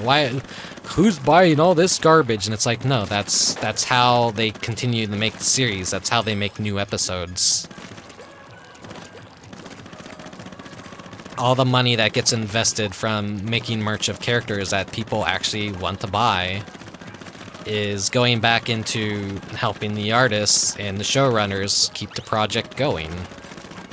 Every episode is only gonna get better and better in terms of production because of the sales that they have in between making merchandise and striking deals with people that want to make merchandise and all that, you know? Yeah, it's... As the easiest way to make money on the internet, you've heard this joke a million times. Draw porn, draw furry porn, stuff like that, and then like people burn out. I've seen so many artists just get burnt out because all they do is draw porn. They're not making what they want to make. They have a job that they hate that they wanted to do because that's all they felt they could do was make art, and now, you know, all they're gonna be doing is drawing fetish art and barely make ends meet and feel miserable as a result. And it's just kind of like, I don't want that to become me with art. I don't want to, like, I want to draw what I like because I like it, not like because I have to.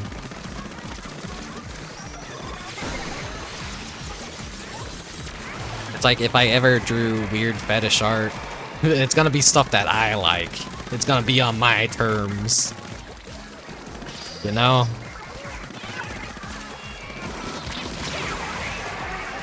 You aren't gonna catch me fucking animating a giant Falco from the Star Fox series having sex with a skyscraper.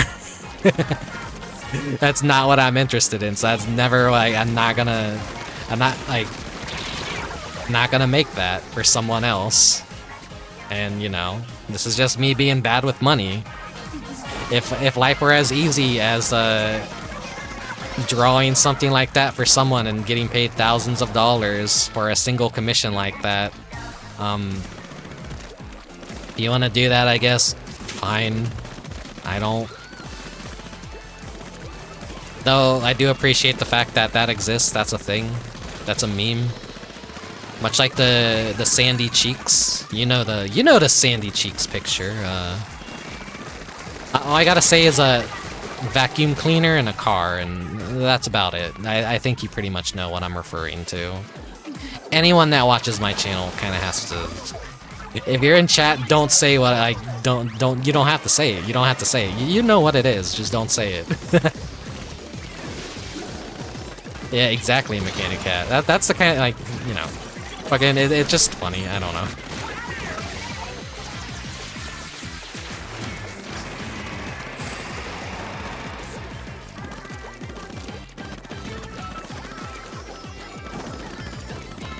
I just don't want to get burnt out doing the things that I like. If I get burnt out, I want it to...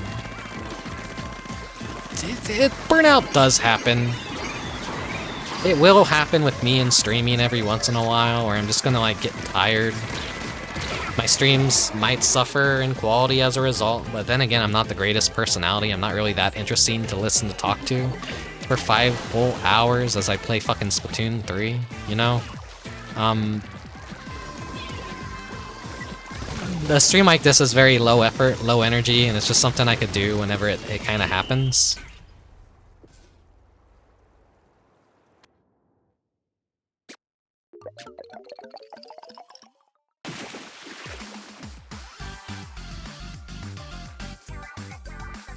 Yeah, making your own zine would be a thing you should do, Ema. Like, just, I don't know.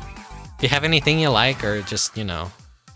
People do that all the time. They make their own little zines, they make a collection of their art, and they just sell it as a little, you know, $5, $10 book. I'm not a stranger to that kind of stuff. I've made stuff and sold at conventions before. I've made postcards of my art. I've made buttons of my art. I've made... Even in school, I made an actual comic book. Can't remember how many pages it was, but it was a full-fledged comic book. Is for my senior project too. And when I told a lot of my teachers, like, for my senior project, like, for our senior project, we all had to, like, choose something, and, like, a huge project that would span across the entire year.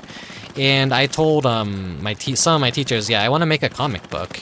And they were like, that is the stupidest fucking thing. I do not approve of it. That sounds like the easiest thing you could possibly do. And boy, by the end of the year, did I change their fucking minds.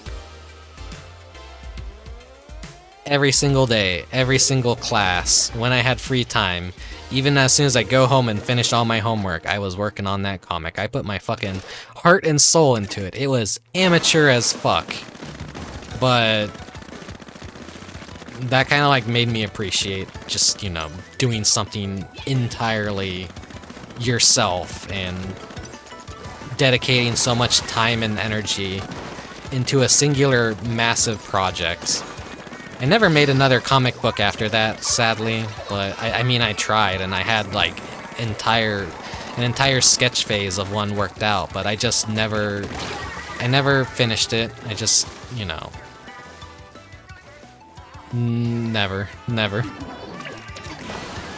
Maybe if you're lucky and I have a copy laying around, I could give it to you, Mechanic Cat, if we ever meet in real life, but I'm probably running low on copies at this point. Most of the extra ones I could give away were, it's very, like, it's nothing amazing by today's standards, but it's a point of pride that I even made anything like that in the first place. And I proved everyone wrong who doubted me, that thought that was gonna be an awful senior project and that I was just looking for an easy way out. They actually saw what I was capable of, and boy was their face red.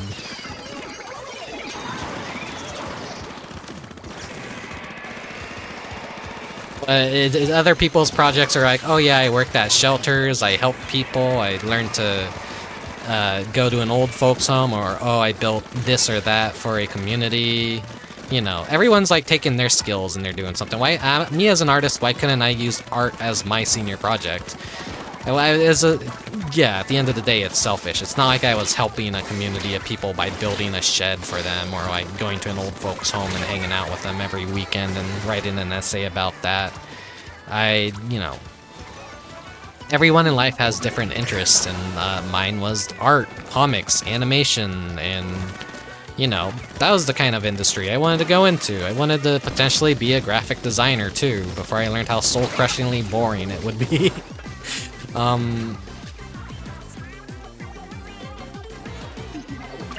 Yeah. Dr. McNinja started as a school project. Now the guy had made Deadpool comics and more for Marvel. It's like, people... That's why I like stories of like people that are just like, oh, that's just a small internet creator. It's a fucking who cares? It's like... That's why, like, when I see people shitting on the Digital Circus or Hell of a Boss or like any other small series of like, it's like, I know what that's like to just fucking like be miserable and like everyone's like, oh, your thing sucks, give up. Seeing them succeed is like fucking good. Fucking so many people are at their rough points in life and they just feel like, oh, well, what I want to do isn't feasible, it's worthless, no one's gonna like it, there's no demand for it, but they fucking do it anyways. They're stronger than me for following through and making something that they wanted to make, you know? That's just me with VTubing now. It's not the most exciting thing at the end of the day. It's just me as an artist preparing stuff for video games and playing video games and talking with people, but I get to wear my heart on my sleeve and I get to just talk about whatever dumb shit I want to fucking talk about, and that's about... It makes me happy at the end of the day, kind of, you know?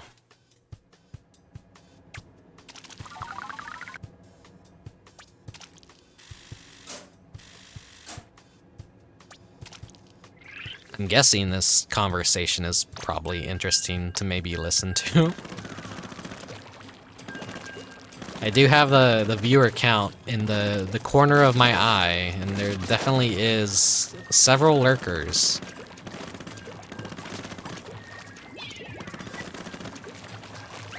A pretty high number for a Splatoon stream, which is interesting. On a Saturday, of course. Yeah. If you're lurking, you do not have to come out of hiding and make your presence known and all that. They have to respect lurkers. If lurking is all you want to do, if you never want to say a single thing or make your presence known, that's fine. You do you.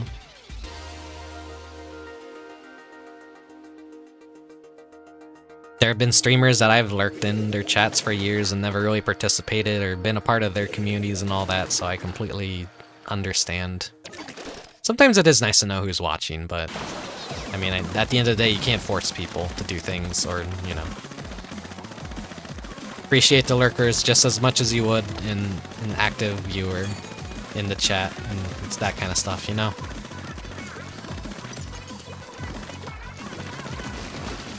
I was gonna make a comic, basically, about this character, about Incubus, about this house.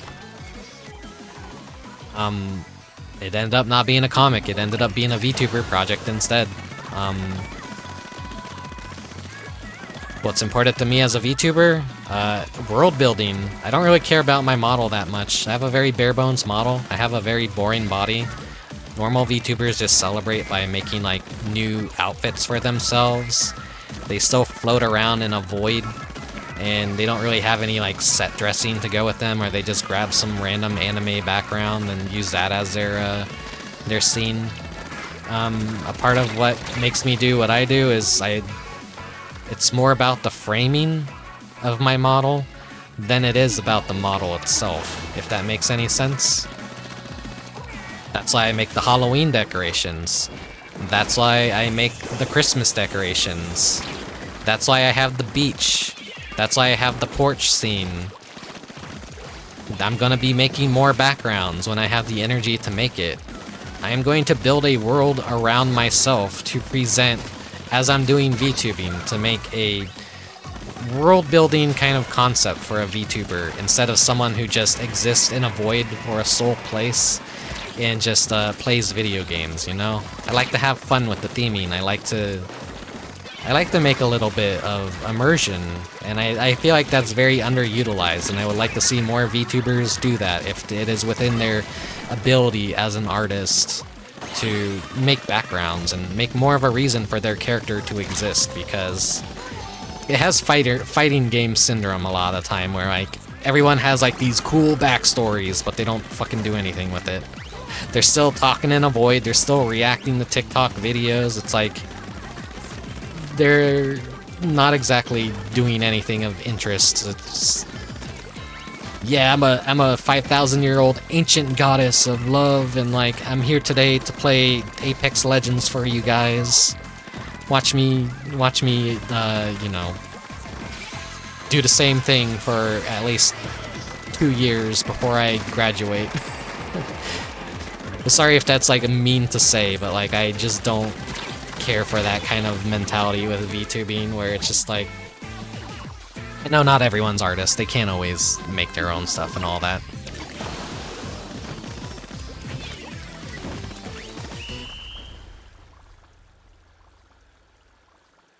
But hey, if you have the ability to draw, what are you doing? You could be having so much more fun with VTubing as an artist.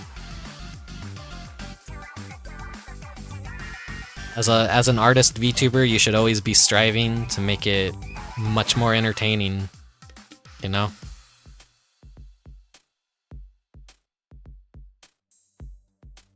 As an artist, you're basically an entertainer, in a way.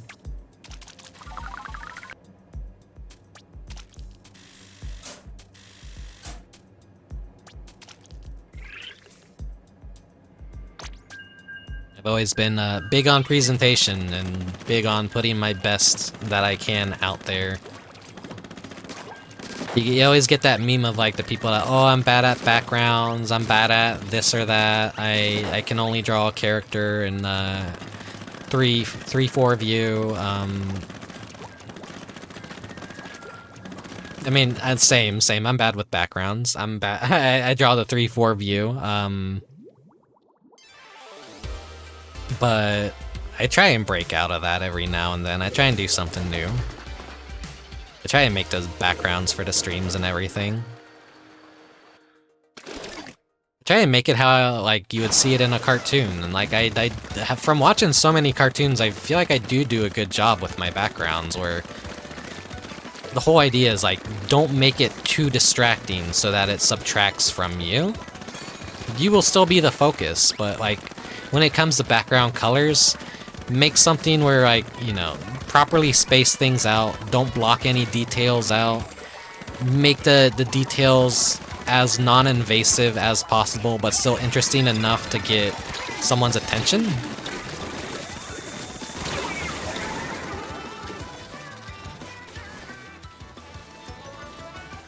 One thing that I will give Steven Universe credit for is they did have Aquabats references in some of their scenes. That was based. I have one too.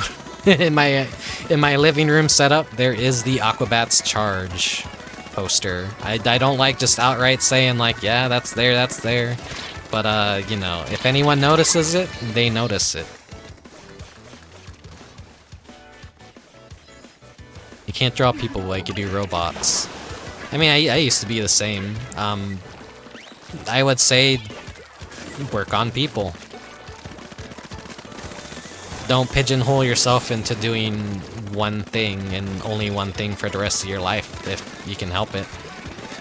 It's definitely within your best interest to try things that are sometimes completely new as an artist that you're not familiar with. If you're not good with backgrounds, try and draw a background. Work really hard at it. Like, my backgrounds aren't drawn in a single day. They are drawn over a course of many days and very fine-tuned, and I try and get every detail as right as I possibly can and make sure that it makes a logical sense and that the colors are balanced appropriately. Now, when I first made the porch scene, I realized like the colors were awful, and when I readjusted them for the Halloween version of the porch, I ended up liking those colors better. So going forward, we're just keeping that. Like, that fits more of the original mood that I wanted, and it's actually way better colors than what I initially chose.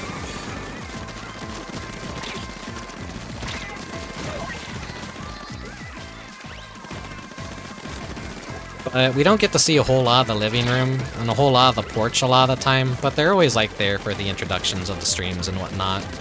So usually like when people raid when I'm playing a full screen game, or people come in and they see me in the like bottom right shrunken corner just like fucking talking with an annoying VTuber model,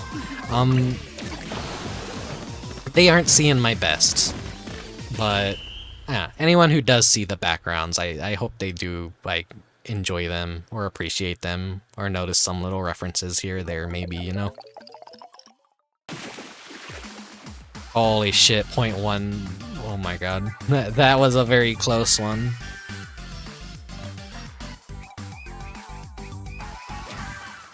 Oh, thank you, Mechanic Cat. I didn't miss your first redeem, by the way. I just didn't stretch, but I think I took a drink.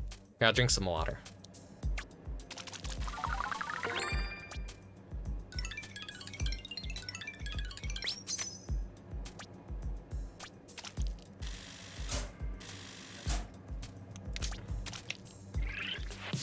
And there we go. Alright, so we could call this Splatfest our wrap. Came so close to winning a 100 times battle, but no dice. That would have been cool. Ah well. As the topic of today has been, like, sometimes you can't always do what you want to do. Sometimes life has different plans for you, or sometimes you gotta dial back your expectations. Maybe next time, maybe next time. Let's go check out the shops and then we'll hang out for a bit. Give me something lame like a food ticket. Okay, that's better than nothing.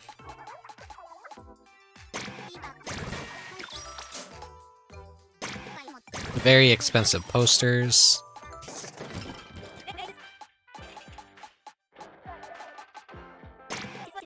Maybe give me the rapid blaster.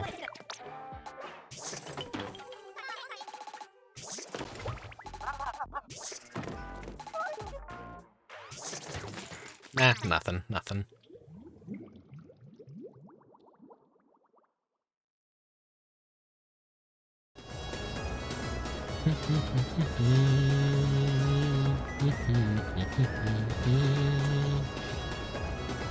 Team hug.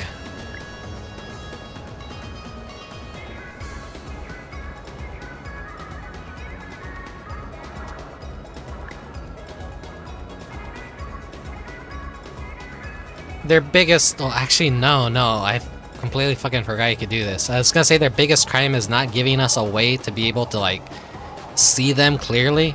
But I forget. You can do this. Literally, just get the fuck up here. Well, actually, no, wait. The rails are gonna... God damn it. Yeah, fucking god damn it. The best place to view them is, like, it's always blocked by someone's message. Big Man is representing Team Hug. Dap me up.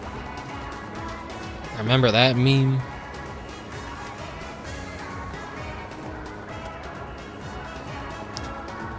It's like I said, I'm Italian. It's kind of a thing Italians are known for, I guess, is like hugs.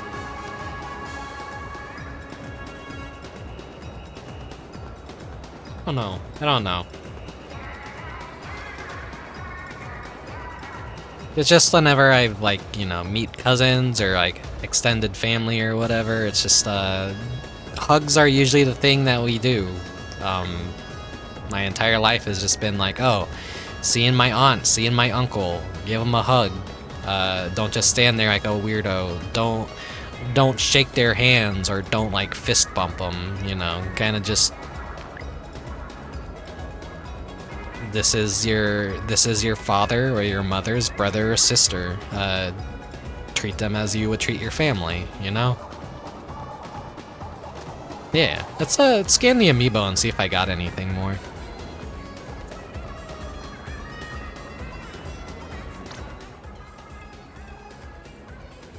Alright, come on out, big man.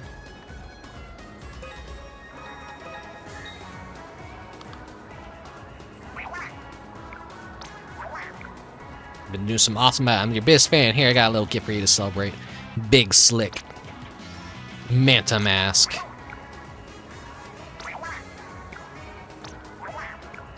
You'll always be my friend. This is my biggest fan. I love you, big man.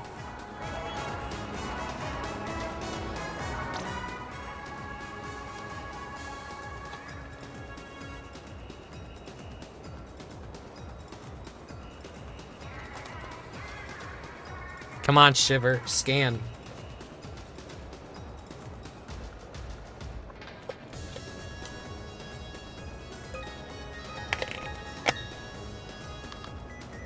Their gear isn't anything too exciting.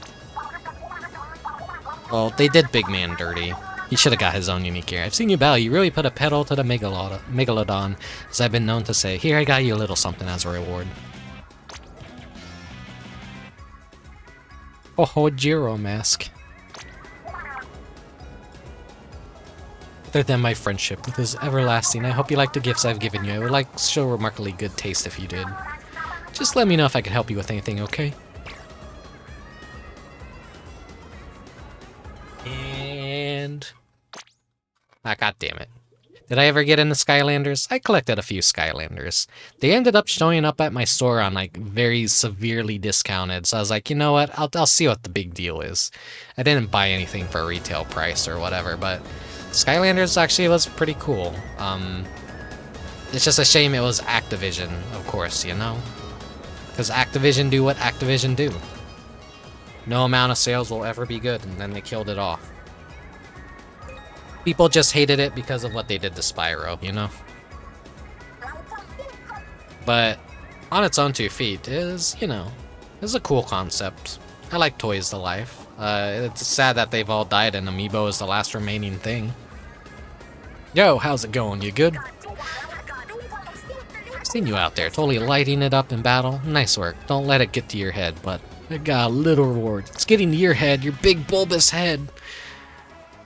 Now go show off your style. Multiple eel-neck tank and Onaga mask.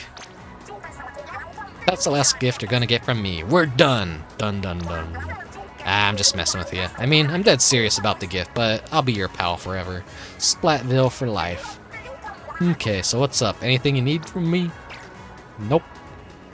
Bye-bye.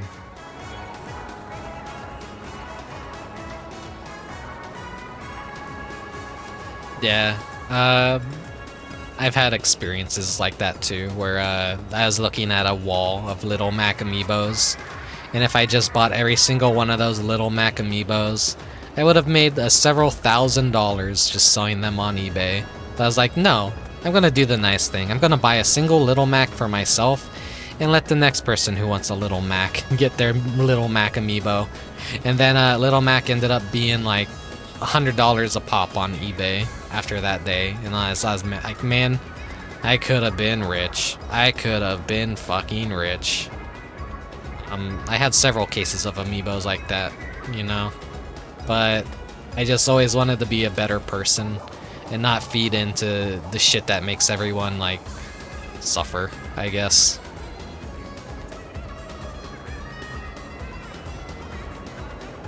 Dap me up.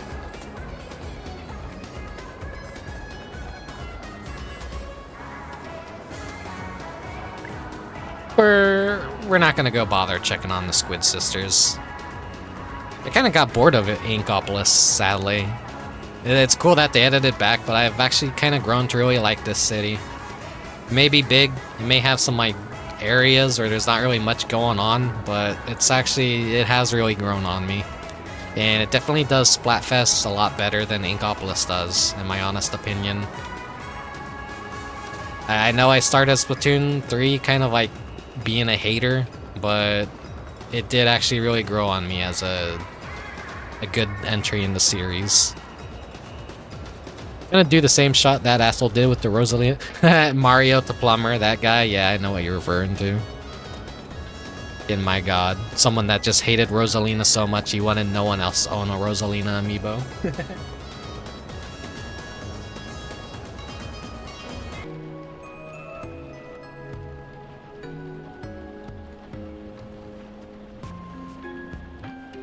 Right here, it's pretty bright in here. Let's turn the lights out now. There we go, a lot more easier on the eyes. Let's see who is online before, I really gotta pee, honestly, and I don't want to do a BRB, like, right at the end of the stream. It's already been a good, nearly solid 5 hours of me streaming. So you don't really need to listen to me, like, in my podcast anymore.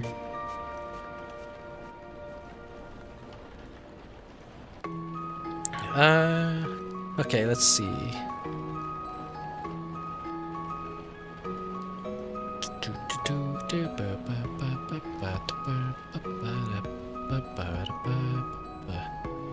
One day I'm gonna play Balan Wonderworld on stream. We'll see if people hate it, if people like it.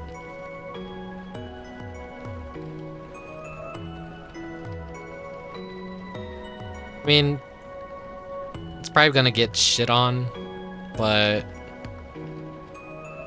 I still want to give it the benefit of a doubt that it has a lot of passion behind it, and it doesn't deserve all the hate that it gets. It's just very unfortunate what they did, what Square Enix did.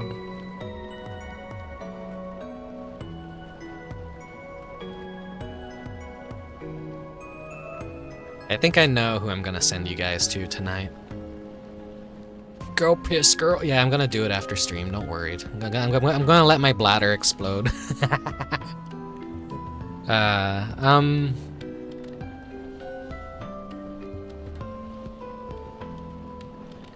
14 bucks for an $80 market suggested retail price dollar set that now goes for maybe $200, $300. I guess maybe there's probably like I should probably try and sell some of my older, like, out-of-box Skylanders. Like, maybe someone will want them. I don't know. The thing is, like, generations pass by. There's gonna be kids that got rid of all their Skylanders, and they're gonna be like, man, I wish I still had my Skylanders. And then as adults, they're gonna want to buy it back. And, you know, it's actually gonna have more of a little bit of a value than it probably does right now. Nostalgia is a bitch like that, which is why I don't really like getting rid of toys.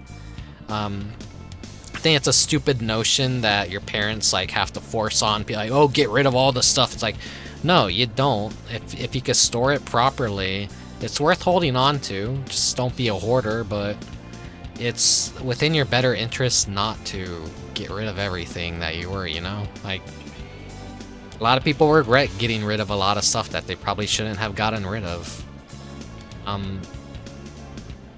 don't let other people dictate what you can do with your life is basically what I'm saying. Like, do what you want to do. If you want to be a child at heart, even when you're an old decrepit fuck like me, fucking do it. I'm generally, I may be negative, but I'm generally happier. Because, you know, I say this all the time. Parents and like everyone else is like, oh, you can't like Pokemon anymore, you're too old, grow out of it. And then I kind of did. And then I missed out 3rd generation because of that. And by the time 4th generation came out, I was like, oh, fuck that. That's stupid. I still like Pokemon. I want to play Pokemon. So I got Diamond and Pearl, and I enjoyed it. And I've been playing Pokemon ever since, despite what anyone says. Like, oh, Pokemon is like so blah blah. I wish it was. I still like Pokemon. Shut up. I played since the very 1st generation. I still like Pokemon. I ain't growing out of it. Pokemon for life. Even if I don't like how big it is, how popular it is, like. I've seen it at its high points, I've seen it at its low points, I've been there almost the entire time, I could say. I just regret not having been able to play it during 3rd generation, you know? But I'm a Pokemon fan through and through. Until the very end. Missed the best generation. No, the best generation was Generation 2. And I want to say Generation 4 was also really good as well. I mean, I like a lot of...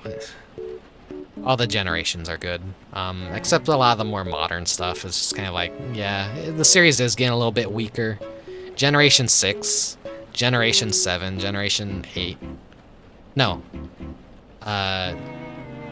8 was Sword and Shield. 7, I want to just say Generation 7 was good. Generation 9 is what I meant. It's, you know, it's a fun game, but it's not... Scarlet and Violet isn't the best that the series could be. Anyways,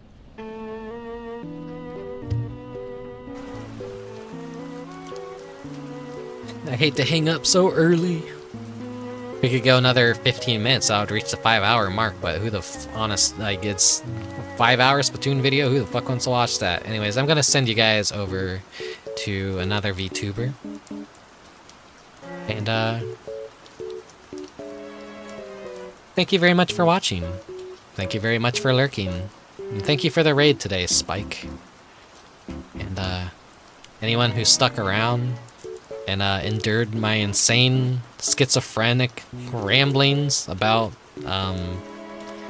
VTuber community, culture, 4chan, animation, online cartoons, being a failed artist, and what other fucking retail bullshit and whatever fucking overly personal topics I probably talked about during this stream.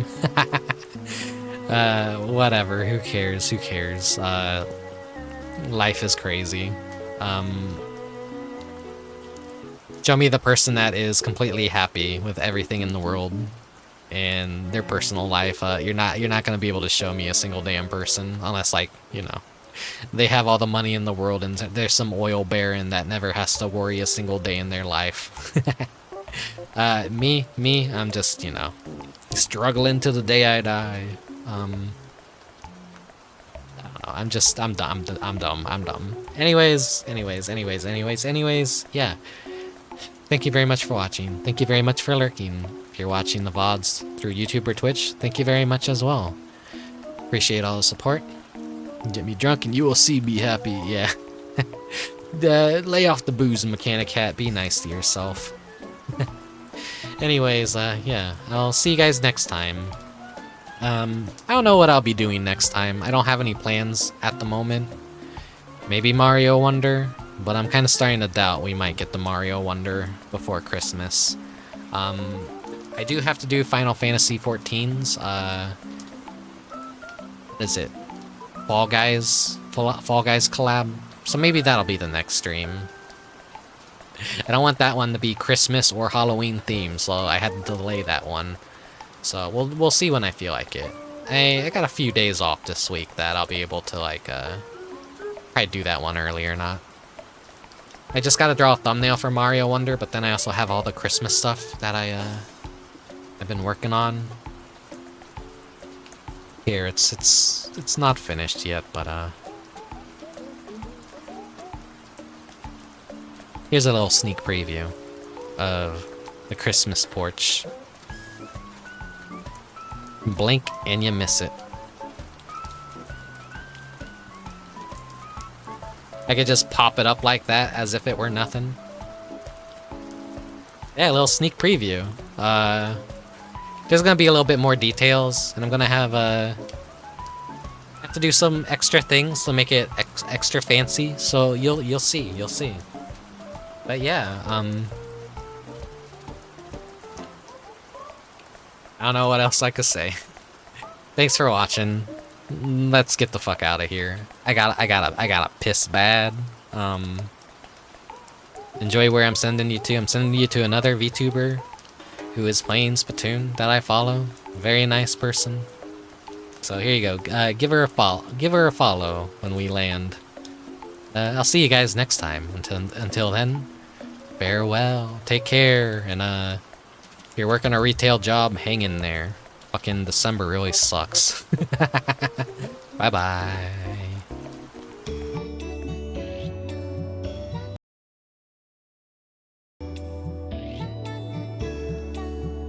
Fuck that up, god damn it.